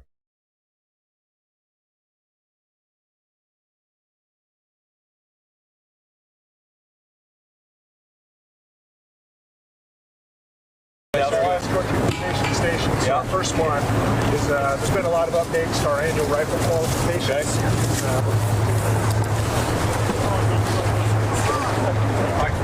All you have to do to get ready to fire is we have a button over here on the right side.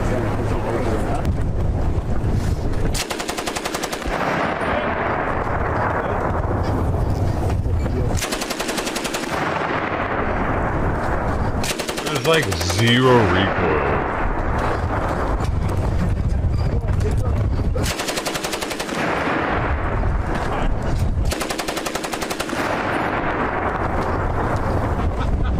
Stills to this area, and then you all are going to move with Tamo to the bus immediately. So, once I ram the ram into the tube, Want to jump in the picture? Wow. There are the vice president. Yes, sir. We'll get that cleaned up. Hold it! Hold it! Wow. Want to jump in the picture? Wow. There are the vice president. Yes, sir. We'll get that cleaned up. Hold it! Hold it! Hold it! Hold it! All right. Perfect.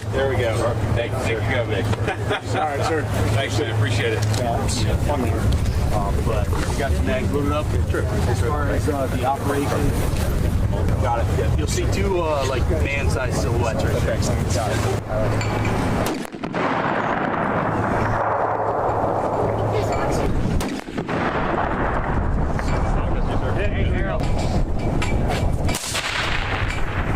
Whoa! What do I say, sir? Okay.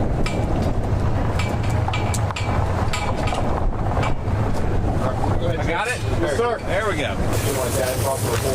Give a fireman two guns for a good day. You're on, guys. Is that the plan? Even if you didn't want bread, now you do. How you doing, man? Good. Where are you from? Kentucky, yes, sir. Oh, really? Cool. Kentucky. Oh, yeah. I would love to go.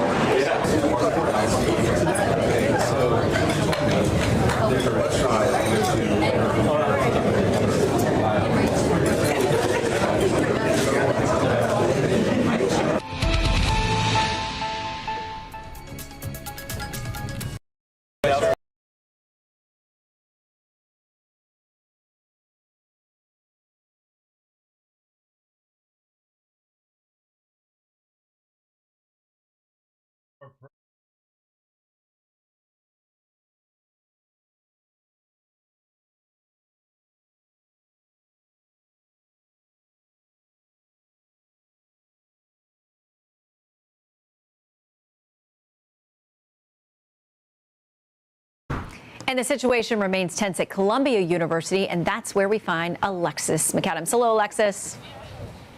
Hi, Shannon. I have not left Columbia University, it feels like, in days because there are still protests out here and the investigations continue by the Trump administration. But out there in Massachusetts, that student taken into custody by ICE and the whole thing caught on camera.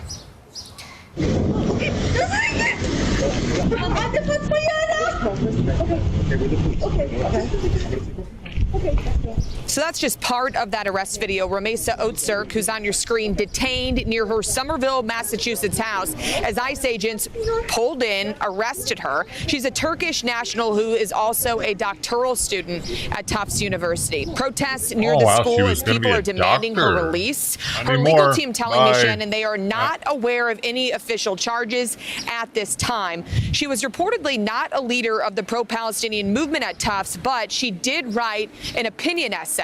Okay, it was published last year, almost exactly a year ago, in the Tufts student newspaper, writing in part some things about criticizing the university for their lack of response, she says, and told the president they needed to acknowledge the Palestinian genocide. But now she has lost her visa. Why? Because DHS officials say supporting terrorism and supporting terrorists who kill Americans is grounds to get your visa pulled. Where is she now? Well, according to the online ICE locator, she's out in Louisiana at an ICE facility. It's not too far from the same place where Columbia activist Mahmoud Halil is being held. Despite a judge's ruling that she not be moved from Massachusetts, that's where she is now. So we're looking into that. Back out here live. The ICE crackdowns continue on campus with more arrests popping up. And we've done some reporting, Shannon, about this ongoing lawsuit by the families of Hamas hostages who are suing pro-Palestinian protesters here at Columbia, saying they knew about the October 7th attack before it even happens. We're trying to learn more about that lawsuit, Shannon. All right, we look forward to hearing what you find out. Alexis, thank you very much. So for more, let's bring in Charles Love, Executive Director of Seeking Educational Excellence and co-host of the Cut the Bull podcast. Charles, good to see you today. Great to be on. Great to see you again. Okay, so where do we go from here? You have these protests now on campus. The neighbor whose surveillance camera caught that arrest of this Tufts student said it looked like a kidnapping. Does the administration run the risk of the optics of this turning against them while they're doing something that I think most Americans would support? If you can prove somebody is here and supporting protest terrorist activity, we don't want them here. Well, they definitely run the risk of that, but I don't think they are too concerned about that, and they shouldn't be, in the sense that each case has to be taken individually. So we'll look at what she wrote and what the protesters are doing and kind of define whether it crosses the line. And I do know that there is some nuance there. So if you look at these two most prominent cases, I don't know, I didn't read her letter, so I don't know what she wrote. So it's a difference between saying we think what's happening in Palestine is a genocide, and in the other guy's case who openly said, you know, death to the West, and he wants to, you know, destroy the Western civilization. And I think that one is clearly a reason to not have that person in the country, and the other, you kind of have to look at it case by case. Mm-hmm. And certainly we're seeing a difference in tone from these universities. Columbia University, where Alexis has been reporting, as she said, for a long time, clearly coming to an understanding with the Trump administration when they were set to lose hundreds of millions of dollars in federal funding, that they will do a better job of cracking down on these anti-Semitic protests by anything that looks like it's supporting terrorist activity. What about other colleges? Will that be enough to sort of scare them into action, or do you think we're going to have to see more of these direct settlements and negotiations? Well, it's going to be really interesting to see, because I don't, you know, too much level outs for the administration in many of these cases, but they're in a pretty difficult predicament where on the one hand, they're trying to, you know, kind of give in a bit because they know things have gone too far. And let's be honest, they probably want some help, you know, someone they can blame it on and say it's not our fault, because they want to rein this in because they lost control. But at the same time, the students are still moving further down the road. Like in Columbia's case, the students and some of the professors are suing, you know, the Trump administration. At the same time, the administration of the university is kind of, you know, meeting with the administration and deciding to agree with some of those terms. So they're going around them. So they're stuck in the middle, kind of like, what do we want to allow and what do we not want to allow? But I will quickly say, you know, I'm on the elected school board here in New York, apparently at CECs, and we've had activists every month, you know, attacking us and things of that nature. They just celebrated their 1 year. Now, it's a difference between saying bad things to us and what we saw on those college campuses, attacking people, physically threatening them, blocking their access to school. So that can't be tolerated. So they have to stop that, whether it agrees with Trump or not. True. Okay, so there's also this. Violence against conservatives on college campuses is growing. A chapter president for Turning Point USA was apparently assaulted at the University of Texas in Dallas. This was captured on video and shared by the group's founder, Charlie Kirk. Here's a little bit of that. Listen in. That's full assault. Yeah, and what you see in that video there is apparently someone swinging what appears to be a pretty heavy bike lock at someone else. And that student who was on the receiving end of this recounted her ordeal on Fox last night. Oh, I got to take some. I said zero words to him at all. And so that's what's the most part that I don't understand is how can I say zero words? I'm just tabling with my officers as I do every week. I said zero words to him and he started attacking me. He swung the bike lock. It hit our table. Our phones were destroyed and my head was severely injured. So that incident comes as we're seeing the dangerous trend of these swatting calls targeting conservative commentators and influencers. One author and columnist was woken up at 1 a.m. at his home in Alabama to officers, 3 of them with their guns drawn. Here's how he described how it went down. I can only see silhouettes of them, and thanks to my dog, I saw them before they saw me. They came in, as they described it, blacked out, meaning no lights on their cars, no sirens. And here it is, 1:15 in the morning. I'm thinking I'm about to be in a firefight. This is definitely terrorism, and this is an attempt to use local law enforcement as proxy assassination squads. Yeah, and we know that it puts the law enforcement officer in danger as well. Every one of them was called to these events. But Charles, to the campus idea and to the swatting, have we just gotten to a point where people cannot tolerate a viewpoint different than their own? Yeah, these are terrible crimes and they need to be prosecuted as such. And it goes beyond, I mean, obviously it's more of a political ideology and they're basing this on the person's political views, but it goes beyond that. I mean, it wasn't that long ago that they were calling parents who cared about what happened to their kids in school domestic terrorists. And now we're at a point that because you don't like someone's views, you're okay with violent and criminal activity. That's completely insane. And as you say, swatting people is not the same as, it's not just, like that gentleman said, a possible assassination attempt. You're threatening neighbors, bullets can go through windows, you're threatening local police. It's a violent situation. And same thing with attacking the cars, attacking owners of a Tesla because you don't like Elon Musk, as if the owners are violent. This has got to be stopped. Yeah. All right, Charles, we appreciate your time. Thanks for being with us today. Hey, it's Will Kane. Click here to subscribe to the Fox News channel on YouTube. It's the best way to get our latest interviews and highlights. And click to subscribe to the Will Kane podcast for full episodes right now.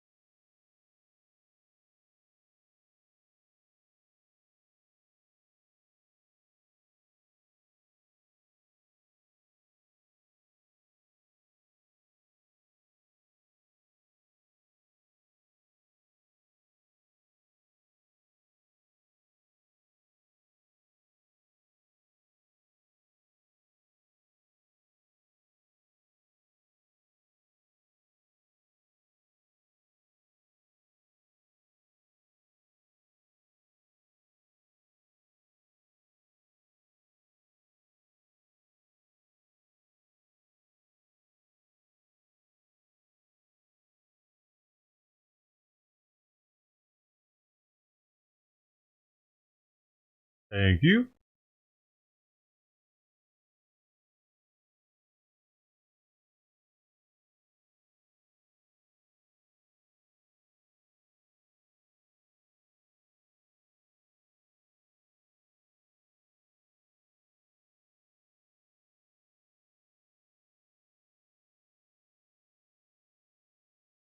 Oh no, stop it.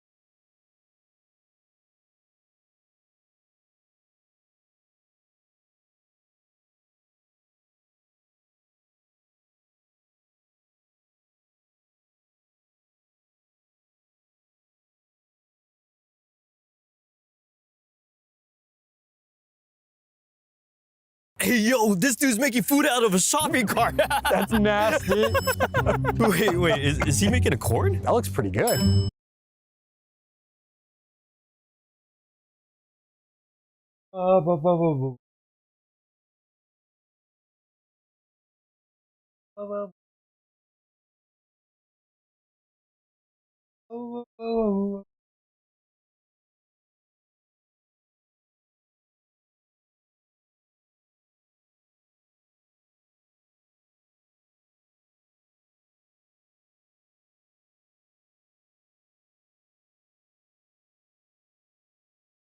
Oh yeah, you going crazy? You going crazy up there? What you doing?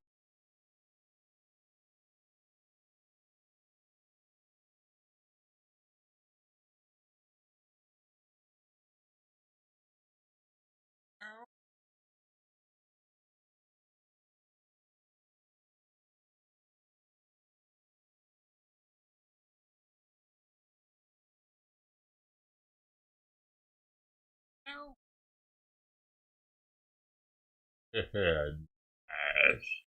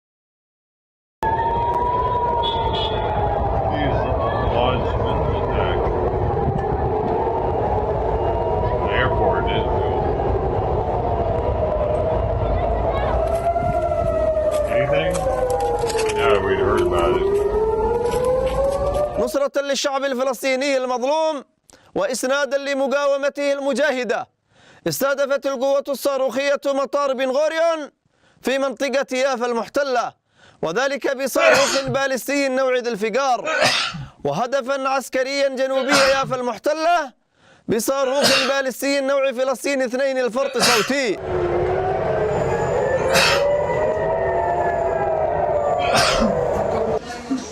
God, my fucking shit's cramping. אבל הוא לא נפתח משם, צריך לברר. It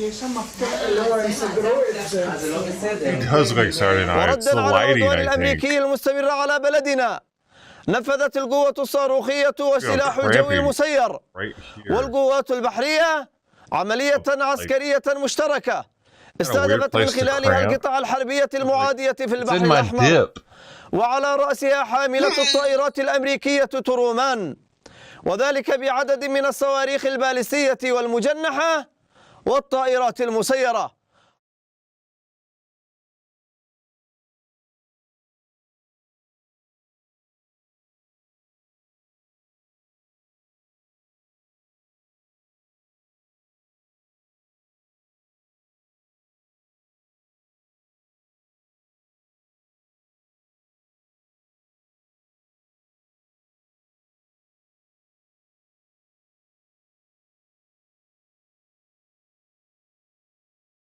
Let's see what's inside Monster Energy Drink. It starts with carbonated water. Hey, the energy drink guy should watch this. Glucose, citric acid, natural flavors, taurine, sodium citrate, color added, which is probably some sort of food coloring I can assume, Panax ginseng extract, which is a natural substance derived from the Panax ginseng plant, L-carnitine L-tartrate, which is a supplement used for energy production and recovery, caffeine, sorbic acid, which is a preservative, benzoic acid, which is another preservative, niacinamide, which is a form of vitamin B3, sucralose, which is essentially Splenda, salt, D-glucuronolactone, which is a compound that supports detoxification in the body and is often found in energy drinks for its purported effects on mental alertness and physical performance. Inositol, which is similar to a B vitamin, guarana extract, which comes from the guarana plant for its caffeine content, pyridoxine hydrochloride, which is a form of vitamin B6, riboflavin, which is essentially vitamin B2, that's like a lot of maltodextrin, which is essentially corn sugar, and cyanobalamin, which is a form of vitamin B12. I'm not sure I would go to energy drinks as a source of vitamins. There's no way. Let's see what's inside Monster Energy Drink. There's no way though that it's carbonated that water, quantity then sugar, of shit. then glucose. I wouldn't be able to blend that into a drink anymore. It would be like they have a thickness.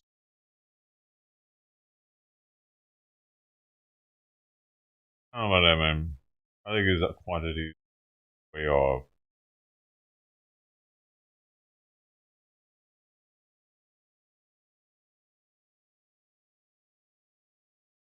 How do I know? How do I know? How does he know their quantities? He doesn't know. There's no way he knows. You have to know the exact recipe. Not on the back of the can.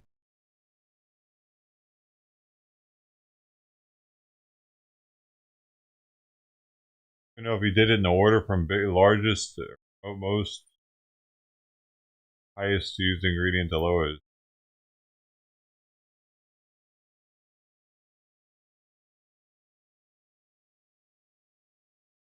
Maybe it is all real. If that's all real, that's crazy. That's the actual amount.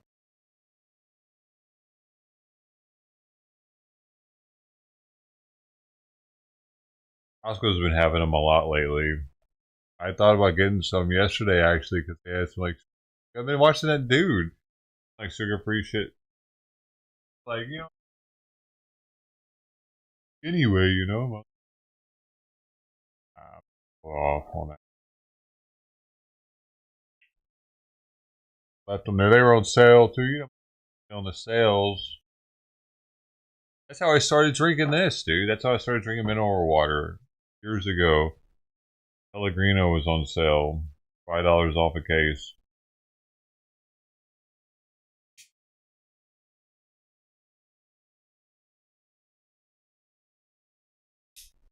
Paid out.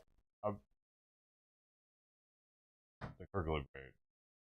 It's $5 off of what Pellegrino costs. It's never on sale. Pellegrino's on sale. It costs as much as this, and I'll buy the Pellegrino. Kind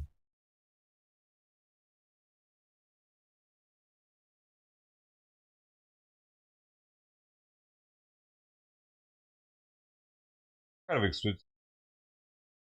44 was like, I don't even know.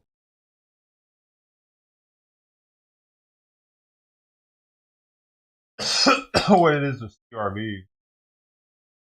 79 plus $1.20 plus tax, so 17 bucks, 24 of them plus tax.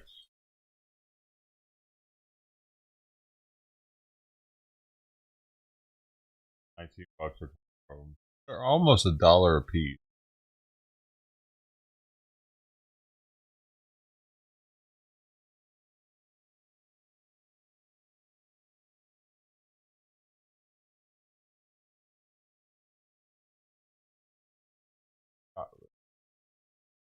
$1.70. Yep. What?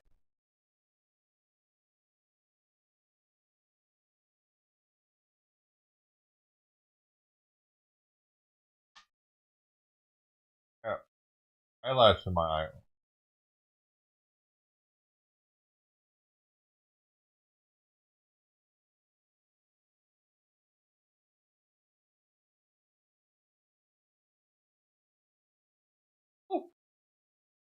Yeah, you gotta rub it. Rub it.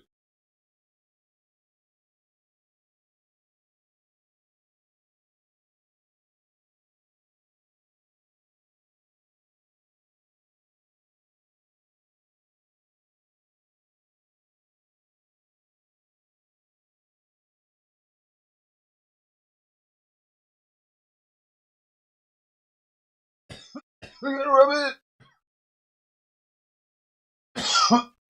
Speak has your cat.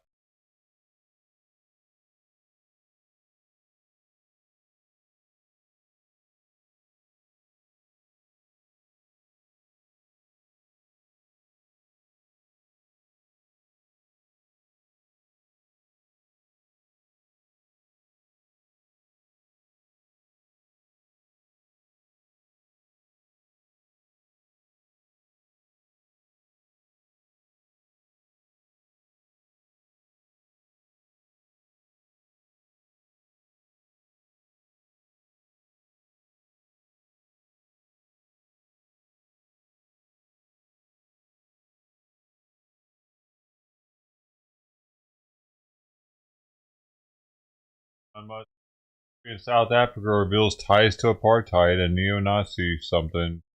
Democracy Now! Reported hours ago. They have a 24-minute long thing on it.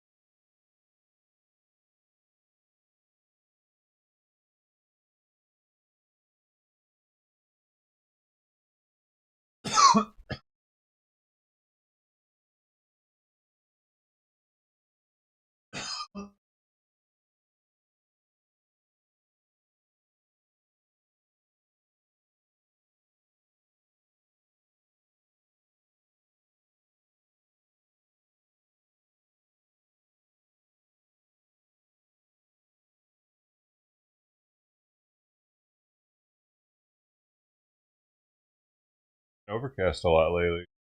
Sun on the plate.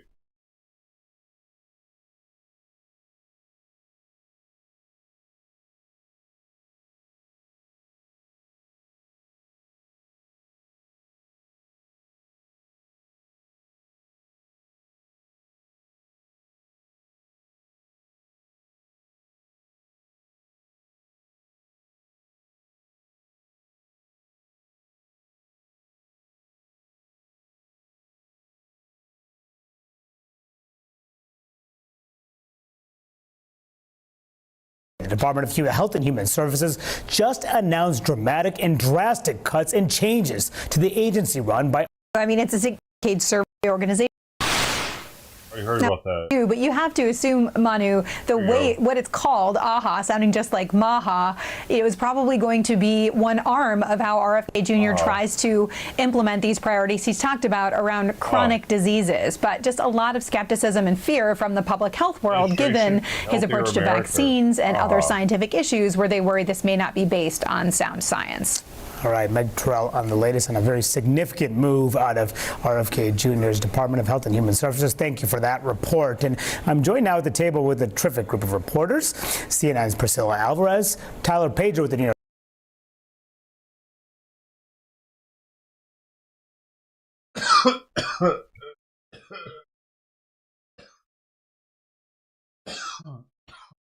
Oh, yeah, that's great.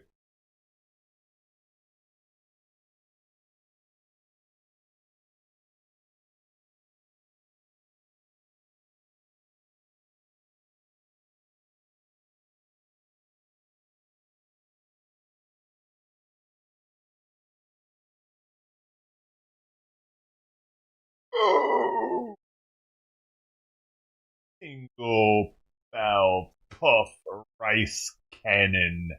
Boom! Rice. Rice, you like explosion? What? Oh, really?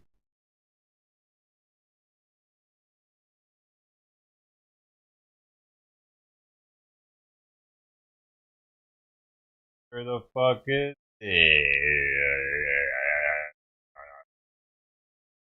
Oh, really? Wow, they're starting to use.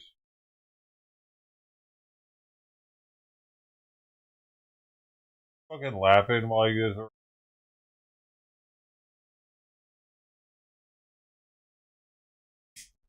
watching it live.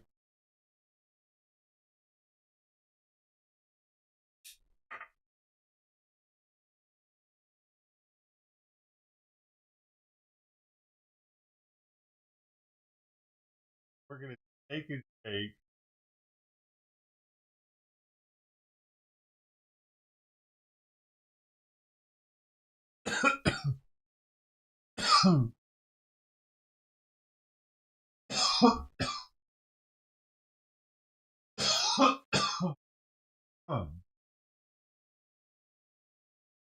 spoke loudly inside the restaurant to let everyone know the business was employing a pedophile.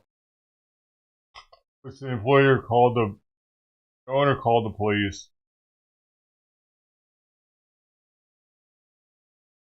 Right, to have a trespass. The officers arrested Rossifers. Also hauled the suspect off to jail, where he was charged with child sex crimes. What? The cross-dresser that admitted to previously molesting a 12-year-old. That's so weird that they arrested Alec, though. I mean, I guess it did, though.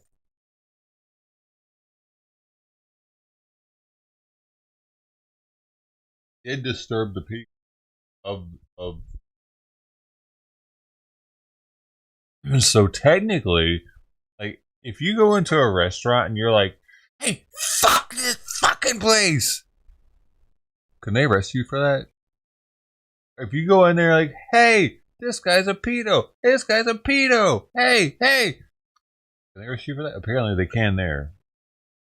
Hey, everywhere though.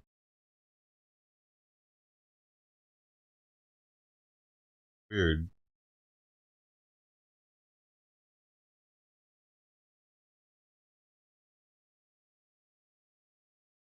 Disturbing the peace. Yeah, I don't see how it's disturbing the peace, though. It's trespassing, I understand.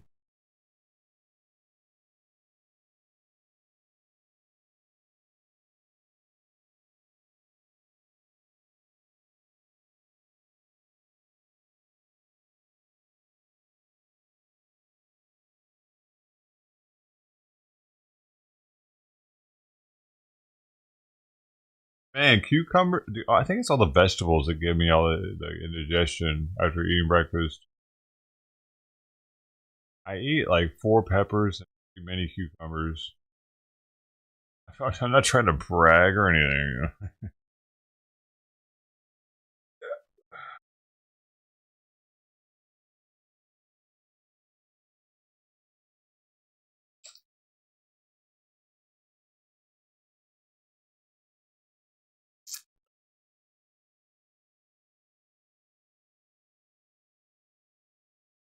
Dude, I need to put fucking tape on my chair right here because it hurts my arm, actually.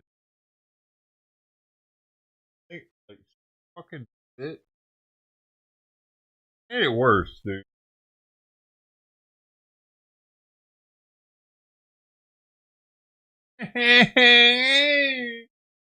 If I reached out to him, I could probably buy some new armrests from him.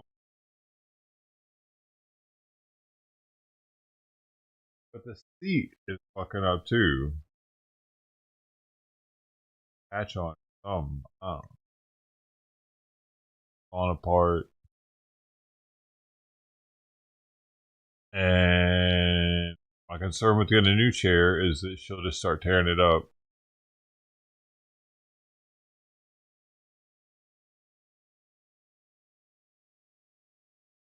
Especially since I want to get a better chair in office or sitting in long term.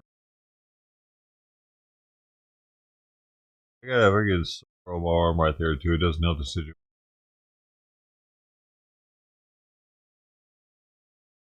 Right where this up is where I keep rubbing it. Probably because she's been there too. Her bacteria in it. I don't know, but I gotta stop. Yep. But I'm dogging. So he's still locked up? Probably not. And it's gonna be good for him. It'll help blow his channel up even more.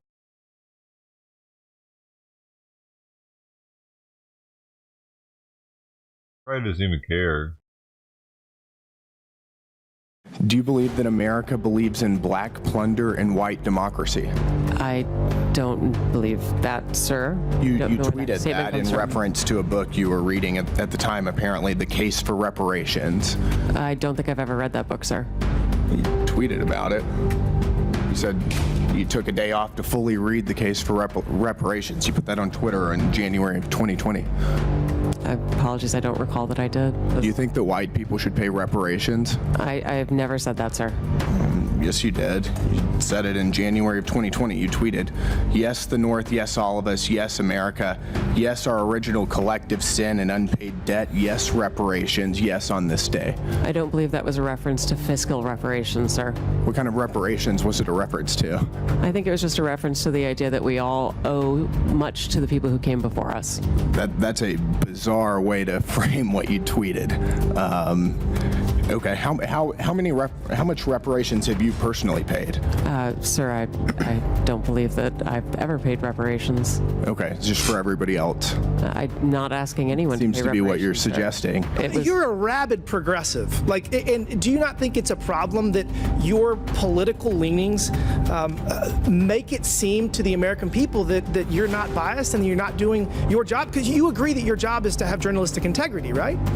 Absolutely, but there is a strong firewall between the newsroom and anything that I Let's talk about the newsroom. You have 87 registered Democrats, not a single Republican in your editor boards. I mean, how does that work to give us the perception that you're doing your job of actually delivering unbiased information? Well, I would agree with you that that number is a concern if it is accurate. Why did you call President Trump a fascist and a deranged racist sociopath in 2020?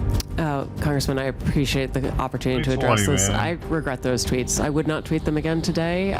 They represented a time where I was reflecting on something that I believe that the president had said rather than who he is. I don't presume that anyone is a racist. You don't believe anyone is a racist? I don't start by presuming anyone is a racist, sir. Editorial positions at NPR, he said he found 87 registered Democrats, 0 Republicans. Is that accurate? We do not track the numbers or the voter registration, but I find that was award-winning journalist who worked 25 years at NPR, Mr. Berliner, was he lying when he wrote that? I am not presuming such. I just we don't track that information about our journalists. 87 to 0, and you're not biased? I think that is concerning if those numbers are accurate. You said your fellow Americans just elected Donald Trump as president again this past November. You called him a deranged racist and sociopath. You posted on X that America is addicted to white supremacy. It's appalling. You've publicly chastised using the phrase boy and girl, which you said erases the language for non-binary people. There's only 2 genders, by the way. Ms. Marr, the federal funding that your outlet receives comes from all American taxpayer dollars, not just from your viewers who support such statements as these. Let me inform you, and that your federal funding is also paid for by the other half of the country, the 77 million Americans who voted for President Trump, someone you called a deranged, racist sociopath. Your health advisor at NPR also stated in an interview that, quote, fear of fatness is more harmful than actual fat. Would you like to explain how fear of fatness is more harmful than actual fat? That's an editorial at NPR. I am not familiar with the editorial, and I don't believe that was published during my time here. If you were forced to make a decision, there wasn't enough money to go around, Social Security or NPR. We know how important public media is to our nation's seniors, sir. More important than Social Security. I think American people disagree. It's unfortunate that NPR ignored the Hunter Biden laptop story, but y'all did talk quite a bit about the debunked Russia collusion. Do you know how many times NPR interviewed Adam Schiff about Congressman, I would love to say that we actually believe we made a mistake on the Hunter Biden laptop story. And I appreciate that. Thank you. How many times did y'all interview Adam Schiff about the Russia collusion? I'm sorry, I don't have that number. It was 25 times. You know how many times NPR interviewed Chairman of this committee, Oversight Committee, Jamie Comer, about the Biden impeachment inquiry? Sorry, I don't know. I believe that's 0, so it's 25 to 0.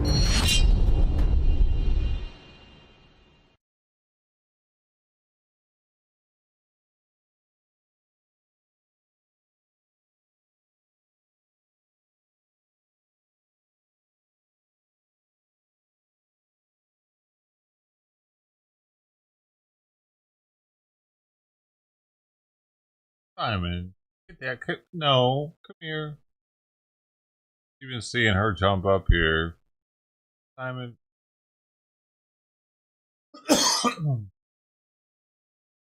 Here.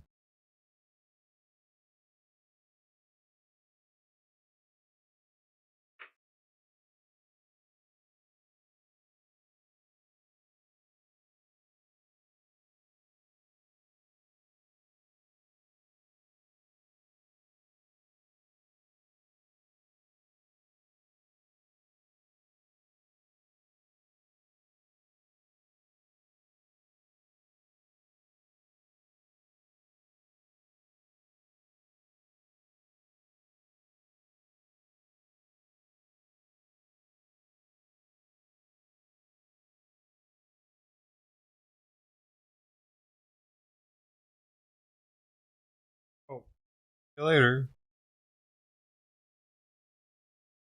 Weird.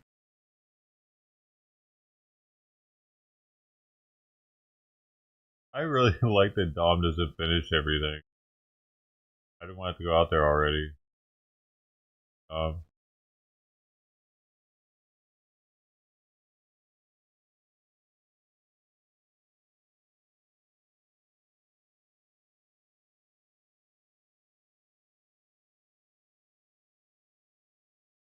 This is Japan's drinkable French toast, and I drank it, unlike this bear coffee float that made me cry today. This is Yellow, the same place that had the ultra-viral influencer omurice. But when I was there, I noticed they had specialty drinkable French toast, so I knew I had to give it a taste.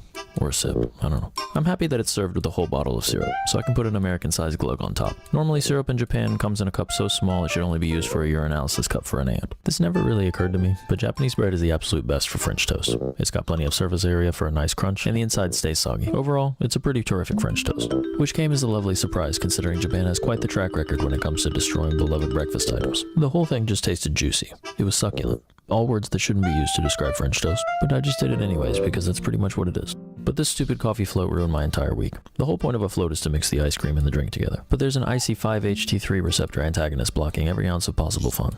And the glass is too narrow to push the beer head down. And even then the head was rock solid, so I just picked it up and took bites out of it and drank the coffee like normal. Effectively making this a nice coffee with a bowl of ice cream with extra steps, but it was cute. This is Japan's drinkable French toast, and I drank it. Every ounce of possible fun. And the glass is too ice cream and the drink together. But there's an icy 5-HT3 receptor antagonist blocking every ounce of possible fun. Week. The whole point of a float is to mix the ice cream and the drink together. But there's an icy 5-HT3 receptor antagonist blocking every ounce of possible fun. And the glass is too narrow to push the beer head down. And even then the head was rock solid, so I just picked it up and took bites out of it and drank the coffee like normal. Effectively making this a nice coffee with a coffee float is that my what entire coffee week. does? The whole point of a float is to mix the ice cream and the drink together. But there's an icy 5-HT3 receptor antagonist blocking every ounce of possible fun.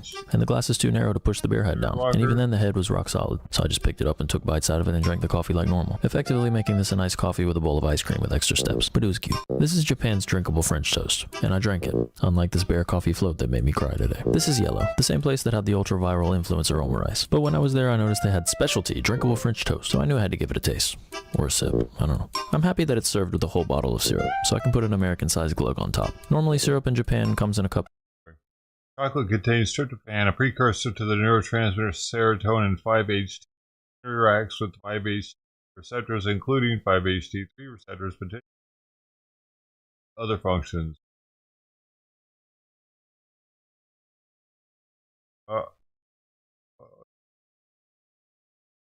Brody do that. Brody knows everything about food, baby. Don't you, Brody, man? Come on, Brody. Don't you, Brody? Brody, where you going? Where you going? Get your way over here. Come on. No, not 5-HTP. Are you sure you took enough? Maybe you should have taken it with something else, like melatonin, valerian root, and oat flour, and lime flour, and take them all at once. Might not wake up tomorrow though. Taser resistance titty flopper? She said that you've been Get here out for a of while. here. Do you mind if we talk? Do you mind if we talk Taser outside? resistant Is that okay? The titty flopper. It's because of the titties. Okay. Identify me as nothing. What? I bet it has something to do with the rolls and stuff. Can we talk outside real quick, grab your stuff? Conduct electricity the same. You and I and who else is out there? Why are her pants inside out? Greyhound track around this. Touch me. Okay, I'm not touching you. I'm just asking you if we can talk They don't outside. understand how to mother. Oh, she's ribbed. Mother flea bag business. All right, because I watch. That's interesting. While you watch everybody else. Can you grab every morning? Grab your stuff for me. I don't give. You got back abs. Can She I got a do 4-pack this? in the back. What do it look like I'm doing, ma'am? That's not her cheese. Oh, you and this Wisconsin got cheese that is curdled. And you can't trust us. I don't trust nothing about you. I'm gonna come back in and talk. You're a liar. Pants being inside out is interesting. It's like crisscross kind of. Let's go. There should be a rap group that I'm does trying to be that. respectful to you. Oh, cooperative. Because all the stone drunks think these stone crabs ain't gonna got. You can call them inside out. Why are you waiting for me to follow you? Hell no, you walk. I'll follow you, bro. Okay. Well, it's officer safety. I don't like people walking behind. They ain't got to do with me. She called 12. Okay. I was sitting on the car. I understand. That doesn't work. No, you don't. Can you please walk outside so be you two and of us. I can discuss what's going on? What are you gonna do with me? Can you please not tell me what to do, ma'am? Well, she's asking you to leave. Okay, everybody keep in mind, this is 2022. So the whole George Floyd thing's still pretty thick in the air. What's her motherfucking name? All right, come on. Thanks. You want me to walk first? Let's go. Yes. Okay. No, you're not gonna shoot me nowhere. You're not gonna shoot me nowhere, ma'am. Okay. Well, if you don't leave right now, you're gonna go to jail for trespass after warning. Do you want to go to jail? Call my motherfucking lawyer right now, because I already posted holes. And as soon as you motherfucking book me and touch me, okay. Oh, it's gonna be a motherfucking ride. We gonna sit this motherfucking slave in this. Can you please open the door?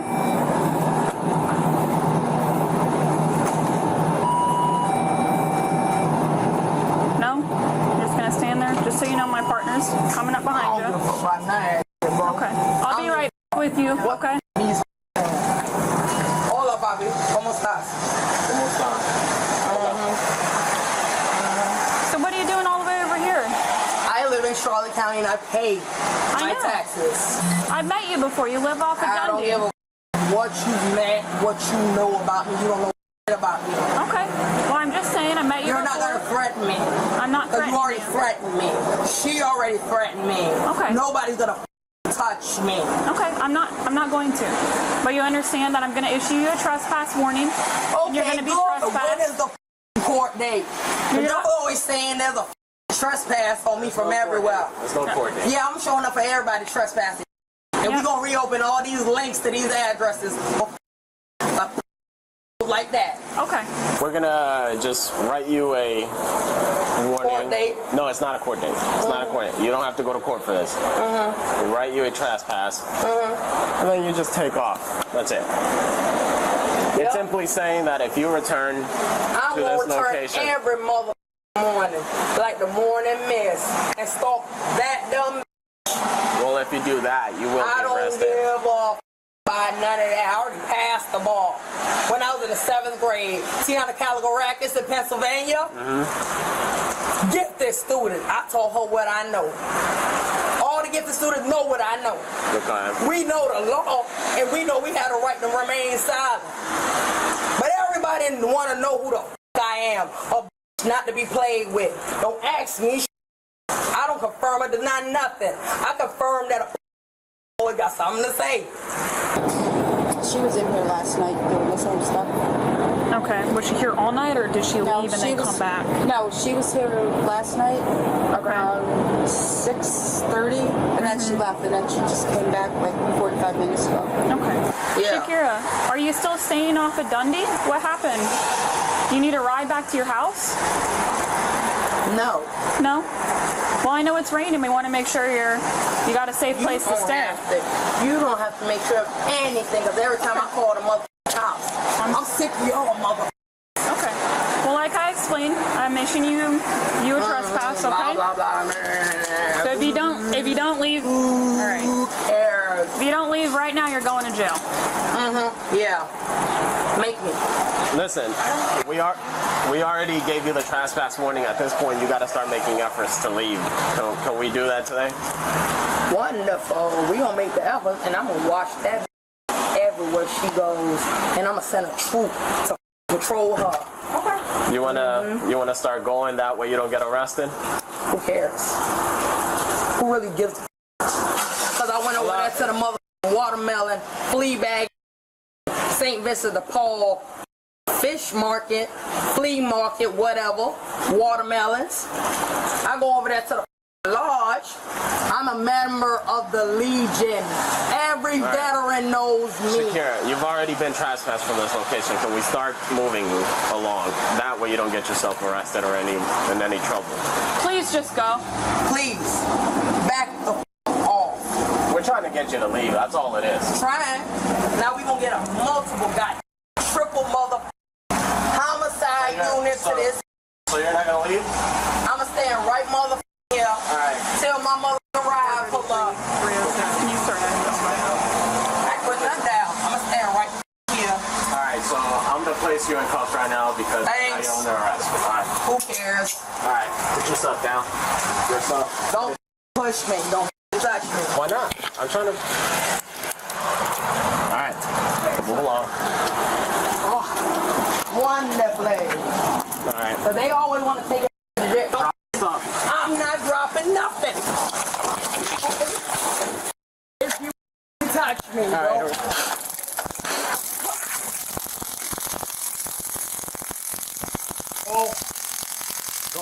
I deployed already. I deployed. Let's go. And one of her titties or a roll?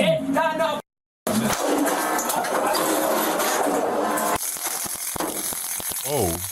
I'm pregnant, and you keep on saying to me. Thanks. They correct, because I already called my lawyer. Nathan Doherty, if you shoot me again, you won't have to. You don't let me put you in cuffs? I'm in cuffs, ain't I? All right. Come on. No, you're not going to touch me. You're not going to violate me at all. Lay on your stomach. For what? You're being placed under arrest. You're violating my human rights. Stop.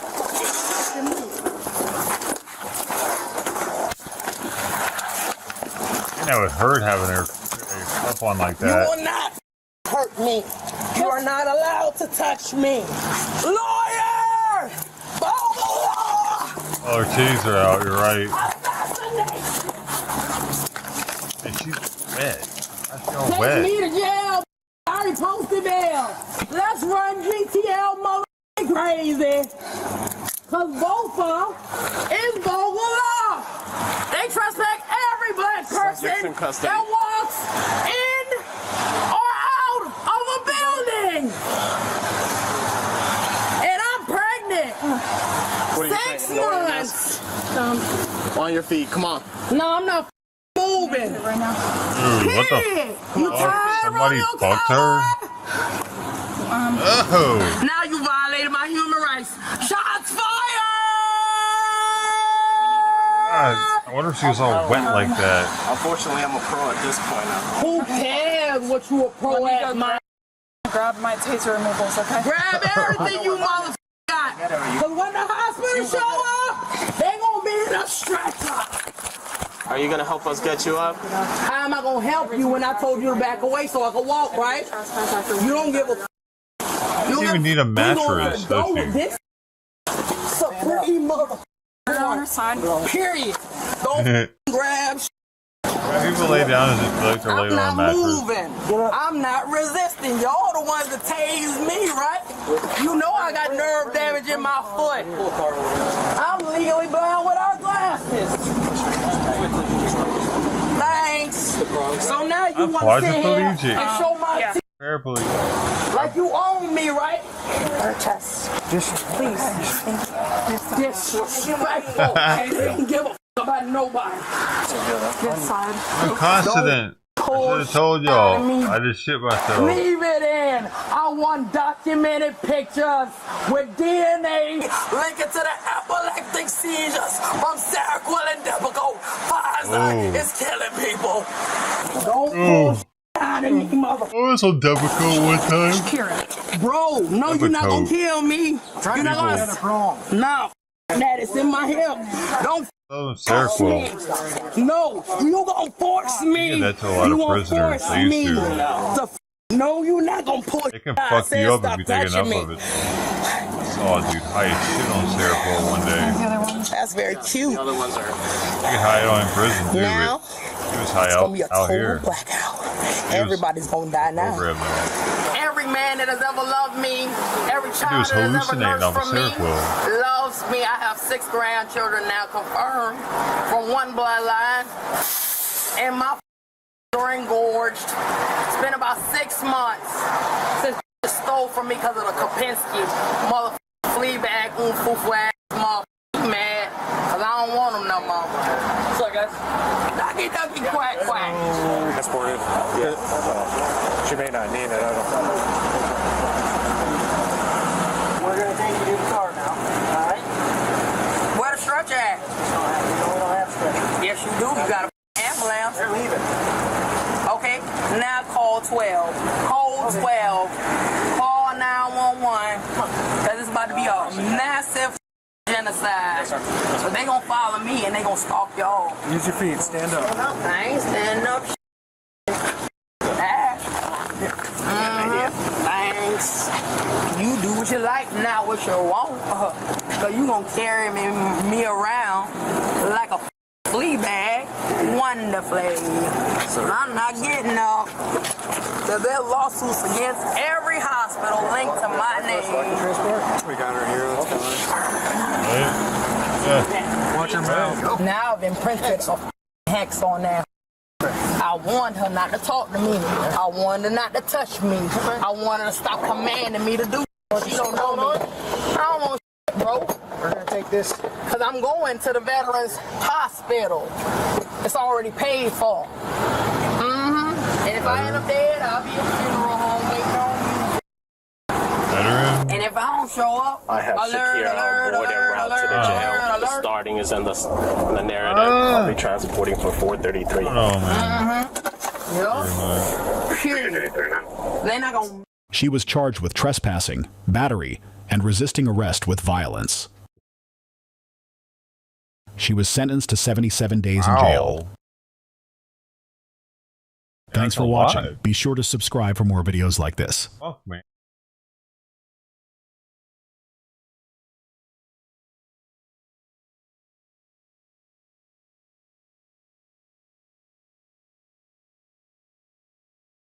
Oh shit, they're not just dead, dude. Those soldiers, the U.S. soldiers, when I joked yesterday and I was like, Russia has them, they're actually missing. Lithuania after search efforts continued on Thursday for 4 missing U.S. soldiers in Lithuania after their vehicle was found submerged in water a day earlier. The soldiers went missing on Tuesday near the border with Belarus during a training exercise. Lithuania's defense minister said the vehicle was found 5 meters down, after which enough water was drained out to dig for it. Amerikiečiai informavo, kad vis tiek visą naktį taip pat tęsė paieškas ir aplinkinėje vietovėje, nes bet kokie scenarijai vis tiek dar laikomi galimais, kol mes nematome transporto priemonės, kuri yra tikrai ne 1 metrą smigusi, tai mes negalime patvirtinti, ar transporto priemonėje yra kariai. Both Lithuanian and U.S. troops joined the effort, which Lithuanian officials described as a highly complex operation. As our Secretary of Defense has said, we will not rest until our troops are found. You can see that it is technically a very difficult recovery situation. Why? What the fuck happened? I want to thank the Lithuanian government, the authorities, and all that are out here helping in the recovery.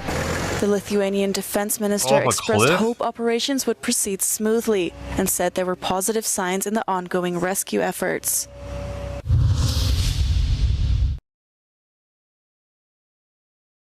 I know.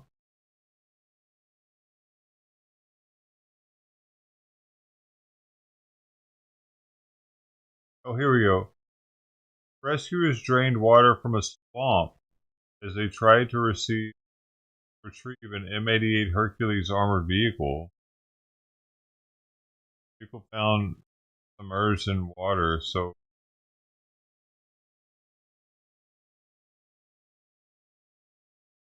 that happened. Black boxes or something.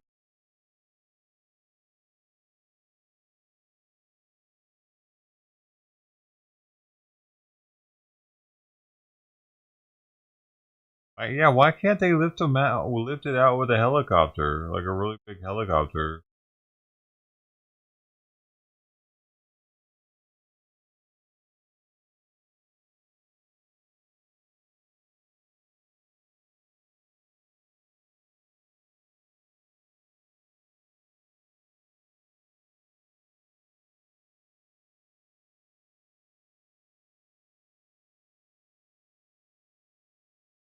I don't understand why they can't pull it out with a helicopter. Big one.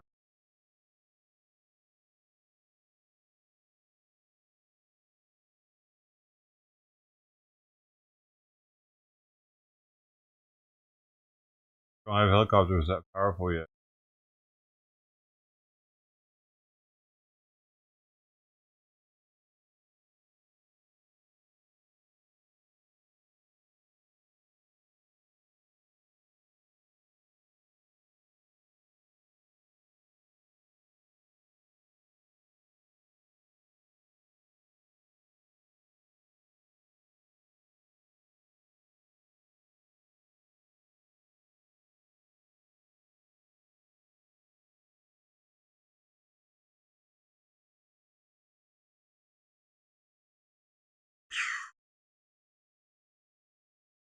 Kitty.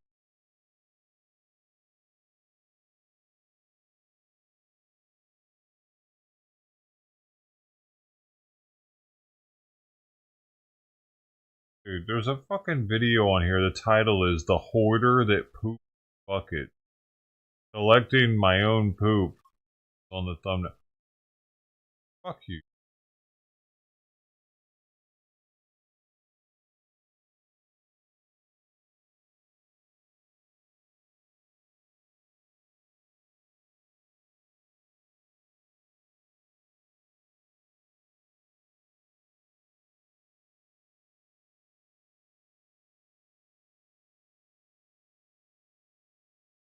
Even even the View hosts think Jasmine Crockett's Hot Wheels insult went far. Oh, uh-oh. Not the View. Another fucking tourist submarine sank. Breaking news this morning off the coast of Egypt. Several people are dead after a tourist submarine sank in the Red Sea. NBC's Matt Bodner is following that and some other news for us. Matt, good morning. Savannah, Joe, good morning. The name of the vessel is Sindbad, and it is an actual tourist submarine as opposed to a semi-submerged boat. Real submarines for tourists are rare, and Sindbad has been operating for years out of the resort town of Hurghada. The sub can go 80 feet below the surface, and it can carry 44 people. Every passenger aboard was Russian, and the Russian embassy in Egypt says 4 of them have died. They're waiting for information on several others. Russian news agencies suggest that several may still be trapped in the sunken sub. Meanwhile, local authorities say 6 people have died in total. Thanks for watching. Stay updated about breaking news and top stories on the... That's crazy. Couldn't swim up fast enough, I guess. Plus, I don't know. Like, that would probably be like the implosion of it and all the water coming in. Probably knock the air out of you. Because, fuck, man. Dogs. Wasn't as instant as those the Voyager? That one.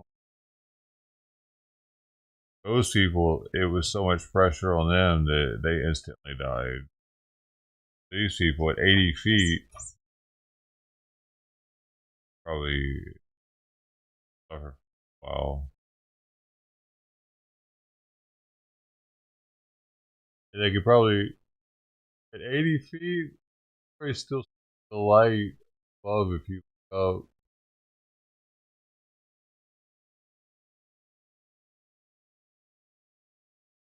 Fuck, that's eerie, dude. Like, the other one, you wouldn't have seen anything. It would be complete darkness. And I think it'd be worse for the 80-foot people. That would suck more. Better for it to be instant.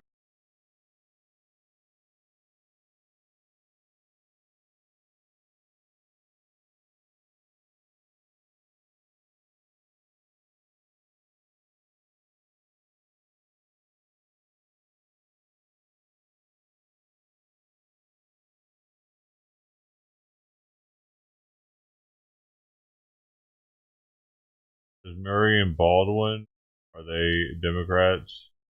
I was talking about the 10,000 proposed HHS job cuts. Democrats or Republicans? Oh, they look like Democrats.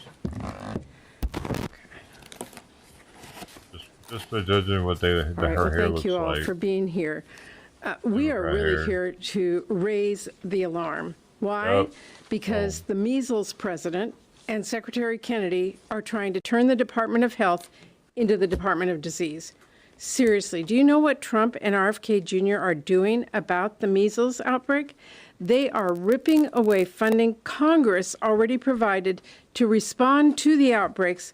They're stopping public health work in its tracks, even as this outbreak is threatening to spiral out of control. What are they doing about the opioid crisis, or maternal death rates, or bird flu for that matter? More cuts. And don't forget mass firings. What are they doing about vaccine hesitancy? Unsurprisingly, these anti-vaxxers are slashing vaccine research, and at the very same time dedicating resources to launch vaccine conspiracy investigations and resurrect debunked science. And now RFK Jr. announces he is pushing out some 20,000 workers at HHS. That is about as good for the public health as a cough in your face. Looking for new ways to make government more efficient and responsive is important. But Trump and RFK Jr. are doing anything but that. It does not take a genius to understand that pushing out 20,000 workers at a preeminent health agency, choking off funding for cancer research, and eliminating funding that prevents infectious diseases like measles will not make Americans healthier. It will just mean fewer health services for our communities, more opportunities for disease to spread, and longer waits for life-saving treatments and cures. These cuts will not reduce the deficit in any way, not at all. Instead, they threaten to incur massive costs down the road when we are caught flat-footed by the next healthcare crisis. Consider how much bipartisan spending Congress had to push out the door. Why? Because Trump failed to get the COVID pandemic under control when it first hit. It costs something to prevent pandemics, and it costs a whole lot more when we fail to stop them. How was he supposed An ounce of prevention is worth a pound of cure. But Trump and RFK Jr. are picking neither. They are picking chaos, plague, and pandemonium. That may as well be their official policy, because that is what is coming down the tracks if they don't change course. And I will tell you right now, when our health agencies are unprepared for a deadly pandemic, when our hospitals are overwhelmed with sick kids because our local public health officials can't track a worsening measles outbreak, when people start getting E. coli and we cannot figure out where it came from, or whooping cough starts spreading and we can't do basic tracing to stop it, or flu season sweeps through nursing homes like never before because no one bothered to help people get vaccinated, or a vaccine doesn't even exist because HHS stopped funding seasonal flu vaccine development, or our mental health centers close because federal grants were axed and opioid deaths rise again because prevention and treatment work was cut off. The American people will not forget it was Trump and RFK Jr. who gutted essential services and put their lives at risk. Today may be a great day for snake oil. It may be a great day for conspiracies. It may be a great day for measles, but it is an incredibly alarming day for America. It is an incredibly scary time for moms and dads who just want to keep their kids healthy and just want to know there are competent people on the job keeping us safe from diseases. I have warned my colleagues from the start, this is not some political game. The work that HH does, or in this case stops doing, has life and death consequences. Well, my colleagues better get used to hearing that warning, because for as long as Trump and RFK Jr. continue down this absolutely reckless path, I will echo that warning over and over again, because it is an important one. Given the stakes here, given the serious threats to our families, I don't say any of us can do anything less. We need to speak up about how dangerous this is. We are speaking up. We need to push back and fight for our families, and we need our families to stand up and fight with us. I know I will be, and I'm proud to be here with two of my great colleagues who feel the same. Thank you.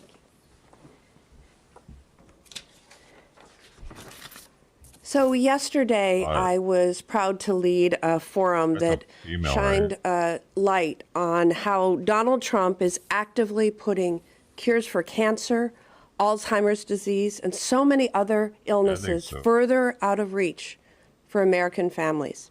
At that event yesterday, we heard from Dewey, a 10-year-old who shared with us what it's like watching his dad battle ALS. He needed our help so his dad, his hero, could live to watch him graduate from high school. Dewey begged us to protect the life-saving research being done at the NIH so his dad could see him walk across that stage and get his diploma.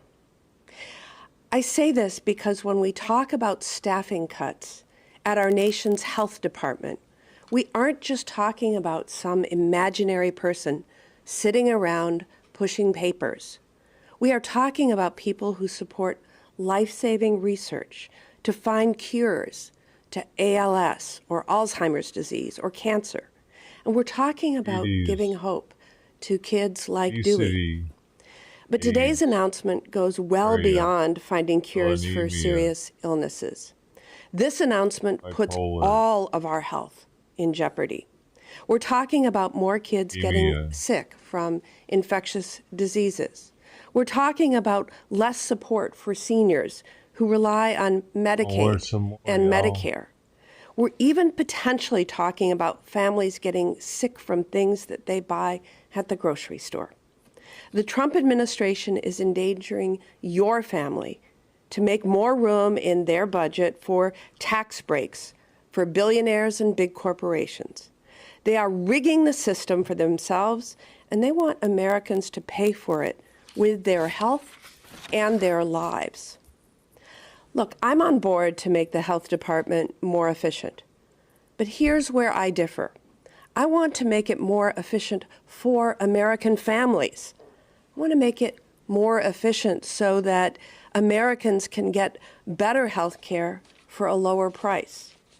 Donald Trump, RFK Jr., and Elon Musk want to gut the health department in service to themselves. Here's the simple truth. If Donald Trump and RFK Jr. were really interested in making Wisconsin families healthier, they'd join us in fighting to bring down the cost of prescription drugs and lower health care costs. And they are not doing that. Today's announcement, once again, shows that when they say make America healthy again, what they really mean is to make room in their budget for billionaire and corporate tax breaks. Senator Markey. Thank you. And thank you to my two great colleagues for their incredible leadership on this issue. I'm Senator Ed Markey from Massachusetts. I'm the chairman of the the ranking member on the Health Committee in the Health, Education, Labor, and Pensions Committee. And I want to thank Senators Patty Murray and Tammy Baldwin for their leadership on this issue. We are already in a healthcare crisis in the United States of America. Corporate greed is hollowing out nursing homes and hospitals. Hospitals, pharmacies, community health centers are struggling to keep their doors open. Health providers are burning out. Americans are waiting too long and paying too much for health care. Those are the problems we need to be tackling. Americans are asking for real solutions and demanding that we deliver. Instead, Robert F. Kennedy Jr. is using the Department of Health and Human Services to do the bidding of Elon Musk and Donald Trump rather than working on tackling the crisis that we're having in healthcare right now in our country. It is a Make America Sick Again agenda, which Robert F. Kennedy, Elon Musk, and Donald Trump are seeking to implement in our country. Let's look at what the agenda has been so far. Cut biomedical research grants, slowing down research into diabetes, Alzheimer's, cancer. Suddenly disrupting funding for community health centers. Spreading misinformation about the measles vaccine and pushing fringe conspiracy theories, conspiring with Republicans to gut Medicaid, Social Security, food security benefits, and now fire 1/4 of the employees at the Department of Health and Human Services that have dedicated their lives to our public health. Today's announcement is not just a restructuring of the Department of Health and Human Services, it is a catastrophe for the health care of every American. Secretary Kennedy's actions to gut the Department of Health and Human Services will only leave Americans to get sicker while the rich get richer. When we cut off resources, we are leaving seniors, people struggling with mental illness and addiction, and people with disabilities as the first to lose the services. Disruptions in care will leave families stuck in chaos when they're just trying to get well.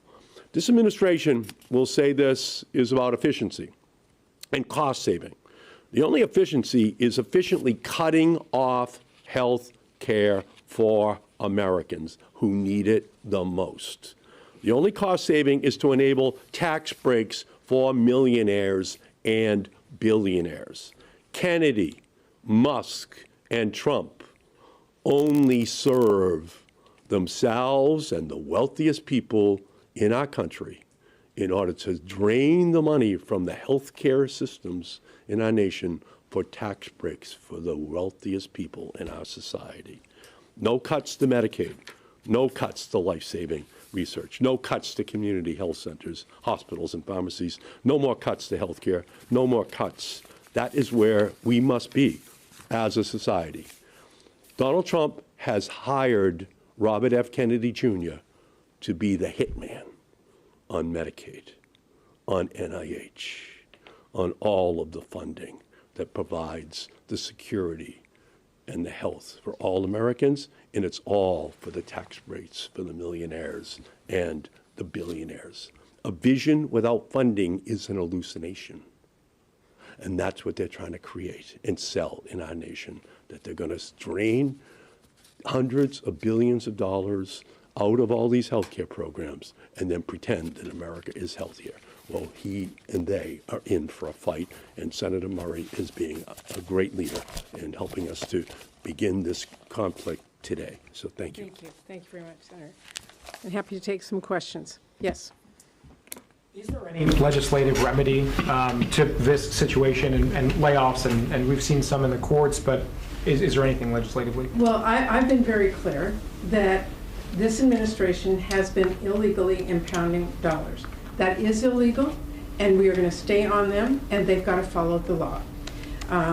We don't know exactly how these cuts are going to go. I think the president didn't even consult Congress. He had a report. He did a press conference with some Wall Street Journal or something.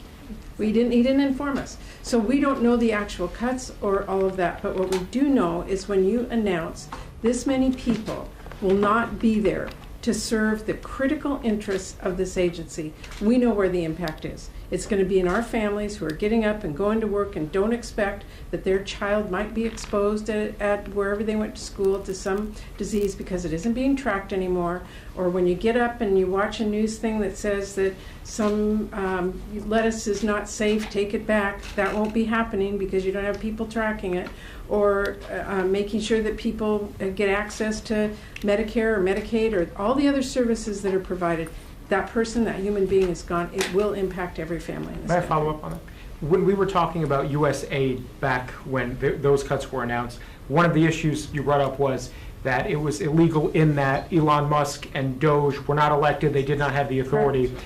In this case, it does seem to be agency down, starting with the secretary, that these decisions were made. Do you think that that distinction changes the situation and makes it different? Well, I will leave that to attorneys, which I am not, but I do know the law, and the law is that Congress passes the funds and the administration enacts it, and they cannot illegally impound funds that Congress has appropriated. Ma'am, you talked about the stakes of this and many of the other things that you're seeing from the Trump administration. We've seen a trend of a lot of Democrats using profanity in official communications. Senator, just get away from Illinois. Duckworth, yes, sorry. Senator Duckworth sent out a press release yesterday calling Pete Hegseth an effing liar. Do you think that reflects, what you guys are seeing from the administration and the urgency, and do you think that that's an effective way to communicate that in some cases? I'm not going to comment on people's language. I'm not here to be a censor of people's language. I am here to tell people in this country that I'm angry, and I'm watching an administration come in and change the course and life and health and well-being of people in my communities, and I'm fighting back. We obviously just got the CR for the rest of this fiscal year, but at some point in the next few weeks or maybe a couple months, depending on timing, you will get the president's budget request for the upcoming fiscal year. And I'm curious how you think these department and agency actions combined with whatever we may see in that budget request are going to impact how you approach the next appropriations process, especially with labor age. So critically, when we do our appropriations bills, we have the agency head come before us on a bipartisan way and get to ask them questions and get their responses and their answers about their budget request, what they're asking for, and then we make our evaluation as members of Congress. It is our job to say, no, you aren't putting enough money in food safety, you're not putting enough money in NIH, and we add or subtract according to that. So I'll be demanding that those secretaries come before our appropriations committees and explain to us. They talk about transparency and accountability. Well, come before our committees, be transparent, tell us what you're doing, and we as Congress, whose responsibility it is to allocate funding, will make a decision about whether or not we agree with that. Senator, I want to ask, you mentioned vaccine hesitancy as one of your concerns. You mentioned vaccine skepticism in your opening remarks. Do you have any reaction to the Washington Post report that while these jobs are being cut from HHS, Secretary has put David Geyer, a vaccine skeptic, in charge of examining links between autism and vaccination? I am deeply concerned that this administration has consistently put in place people at critical agencies who are promoting vaccine hesitancy and promoting ideas that have been shown time and time again through numerous scientific research are not true. And what does that do? It puts the health and safety of people in this country at risk. And as we heard when we had hearings for some of these, when we spend all this money that we have on retesting things and redoing things, we are not putting our money into research that can actually show us the answers for some of the questions that they're raising. So yeah, I'm deeply concerned. And if I can ask a question on a separate topic, but it's a little related to the issue of funding. I saw this letter that you all sent to OMB regarding spending, and I'm curious what recourse... Are you talking about the letter that Susan Collins sent? Yes, that you and Senator Collins sent. I'm wondering what recourse you think you might have if you don't get a desirable response from the administration on what they're going to do with this funding and this spending. Well, this isn't a question, it's a matter of law. Under law, bipartisan, Democrats and Republicans, as Senator Collins and I stated this, the president doesn't have a choice to pick and choose which parts of emergency spending he can allocate for. We are telling him, this is the law, allocate the funding. A big theme of President Trump's administration so far has been sending stuff back to the state levels. Can you clarify what of these cuts can be picked up by the state level health agencies and what can't? I can tell you this right now today, and it's only 1 o'clock in my state, we are getting panicked calls from our health agencies about what funding is going to get cut off. We are in the middle of flu season. We are in the middle of a measles outbreak as well as whooping cough. And these are the officials that are letting people know here's where it's safe, here's where the outbreaks are, here's how you can protect ourselves. Are these offices going to be closed? Are people going to get the information? How are they going to decide? We're hearing that offices are going to close. So already our local and state and county officials are saying to us, oh my gosh, how are we going to do the jobs that people are counting us on? And I can tell you from my state and many other states, they don't have the budgets to all of a sudden go, oh, okay, excuse me, we'll just send a few more $1 million because Trump decided he's not going to do his federal obligation. They have to count on this funding, and to have it ripped away like this is just astounding to me. Yeah. Do you have concerns that the impacts might be disproportionate, like regional versus urban communities, or some states versus other states? I always have concerns. Often it's our rural communities who have the least amount of money to be able to do this kind of public health work that we are very seriously worried about losing.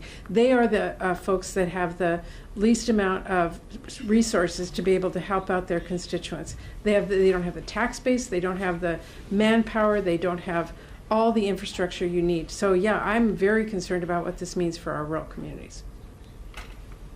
Can I ask, are you worried about the impact of the cuts on tracking food safety concerns? Absolutely. I mean, I'm always, Saturday morning, turn on the news and they say, oh, don't buy lettuce from some grocery store because of this and check the dates. We all go to our refrigerator and check the dates. What if we have to get up on Saturday morning and go, nobody's checking that. I hope everything in my refrigerator is okay. I mean, that's what they're putting at risk. I don't think so. If we've all gotten a question. You get the last one. This is unrelated, but obviously big news about ambassador nominee to the UN, Elise Stefanik, being pulled back. Do you have any comment on that? I don't have any insight into that, or why that's being done, or what she's going to do, or whether it's about vote counts or something else. I guess we'll all learn in the next news cycle. Okay. Thank you. Thanks, Senator. Thank you, ma'am. Thank you. Thank you.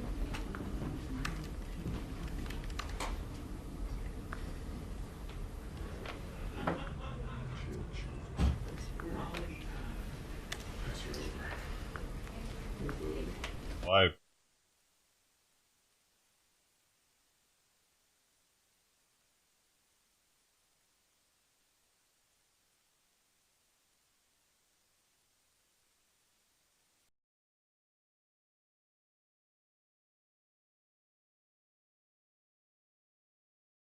Arrest made in Las Vegas Tesla fires.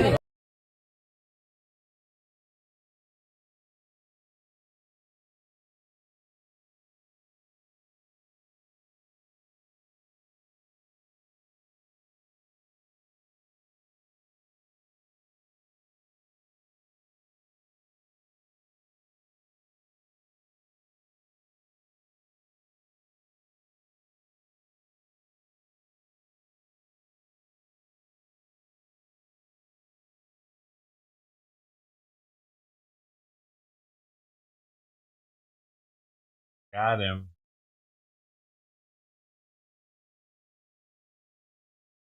Владимир Владимирович Путин.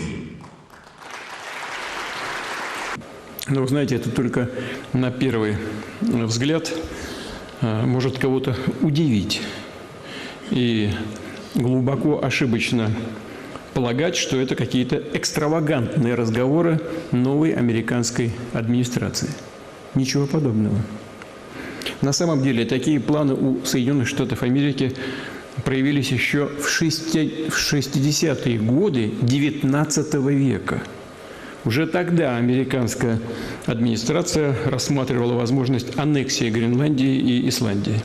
Во время Второй мировой войны США разместили в Гренландии военные базы для защиты от захвата ее нацистами. А после окончания войны Штаты предложили Дании выкупить эти острова. Совсем недавно, по меркам мировой истории. Словом, речь идет о серьезных планах с американской стороны в отношении Гренландии.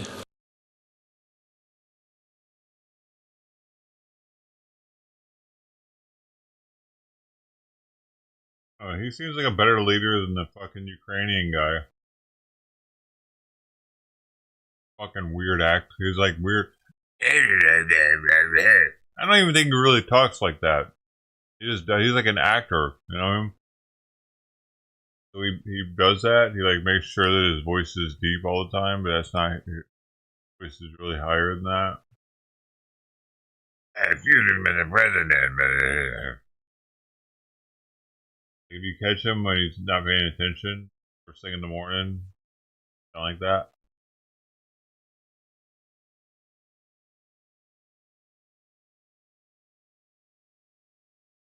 I don't know, man.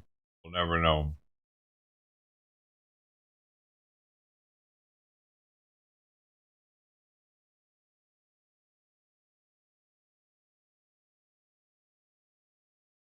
I thought J.D. Vance's wife was going to Greenland, though. It seems that he's going now.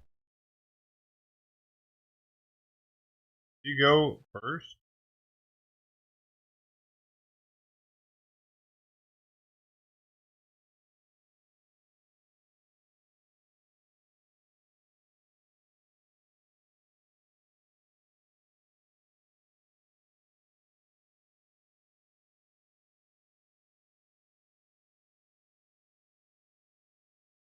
Larry, next up.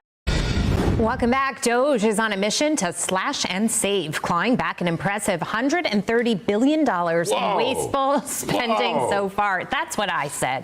And they're just getting started, Larry. Next up, Health and Human Services. Secretary RFK Jr. is planning to cut 10,000 full-time employees and shut down 5 of its 10 regional offices. But before you hear the spin from the left, essential health and services will remain untouched because they're saying everything's going to come to a grinding halt. So, of course, they're ensuring that critical care does continue. Since President Trump took office, 10,000 public health workers have voluntarily jumped ship.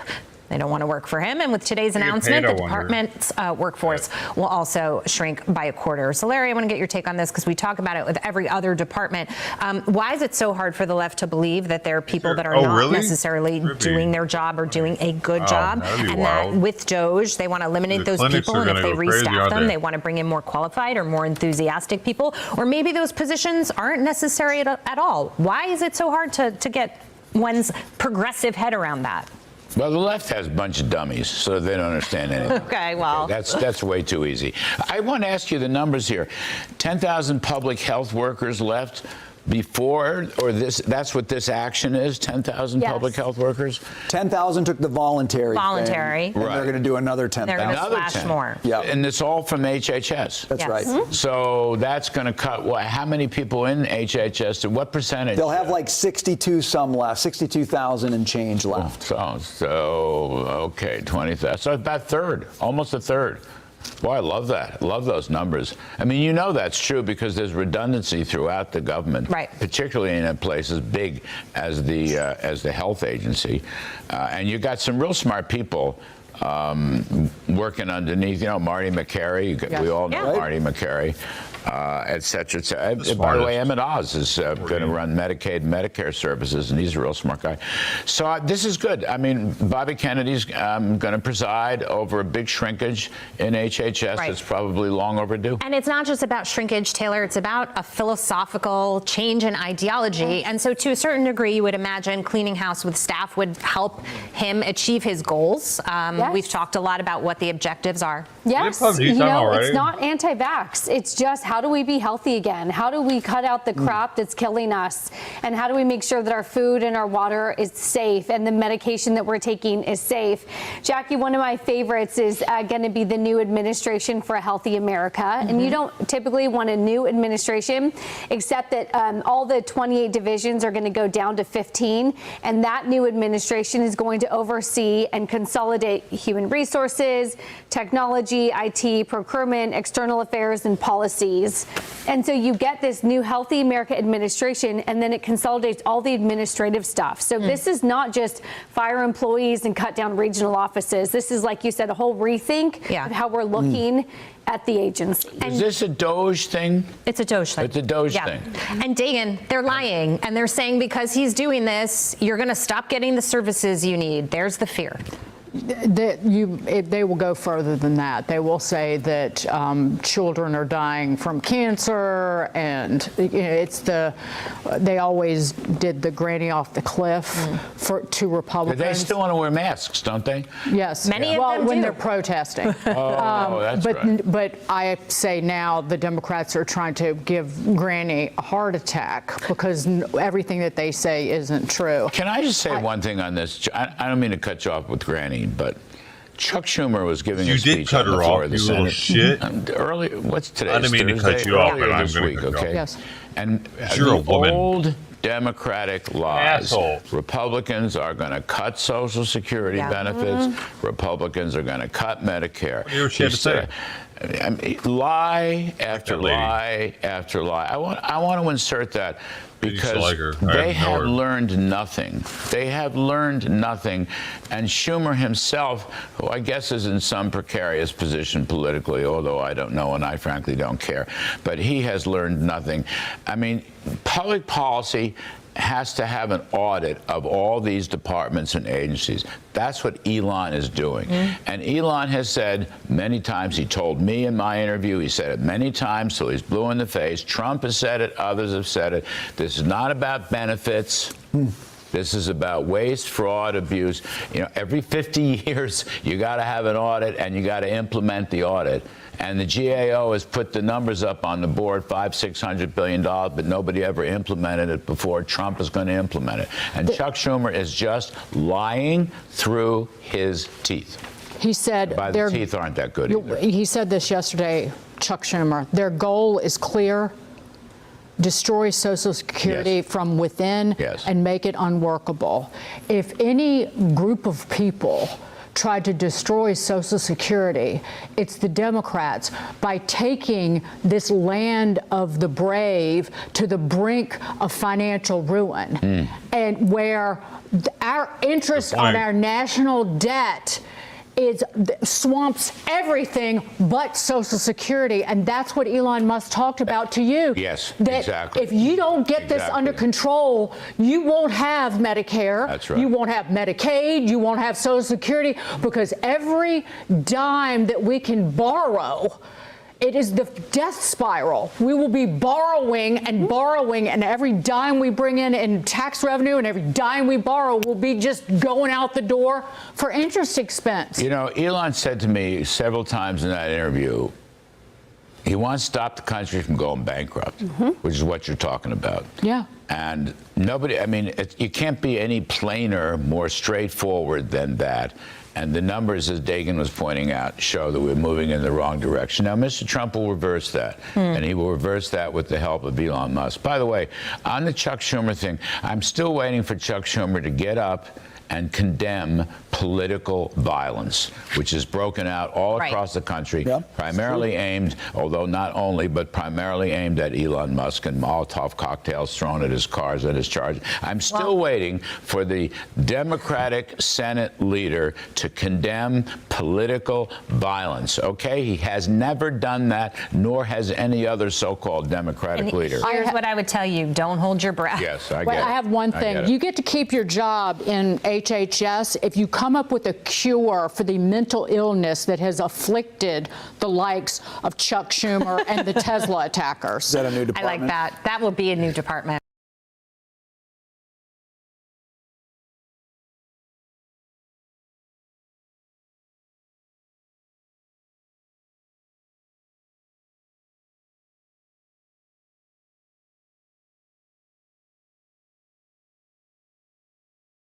He's got 19 years of that company. When they find out, I don't know what they're going to do. How you doing? If you don't mind, can we talk about the inside so he doesn't hear us? If he Yes, comes out, that's please? fine. Yes, ma'am. Thank you. Deputy Wills, Santa Rosa Sheriff's Department. Yeah, if we could just go inside and talk about it. Yes. While inside, the 23-year-old caller stated that while she was eating dinner in her room with her window blinds open, she observed the suspect, identified as 43-year-old Sean, exposing himself and jacking off halfway down his driveway, which was clearly visible from her window. She reported feeling uncomfortable and violated by the incident, prompting her to record a video on her phone as evidence. This evidence will soon be shown to Sean and his wife. Why are you so horny? He's coming. Light just came on. Nope. It's so horny, man. You see him? How would you do that too, don't you, Mark, when you're not picking up the dog shit?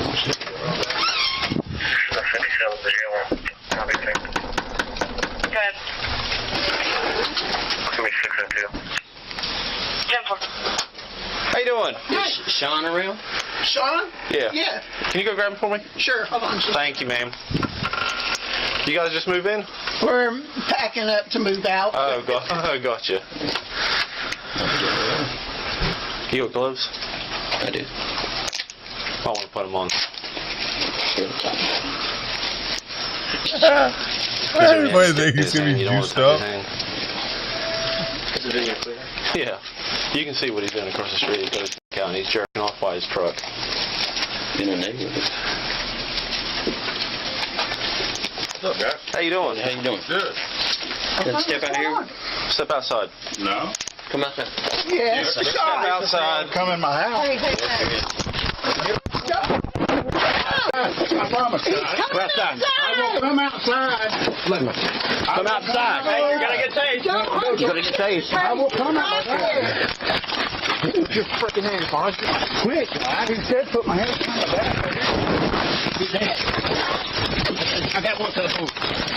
I'm not resisting. You are resisting. Dude, why didn't he just beat it inside? Exposure. He's got his leg right there. I can't do it back there.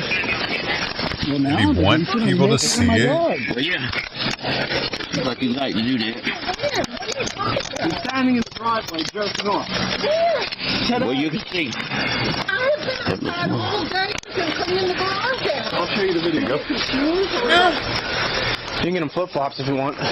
She went in for a second. He's like, it's not my I chance. did resist. I said, I will come outside, and y'all kept pulling. Well, resisting. No. Grabbing on the stuff. Hey. Because I don't know what's going on. He said come out, and you said no. Can you show me what you're talking about? Some hay needs ready, Sean. Don't go inside just yet. Okay. Yeah, that's what he's telling him not to go inside. Oh. Yeah, he's listening to what he's being told. Oh, sorry. Let's go to the porch.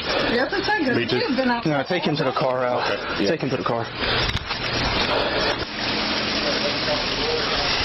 That was today? Yep. It had to have been after we, because he even came outside. Had to He's be sitting after. there in the driveway. Excuse my French. Oh my God.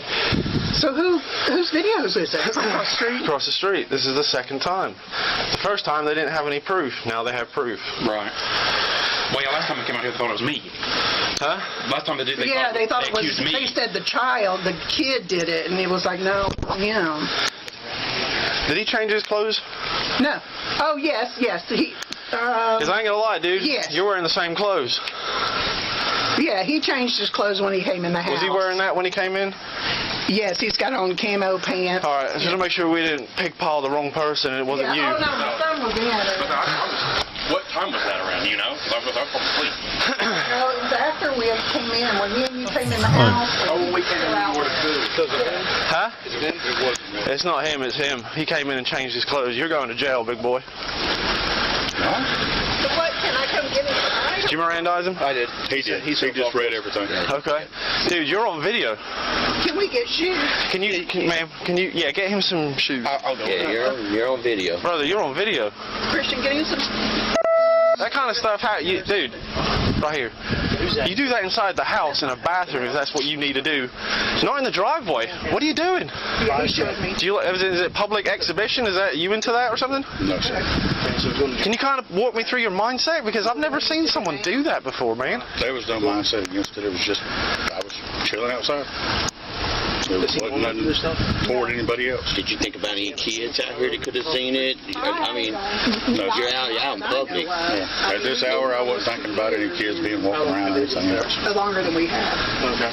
That's not something someone would usually... I mean, are you scared of doing it because your wife will find out or what? No. Well, because normal people do it inside the house. I mean, you're married too, bro. I mean, you shouldn't be looking at porn anyway. Horny. Because you can see your head down looking at your phone while you're joking. I don't get it. I don't say anything about watching porn. What were you do? What made you do that here? Yeah, absolutely, you can. I mean, I just want to make sure you Am I broken or something? Because I'm not so horny. For the foreman for years, they build power lines. Gotcha. And work, storm when the power lines are down, they build them. Where's your ID for it? Okay, you know where his ID for it is? Well, yeah. He got in jail for indecent exposure and resisting arrest. Did you get his wallet off? It's on the dresser? Yeah. Okay, yeah, just get his ID out of it. So what, can I go down there tonight or no? I mean... They should call you or we'll be able to call you. Yep. You're not going to be able to go down there tonight and get him. It'll be tomorrow? Most likely, yeah. Because, I mean, right now it's already almost 6:30. Yeah, he'll see first appearance in the morning. We get bone conditions, I'm sure, because it's Sunday, so... Yeah. And tomorrow's a holiday. Tomorrow is a holiday, that's correct. No, not for a first appearance. Yeah, he has no kind of record, none. Well... Not even a speeding ticket, nothing. He will now, it's a felony. Oh, my life. So, there goes his firearms, his right to vote. Possibly fired from his job, who knows. 19 years you got in there, dude? Yeah. You don't think about your retirement? Nasty. Nasty, nasty, nasty. I want to know where he was. Dose of reality. Was he trying to hide it, or was he just like on the front? It's like, he's gonna be sorry. He's the one that's going to be sorry. Yeah. What happened? He resisted, and then we dumped his ass in the front yard. I watched. You guys were good. Did y'all show him? Does he know what he did? He's well aware. Does he know what he did? Oh, he did? Yeah. No way. Oh my God. I showed him the video. His wife's like, oh, well, I can't believe it. I don't think she's probably in shock right now. I think she's in shock. He did admit to it, though. Yeah, in so many words he did. Are you a detective lady? I said, why don't you go do that inside? I said, you shouldn't be looking at porn anyway, dude. You're married. You know what I mean? And then he goes, I don't know. I didn't think anybody was out here. I wasn't thinking. Thank you. Now I need it. He didn't think anybody was outside. And we're like, dude, what's if children were looking out the window? Exactly. But he's done it in daytime. Yeah, he has. Oh, yeah. It's a little penis. How'd that kid act? They said he's autistic. The kid was inside the whole time. Oh, I thought His wife admitted that he came into the house and changed his clothes because he's wearing different clothes. Very splooged all over him. I said, are you embarrassed? You don't want your wife finding out? And he looked at his wife. Well, hey, when you walked up a while ago, I think me and you passed. I thought you spoke. I said, I think he spoke to me. I did. I said, how are you doing? And you were just. Shit, I didn't. I told him that. I don't like it. Oh, okay. I think he said something, and a few steps later, he said, oh, okay. I was like, shit. I'm sorry about that. This tells me to. That's all right, man. I know you were pissed off. So you do a couple drive-bys tonight just to make sure that they across the street they don't do anything crazy. What do you suspect they would do? This X down is going to be everything about you. Well, we didn't realize how bad he would be. And this X down is what you just makes them nervous. Well, we just said come outside, and he said no, and then grabbed the door frame, and then it was on from there. In this one last time, I have to tell you, I'm sitting in my room. It's your own words of why you called us tonight. Mention the video, mention exactly what he was doing in detail. I'm having Dad fill out one that he saw us fighting. Now I'm not going to have to go nowhere and say this out. Dude, when I saw the kid wearing the same clothing, I thought we fucked up the wrong person. Excuse my friend, sorry. I genuinely thought, I was like, oh crap. No, so all the vehicles are registered to that 20-something-year-old kid. but that's not him. No, he's driving that company truck for sure. Yeah, right there. He's got 19 years of that company. When they find out, I don't know what they're gonna do. This can't be the first time. Did he do it in front of a We were out here, what, kid? 2 months ago? I want to see the video. I need to know. No, I've never called. You just like see him in the corner. Like, Oh. Yeah, someone else called up her and then decent. like, yeah. No, I've never called before. She texted me and I texted him. I said, look. What's y'all gonna do about it? Well, I was though. I did ask my neighbors because it's a young girl and her mom just. I'm wondering if they called them. Well, and I asked her, I said, hey, does your camera point over there, and have you had any issues with this man? And they said, never seen him, but he has made comments about nice ass. Sorry. Okay. But things like that. Yeah, well, he's protected under his First Amendment, unfortunately. You talking about We live kids? here by ourselves, just me and my daughter. I just didn't want problems with him. You know, I'd act like I didn't see him. Dude, you see me grab him by the middle of the waist and dump him? He's a big boy. I was trying, but yeah. He wouldn't let go of the door frame, so I started smacking him with my flashlight. I said no because I was like, I had my arm right there. They're all where the amped light up. was at. I was like, don't tase me, please. I wouldn't have done a taser, bro. Yeah, He's took like, him I got down. a taser, and I was like, that light just flashed on right on my hand. I said, please don't do that. Dude, I had that flashlight under the light buried in his armpit. Taking the cap Did I hit on your and hand off the. at one point? Yeah. Are you okay? Yeah, I'm fine. I fell on his He's big, handcuffs. though. I mean, he's Everyone's big. out of He's their 320. minds right now. 320 pounds. He's big. I'm glad I didn't go over there before y'all got here then. He's I had something a little help if I needed it though. Hey, we all have 8 pints of blood. Doesn't matter how big you are. Now he's jerking off in leg the sweep him from the driveway. front. He ate it. That's why I grabbed him by the center of There's gravity. circle Grabbed jerk both his going feet on. and he just slipped on the ground. I told him, I said, he got a dose of reality today. My knee fell on the If y'all need a water, there's water right here too. Yeah. my knee fell on that one cup that he got on. Are you okay? Yeah. Do you need a no JR? I always need no JR. Well, fill one out. No, Do you need a no JR for your hand? Let me see your hand, dude. Because I fought that hard. I don't know.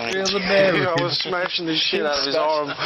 And I just go there and grab his arm and I'm just getting smacked with a flashlight. It's like he had like a high pain tolerance. I don't live here anymore because that's my ex-wife. They were really trying to hurt him, it sounds like. Yeah, They do. she's Swear cops like hurting people. When they get the opportunity to, they're like, yeah, resist me, bitch! Fucking don't resist! Resist! Don't resist me! His wife thinks for some You know what I'm reason saying? that me and Seems my like it a mom little think bit that they got like anger the ad's issues. good looking. They like to be able to. Once again, I'm 23 years old. Yes. That's just gross. I mean, Yeah. it's just nasty. But he has no comments on me. Act like they don't want you to resist them, but they want you to resist them so they can use their Did I need toys. to put what he was wearing? Yeah. Resist me! What was it, a gray shirt and khaki? Well, he changed clothes. Go, baby! So whatever you remember, you use see, this Look at your thing. video and just go based off of that video. put down any descriptive marking. So if he had certain tattoos that you were able to see, facial hair, anything. I mean, I guess the leaf isn't too far from the tree, does it? Because the sun's just as big as, or growing to be that big. He said he was autistic. Kid. He didn't sound it. The son. That kid. No. No, he might They probably get 300 packages a week there. Hey, just so you know, I mean, when I told him to come out of the house, he straight up said no. I know. And That's what I told that's him. when I went through his door, and he's like, "Oh, you gonna come to my house?" I said, "Fuck yeah, I am." Yeah, because when he had him out here, he says, "I didn't say I wasn't coming out." I said, "You said no." When he said get out. He's of the house. literally resisting, as he's saying, "I'm not resisting." Yeah, and he grabbed the door handle like this, or the door jammed. They're all trying to get like their that, stories and I'm like, straight, so they. Sean was charged with resisting an officer without violence and felony indecent I don't know, exposure. are they allowed According to to pull court you out of your documents, the house like prosecution that? filed charges and submitted discovery. They also demanded that the defense notify them if they plan to use an alibi. An alibi is when the defendant claims they were somewhere else at the time of the crime and provides evidence, like witnesses or video footage to prove it. A hearing was held on January 10th, and another hearing is set for April 2nd, 2025. The case is still open as of today's date. Wasn't my penis. That's not my penis. Yes, that's me, Your Honor, but that's not my penis. You don't understand. Now listen in.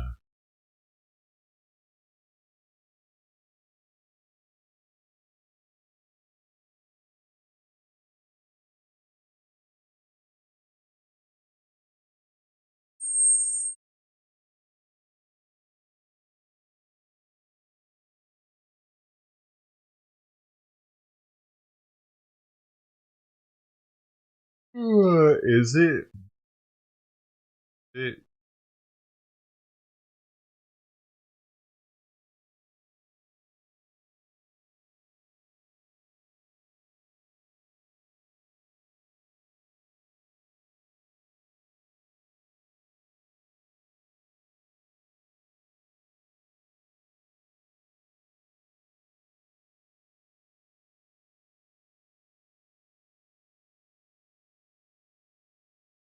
Kitty, kitty.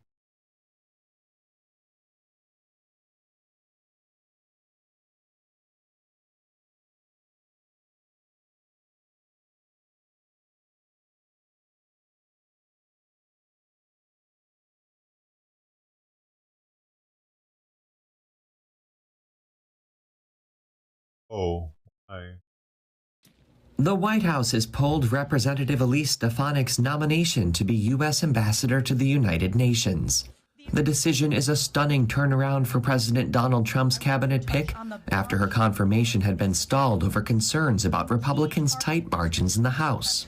In a Truth Social post, the president wrote that it was, quote, essential that we maintain every Republican seat in Congress. Of course, I'd be honored. I've said that for a year to serve in a future Trump administration in any capacity.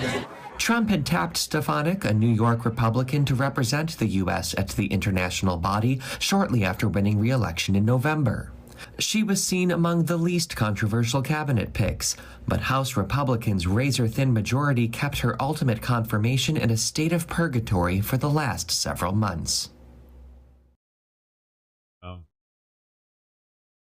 can't they pick someone not already a fucking politician?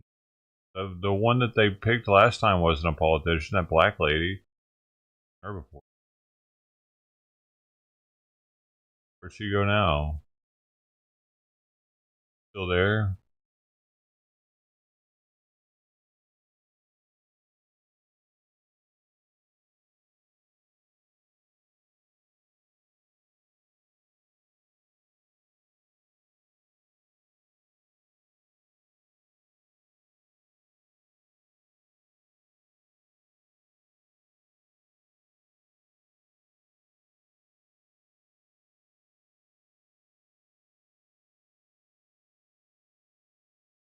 Not the camp. Now what?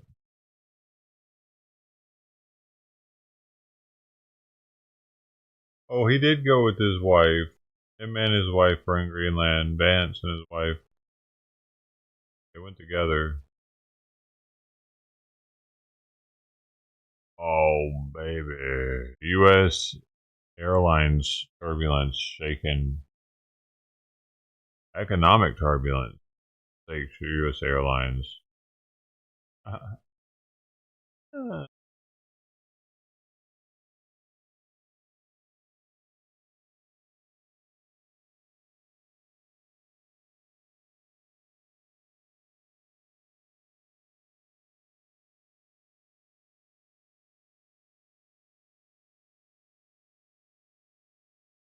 We're also new tonight, a Fox 35 exclusive. A man is accused of shooting a rifle outside of an apartment complex in Claremont. The reason? Well, he told officers he was watching a military movie and decided to have some target practice. Fox 35's Kelsey Cairns is joining us live now. So, Kelsey, was anyone hurt in all of this?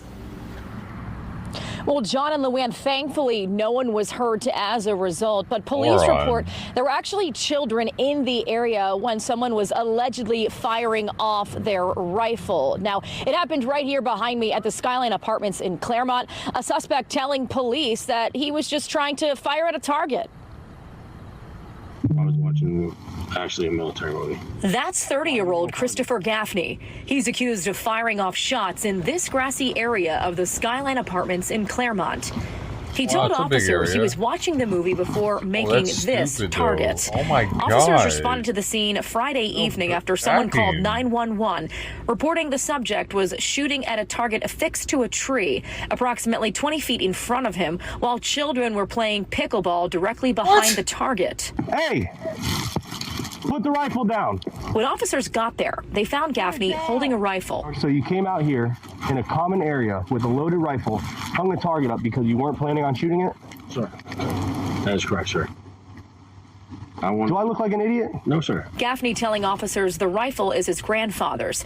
It's a Sears 1969 Series 22 caliber. I want to see what the difference was between 25 feet, 50 feet, 75 feet. That's scary. I don't think that's okay at all, especially in an apartment complex like this. Fox 35 going right to the leasing office to get any details.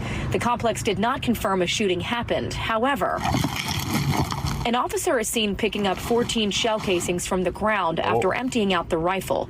Gaffney telling officers there would be 16 rounds inside the chamber, indicating a possible 2 missing rounds. So you realize how stupid this is, right? An arrest report says Gaffney admitted to firing off the rifle and said, quote, his aim was off. The Claremont incident isn't Gaffney's first run-in with the law, though. Court records say in February he was arrested on fraud charges out of Hillsborough County. And right now, Gaffney is currently sitting in a Lake County jail cell, facing charges of discharging a firearm on public or residential property or using a firearm as well while being intoxicated. He's due in court on April 15th. Reporting live in Lake County tonight, I'm Kelsey Cairns, Fox 35 News. Kelsey, thank you. So this gun from the 1920s?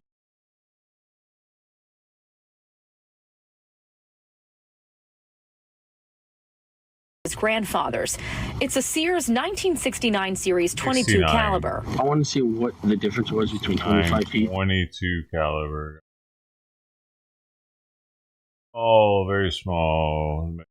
Oh, this small. It's like a BB almost. Size BB. Probably 3 times as big. Look at it. Long. It's not round.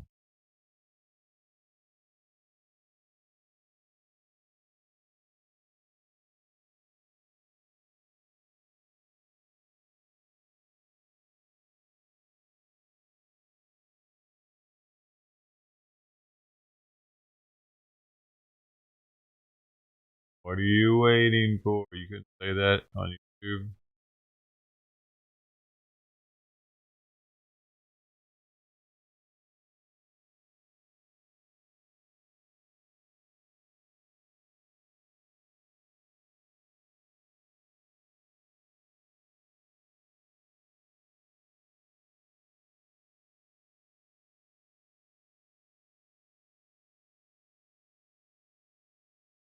We are giving you an up-close look at how military jets quickly scramble to intercept planes that violate presidential airspace.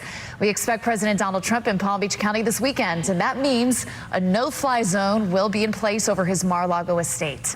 The military reports an uptick in private pilots violating that no-fly zone. So we sent investigative reporter Dave Bowman to learn a little more about how these fighter jets respond at a moment's notice. Dave. And we learned a lot. These jets are really intimidating. I spent time with the 125th Fighter Wing of the Florida Air Guard. That group is commanded by the North American Aerospace Defense Command, called NORAD. And through the eyes of a veteran fighter pilot, we're able to show you just how the military gets its powerful jets to a potentially troubling scene quickly. When the alarm sounds, it warns pilots at Homestead Air Reserve Base that a private pilot is flying through restricted airspace near President Trump's Mar-a-Lago estate. In less than 10 minutes, 2 F-15s take off. Minutes later, the jets confront a private plane that violated temporary flight restrictions. When any aircraft goes into those airspaces, you do not know what their intent is. It takes so long. The simulation It'll take 2 minutes. is set to mirror incidents in the skies when the president is in town. First intercepted 1400. Here, a Civil Air Patrol plane plays the role of a pilot mistakenly flying through restricted airspace. The jets intercept, then circle close. You have to initially respond with the can't amount of go force, as basically slow, scrambling can they? fighters in our case. You can establish communications. Unable to go as and then slow. I was wondering about de-escalate that. the whole situation. Lieutenant Colonel Alex Papp says private pilots he confronts are almost always unaware of the no-fly zone. And when the F-15s intercept planes, pilots first learn size matters. I would bet the majority are fairly surprised, to be honest. In this simulation, the private pilot does not comply at first with a radio request from the F-15 to engage. So Colonel Papp flies his plane complete with missiles on its wings close in front of the private plane. It's a maneuver known as the headbutt. I never have performed a headbutt in real life. Because usually once people notice that there's a fighter pulled up on their wing, They get on the radio pretty fast and they become compliant pretty quick. In the simulation, the pilot eventually complies. The fighter jets return to Homestead. Eventually, the FAA will consider fining or suspending and revoking the licenses of pilots who violate the no-fly zone. So far, NORAD says it's had to scramble jets from around the southeast to the Mar-a-Lago area on 24 occasions. On 8 occasions, pilots intercepted the planes that flew in the restricted airspace. Damn, We have been fairly busy. They got away.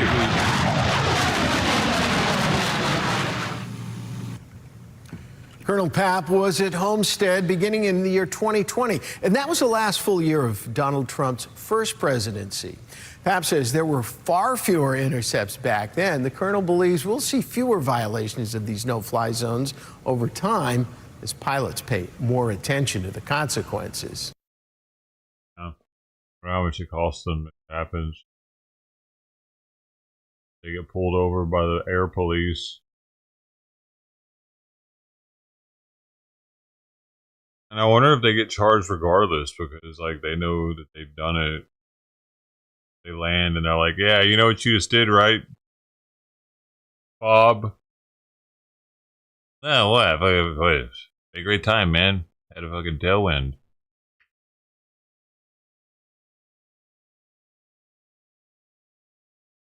You flew over Mar-a-Lago, Bob. Wait, listen. Restricted airspace, you. I mean, Trump's there. And do they have to, like, deal with that shit? That works, because they definitely know flying.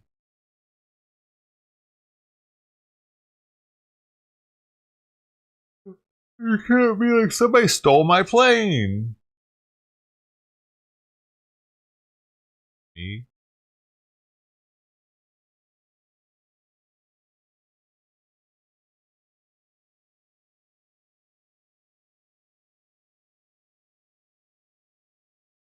So we got... Y'all ready for it?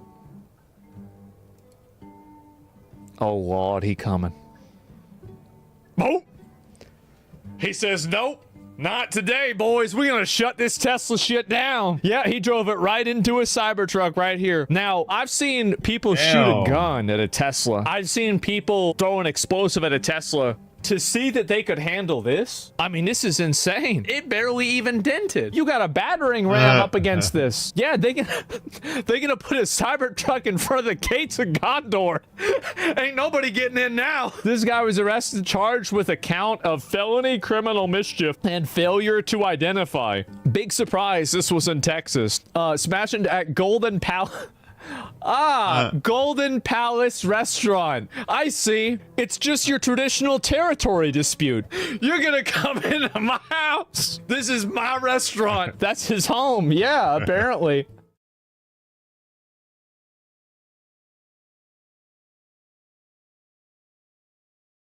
Yeah, boy. Oh. Oh, oh, oh, oh,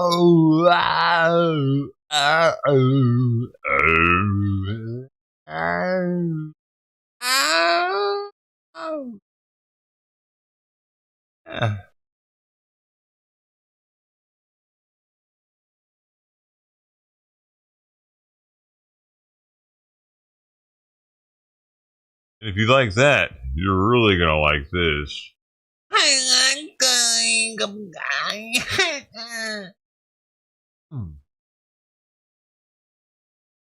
Yeah.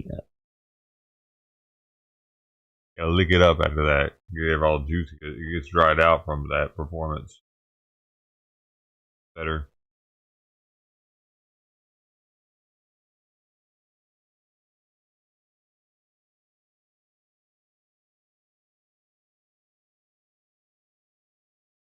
That's way better.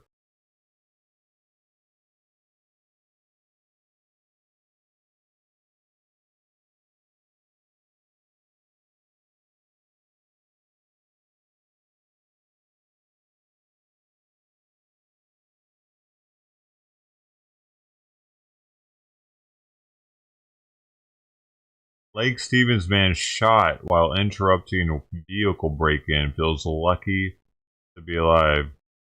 See, man, that's the thing. People are just going to stop helping people.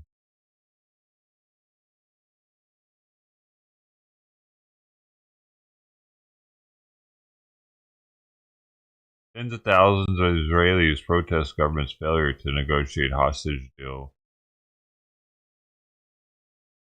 Thousands.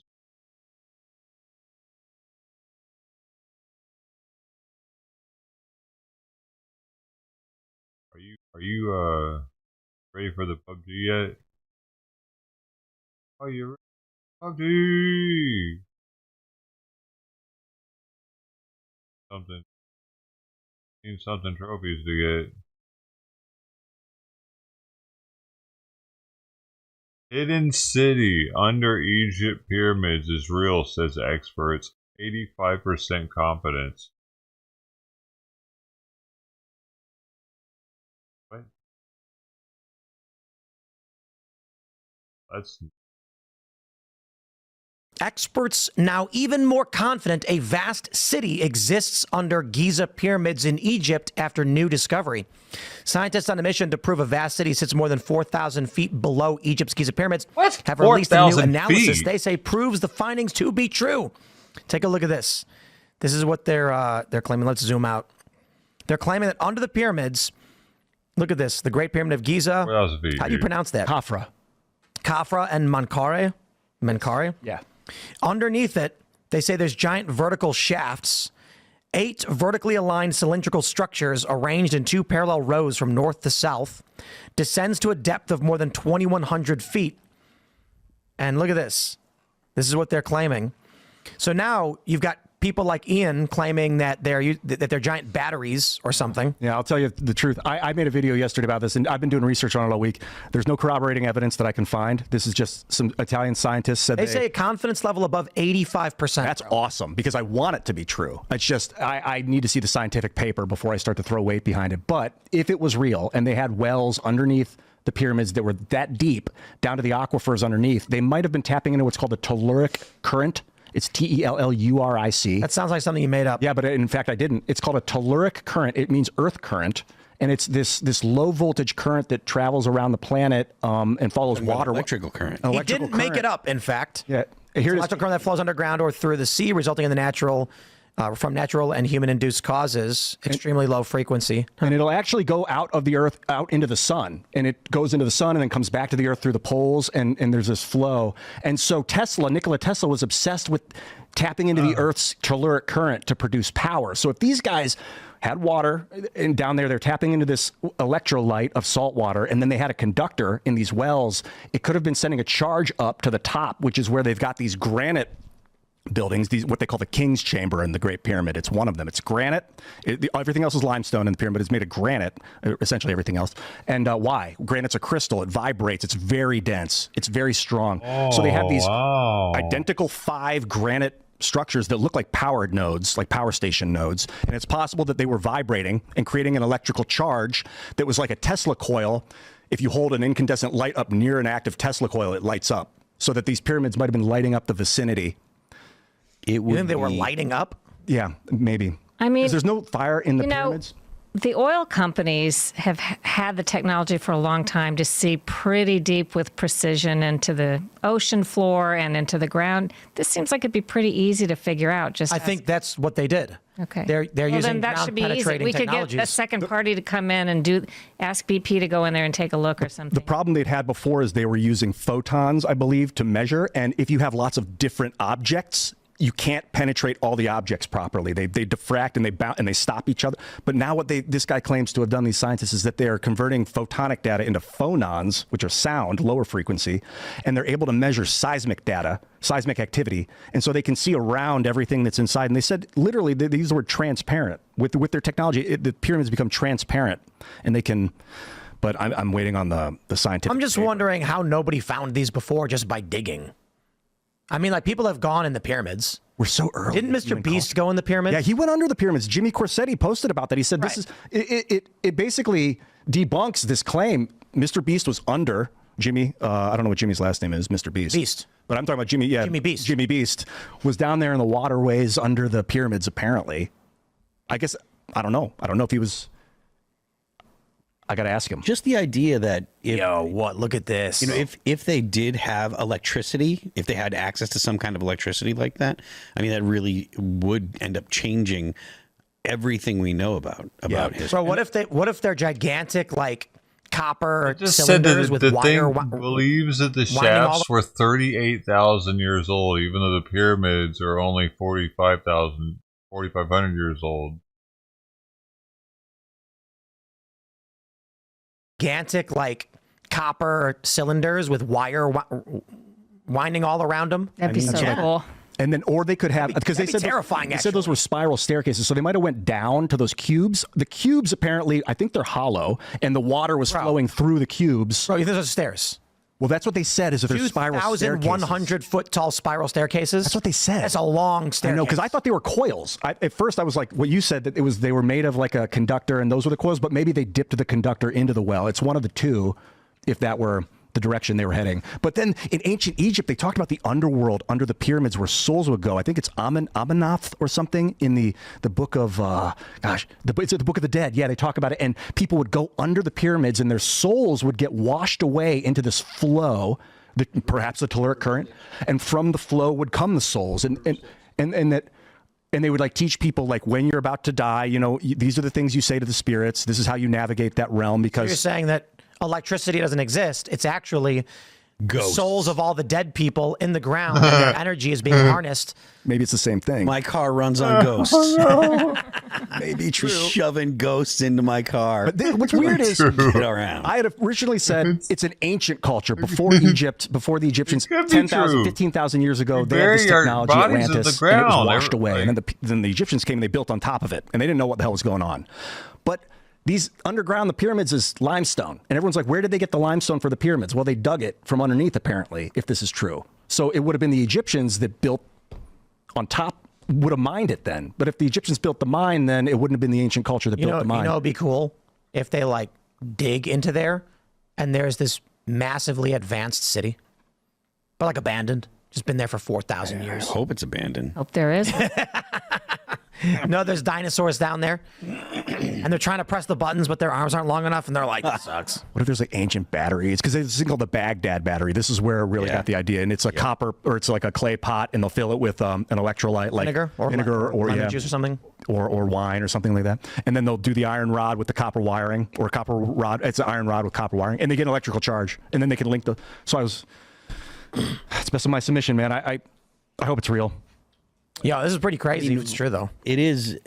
You know, apparently it is real. It's just a matter of, you know, can we actually figure out what it is? Because if those scientists lied, their reputations are destroyed forever, and no one will ever take them seriously for the rest of eternity. So why would they lie about this? Why don't they scan under other pyramids? They did in 2022. They scanned under the Great Pyramid with this same technology, and they have an interesting. Yeah, but what about the other pyramids in like Central America? I don't know yet. Look, there are people that make mistakes. There are people out there that will swear up and down the Earth is flat. So listen, there was a story a couple years ago that cracked me up and reminds me about when people talk about science as if it's something you can say is exact. We reported on CBS when I was working there that they had found what appeared to be the oldest man that was still intact, and they gave some date of billions, millions of years old.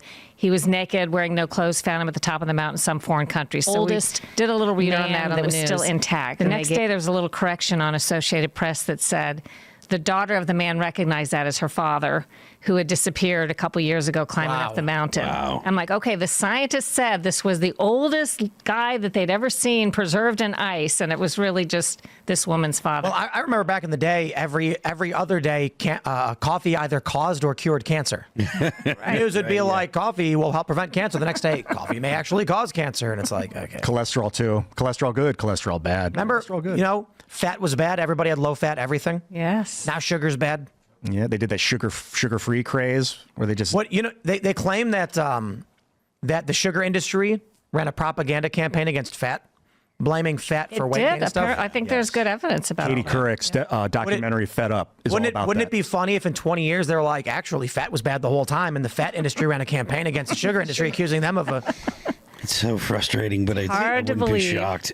To be fair, though, you need fat to regulate hormones.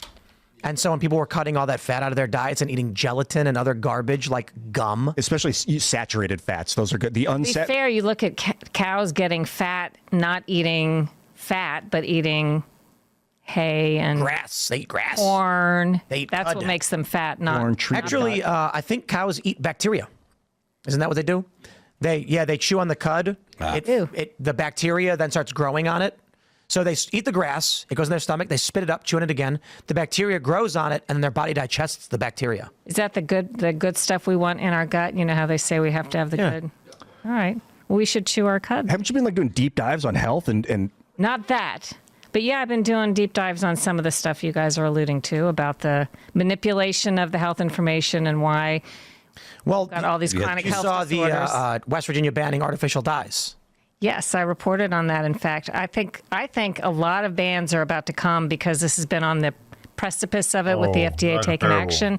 Finally, on the eve of Donald Trump taking office, they finally have decided to take action on a couple of these things like red dye. Number 3, I think they're going to ban fluoride. You know, everybody says that's a conspiracy theory. Whoa, you think the government's going to ban fluoride in water? Yeah. Why do you think that? There's been a court decision in California that I don't know why more people haven't reported it, but based on the scientific evidence that is established that fluoride at levels typically found in water, the judge agreed. When was this ruling? The last 6 months. So September? Ish. And the court ordered the EPA to make a determination as to what should be done to make it safe. And since there's no way to make it safe because you can't regulate how much fluoride a person gets because you don't know how much water an individual's drinking or getting in all of their products. Thanks for checking out this clip from Timcast IRL. There you go. Make sure to watch the show live far Monday people through drinking. Friday at 8 p.m. Subscribe to this channel, and we will see you all there. Yeah, dude, take the fluoride out. Don't need it. Makes you dumber. Calcifies your penis gland. Penis gland, no. Right here, penis gland. That's your head, dummy. Ah.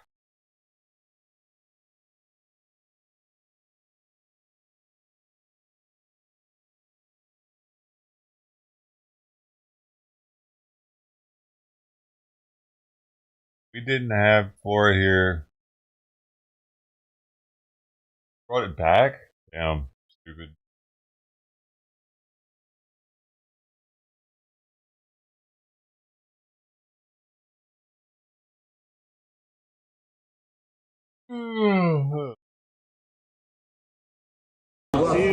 Hi, boss. Hi, boss. Everybody hates this guy now.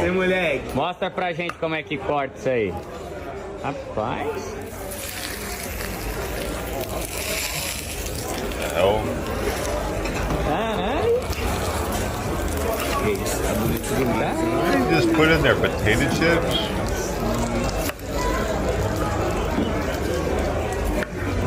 E o dedo? Ele nunca cortou o dedo, não? Será? Eita porra. Olha o salzinho. Ah, não, agora.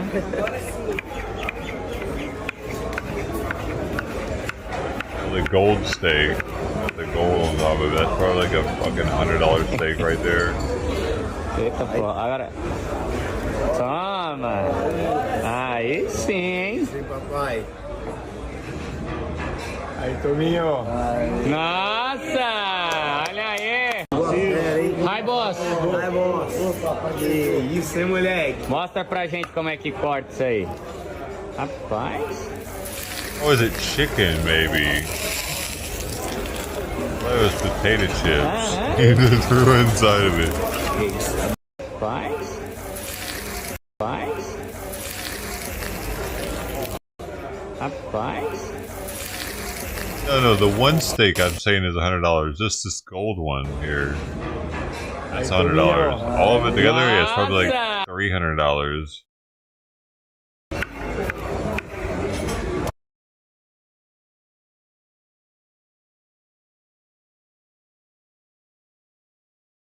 To have him cut it's probably like a certain amount of money.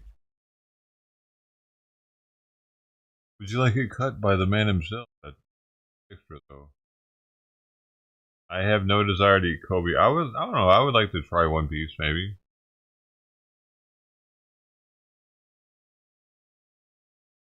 Wagyu. I mean, yeah, Wagyu. That's what I was thinking. I'd like to try a pizza. Want a whole? I don't need a whole steak though.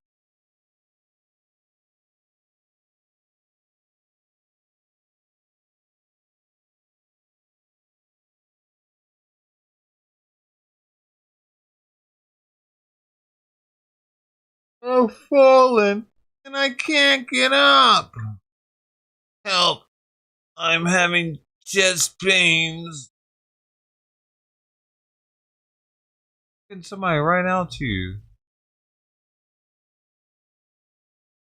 Life alert! All you have to do is press the button. We get somebody right to your house for any emergency you have. You just wear it around your neck.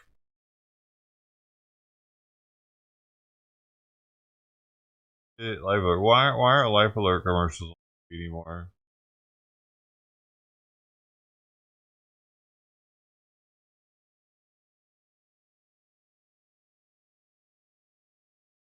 Oh shit.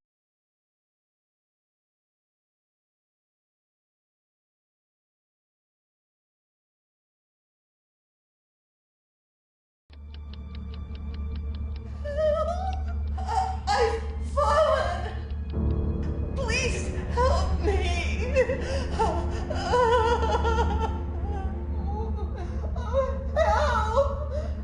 Someone, please help me. When you fall and cannot get up, an accident can turn into a tragedy. Oh, I But know with what Life happened. Alert, one Cell touch of a button phones. can get you help fast. This is Life Alert. Are you okay? I'm calling for help right People now. still need these though, because cell Life phones Alert saves a aren't life always from a in your catastrophe pocket. every 10 minutes. Thanks to Where's the Life chest Alert, pain guy? I can have peace of mind The original and continue one. my independence. No, that wasn't the original, dude. Free Life Alert brochure. Call 1-800. The original Life Alert. Oh, here it is. Recently, when I became deathly ill, I was able to summon an ambulance, my next-door neighbor, my family, and my doctor without picking up a telephone. I used this remote control to contact LifeCall, my 24-hour emergency medical response service. Watch. You just press this button and speak into the air and... Chest pain. I'm having chest pain. I'm calling paramedics and your family, Mr. Miller. I've fallen, and I can't get up. We're sending help immediately, Mr. Yeah, I thought this shit was hilarious when I was a kid. Protect yourself with LifeCall, and you're never alone. I can't get to get up. complete free information by mail about this affordable medical emergency response We system, all thought it was call funny. toll-free now. All the kids thought it was. LifeCall can save your life, so call to get free details by mail right away. For free information about LifeCall, call 1-800-872-9100. That's 1-800-872-9100. We would be saying that in school and shit. I'm falling and I can't get up. I'm having chest pains. It's just so retarded, man. Look, that's the fucking top comment. I remember laughing at this commercial when I was a teenager. I'll be 50 in a couple of months, and I hope in my case, what goes around doesn't come around.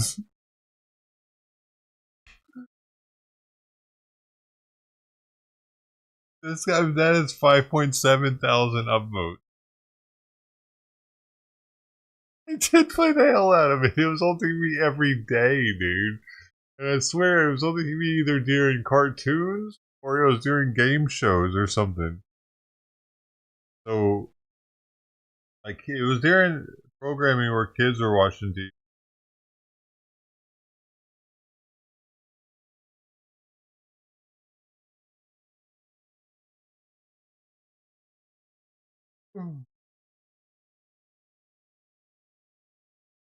Little did this old lady know that decades later she would be the face of one of the greatest memes of our generation. I'm falling.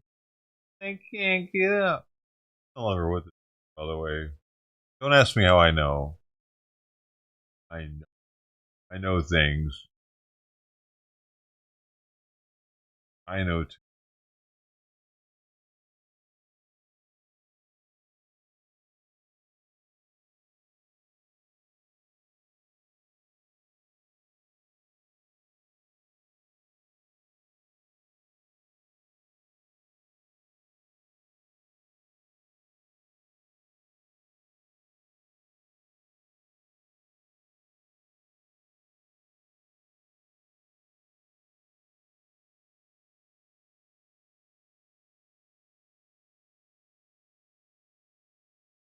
Watched it together probably.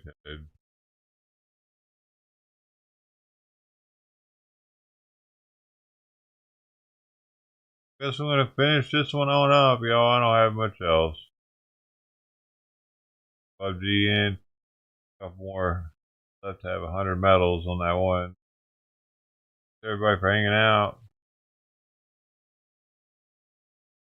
I'm gonna have to check those out next time, man.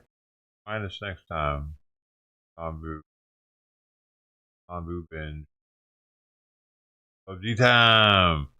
Bum, bum, ba, bum. Thanks for hanging out with us, though, Paul. Les, Junior, whatever you like. You sit, Steve, hold it down, modding it up, keeping these loonies under control.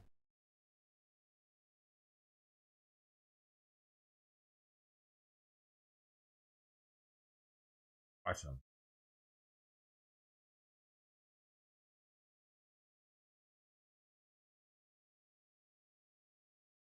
You, Miss Bungle. Hope.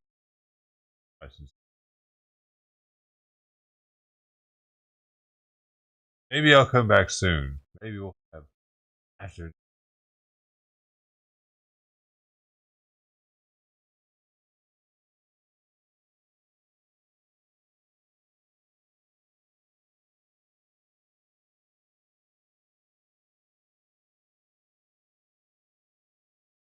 See you later.